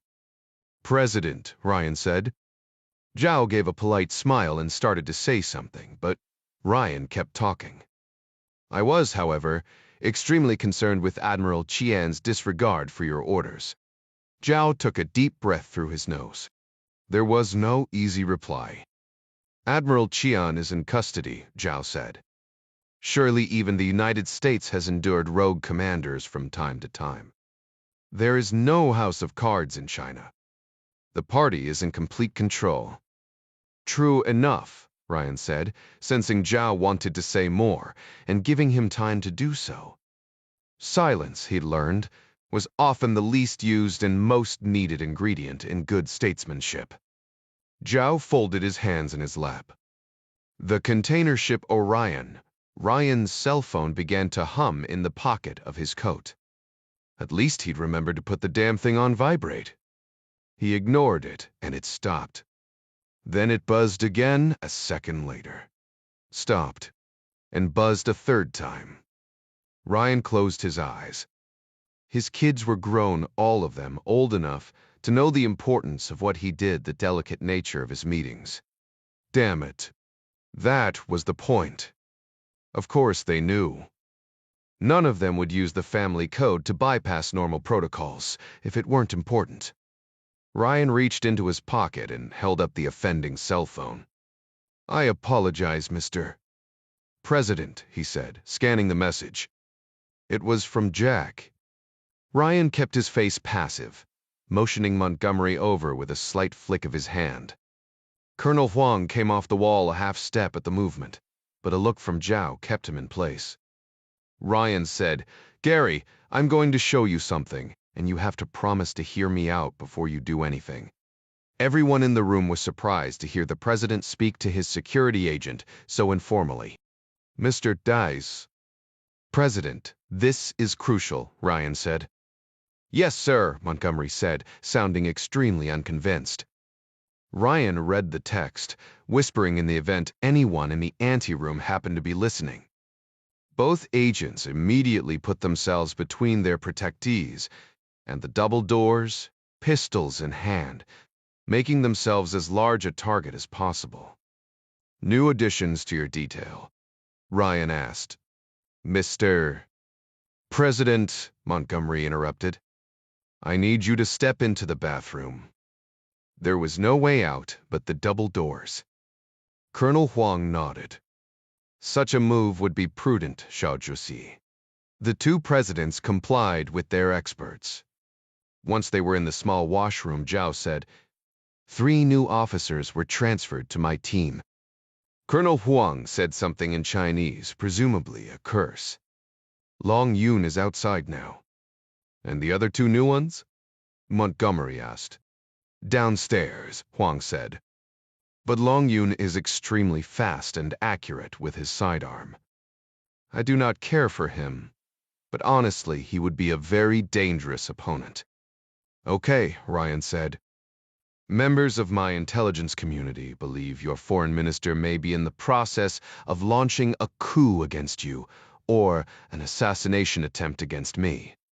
In either instance, unless you are personally involved, we will both be killed. I assure you, Huang interrupted his boss, ready to protect his person and his reputation.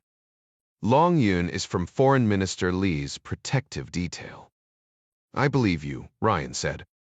There is evidence to implicate you in this, far too much evidence, in fact. Piles of it. Too easy to find. I disagree with you and your government on most things, President Zhao. But I would imagine a stupid man would not rise to your office.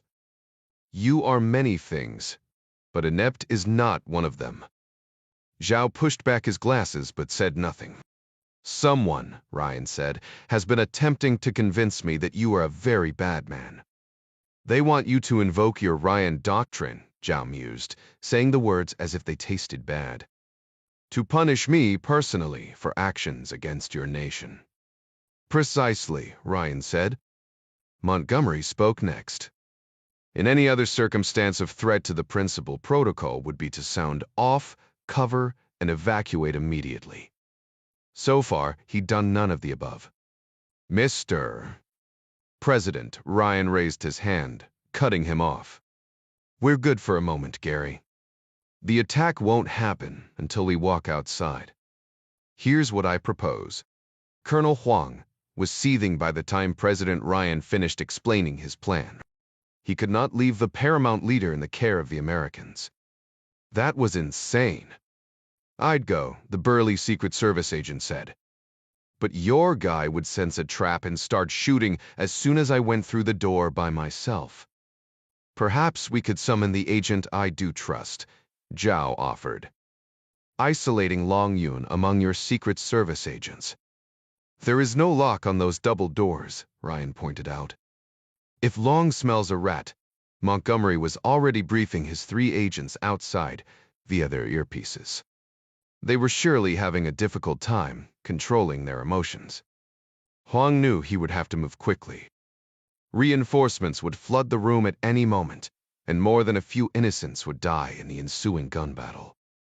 The 2 Secret Service agents, 1 woman and 1 man, regarded Colonel Huang warily as he slipped through the double doors and nodded to Major TC, the only agent he trusted completely, asking for a break. Colonel Long stepped forward to volunteer, but the female American agent casually body-blocked him. Ryan's plan had been for Huang to arrest Long Yun, but Huang had seen the other man shoot. Reaction being slower than action, Colonel Huang Zhu decided on his own plan, one that would ensure the survival of the paramount leader. Smiling, he swept the hem of his jacket and drew the Taurus. His finger found the trigger as he rocked the muzzle toward Long Yun, firing 2 rounds from less than 4 feet away. Long took a half step back, going for his own pistol.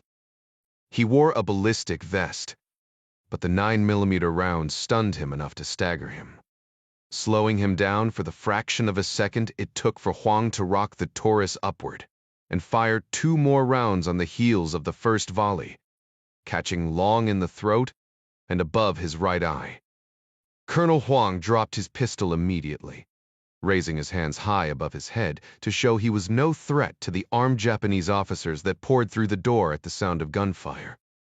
3 Secret Service agents, including Gary Montgomery, formed a protective phalanx around Ryan and hustled him through the anteroom and past Long Yun's body to meet another half-dozen of their cohort and escort him straight to the roof and awaiting Marine One.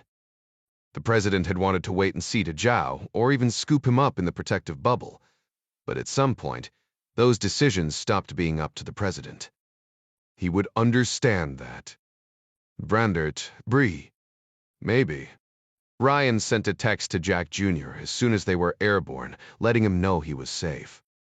He'd call later, catching up as much as he could.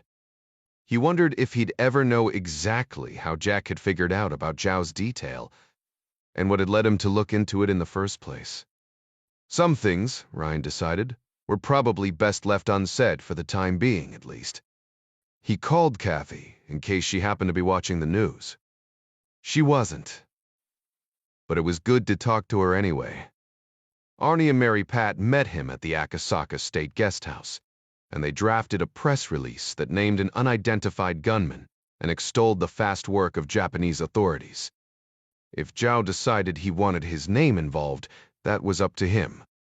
So, Mary Pat said, it sounds like Foreign Minister Li had some sort of relationship with a provocateur named Vincent Chen. He, along with 3 others in the party, were involved in a coup to oust Zhao and have Li installed as the new president. I'm surprised Zhao would let it get this far, Van Damme said. He's steady, but from the outside looking in, he seems to rule with an iron hand. Ryan rubbed a hand across his face, feeling the effects of jet lag and the ebb of adrenaline. While we were lying on the floor, waiting for them to take care of Long Yun, he confided that he had suspected the foreign minister for some time. He considered the plot was intended to get me to invoke the Ryan Doctrine, but he admits he didn't believe Li would attempt to have him killed directly. Just how was it supposed to work? Mary Pat asked. Ryan shrugged, holding out his hand, watching it tremble slightly. Long Yun shoots Zhao and Colonel Huang and my security detail and me. The guy was apparently an impressive shooter. 5 or 6 headshots. It would have been over in a heartbeat, especially if no one was suspecting it. He just blamed the assassination on us. Still, Arnie said, I find it odd that a man who's risen to Zhao's level could be duped like that. Ryan said, I wouldn't move Zhao out of the sneaky bastard category just yet. He admitted to me that he did not expect the attack to happen so quickly after arrival in Japan. He intended to meet with Lee later in the day and let him know his wife and son had been in protective custody since early this morning. I'm sure the foreign minister and his cronies will all be granted fair trials and speedy executions, Arnie said. Mary Pat gave a smug nod. Sounds legit. Ryan turned to Montgomery, who stood against the wall, unwilling to let the president out of his sight. So, Gary, Ryan said, you told Colonel Huang you would have gone to handle it yourself if that were possible? Backing your play, sir, Montgomery said. So, you wouldn't have? Yine mused. Left me with the Chinese, while you took care of it. No, Mr. President, Montgomery said. Not in a million years. 62 Magdalena Rojas insisted on going to the hospital to see Eddie Fong and thank him for his kindness that night at Parrot's party. Callahan could hardly say no to the request, considering all the poor kid had been through. She and Caruso stood with her beside Feng's bed. The whites of his eyes were still red with pronounced petechiae from the attempted dead leg hanging, but his ridiculous faux hawk was combed down and he wasn't quite so twitchy since he'd been off energy drinks for the better part of a week. I'm sorry I stole your thumb drive, the child said. The Staufed forced us soft. I'm not, he said. Not if it got you out. Magdalena leaned over and gave him a hug. He squirmed and looked up at Callahan and Caruso, not knowing what to do. I want to thank that other man, too, Magdalena said. Is he still in the hospital? Callahan shot a narrow look at Caruso. He should be, she said. But someone checked him out. He saved me, you know, she said. And I heard he saved Joe, too. She was one of Parrot's girls. And Paula and Letitia at Matarifi's place. She shivered at the mention of the name. He saved us all. I would like him to know we are grateful. What is his name? His name is John. Caruso smiled. Russo smiled. I'm sure he knows. A guardian from Child Protective Services put her arm around Magdalena and led her into the hall. What happens to her now? Eddie Feng asked. Genuinely concerned. Callahan sighed. I'm not going to lie to you. Lots of counseling, rehab for any drug habits, treatment for STDs, and foster care. As long as you don't send her back to her mom, Feng said. From what she told me, that lady is evil. Oh no, Callahan said. I'm already working on a way to pinch that awful woman for international human trafficking. She removed the leg irons that kept him chained to the bed. Get some rest, Eddie. You're a weirdo, but you're apparently not a pedophile. Feng threw his head back against the pillow and began to cry. Sivum, that's the nicest thing anyone's ever said to me. Callahan spun on Caruso once they were outside the room. I'm guessing you're going to disappear now as well. He sighed. Yep, into the sunset. Seriously, Dom, I'm not a heartless bitch. I know your friend saved those kids, but that kind of stuff is. It's just old school. That it is, Caruso said. Someone just came in with a writ of habeas corpus and waltzed him out of here, she said. Did you know his fingerprints don't come back to anyone? Caruso shrugged. Come on, Dom, tell me who he is. It would be nice to know what he's all about. Oh, Kelsey, Caruso said. Some things are nice to know, and some things are just nuts to know. Yuki's credentials had enough juice to get her and Ryan past security and into the business jet departure lounge. The others had already cleared Japanese immigration and gotten the exit stamps on their passports. Reed and the other pilots were already waiting aboard the Gulfstream. Chavez stood at the door leading out to the tarmac with a duffel in his hand. "Sure you don't want to fly back with us?" Ding prodded. "It's more comfortable than commercial, even business class." "I'm good," Ryan said. Yuki stood right beside him. She wasn't holding his hand, but she may as well have been. "You know, I've been wanting to work on a second language. Think I'll start with Japanese." "I'm glad you stayed, Jack-san," Yuki said as they walked out to her car. They'd considered taking the train, but Yuki had decided she wanted to take him for a drive into the mountains. It was still raining, and they shared an umbrella, which Jack realized was even better than holding hands. "Me too," Ryan said. "Can I ask you something?" They stopped, and she turned to face him under the umbrella. She was half a head shorter than him and looked up, blinking dark lashes. Mist from the rain dampened her face despite the umbrella. He considered asking about the scratches on her cheek, but decided this wasn't the time. Too heavy. She continued to peer up at him. "Yes. When did you know that my dad was the President of the United States?" "When I saw you in the sewers," she said. "I'm serious." "So am I," Yuki said.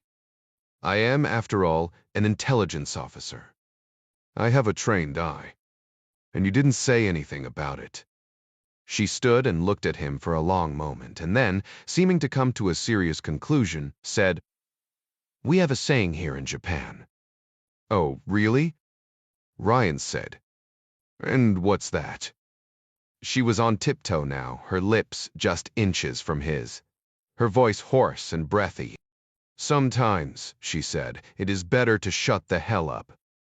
About the author, 35 years ago, Tom Clancy was a Maryland insurance broker with a passion for naval history. Years before, he had been an English major at Baltimore's Loyola College and had always dreamed of writing a novel. His first effort, The Hunt for Red October, sold briskly as a result of rave reviews, then catapulted onto the New York Times bestseller list after President Reagan pronounced it the perfect yarn. From that day forward, Clancy established himself as an undisputed master at blending exceptional realism and authenticity, intricate plotting, and razor-sharp suspense. He passed away in October 2013. Marc Cameron is a retired Chief Deputy U. Marshal and 29-year law enforcement veteran.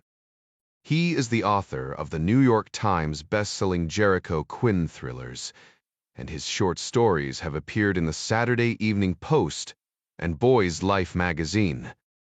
Cameron is a certified law enforcement scuba diver and a man tracking instructor, and holds a second-degree black belt in jiu-jitsu.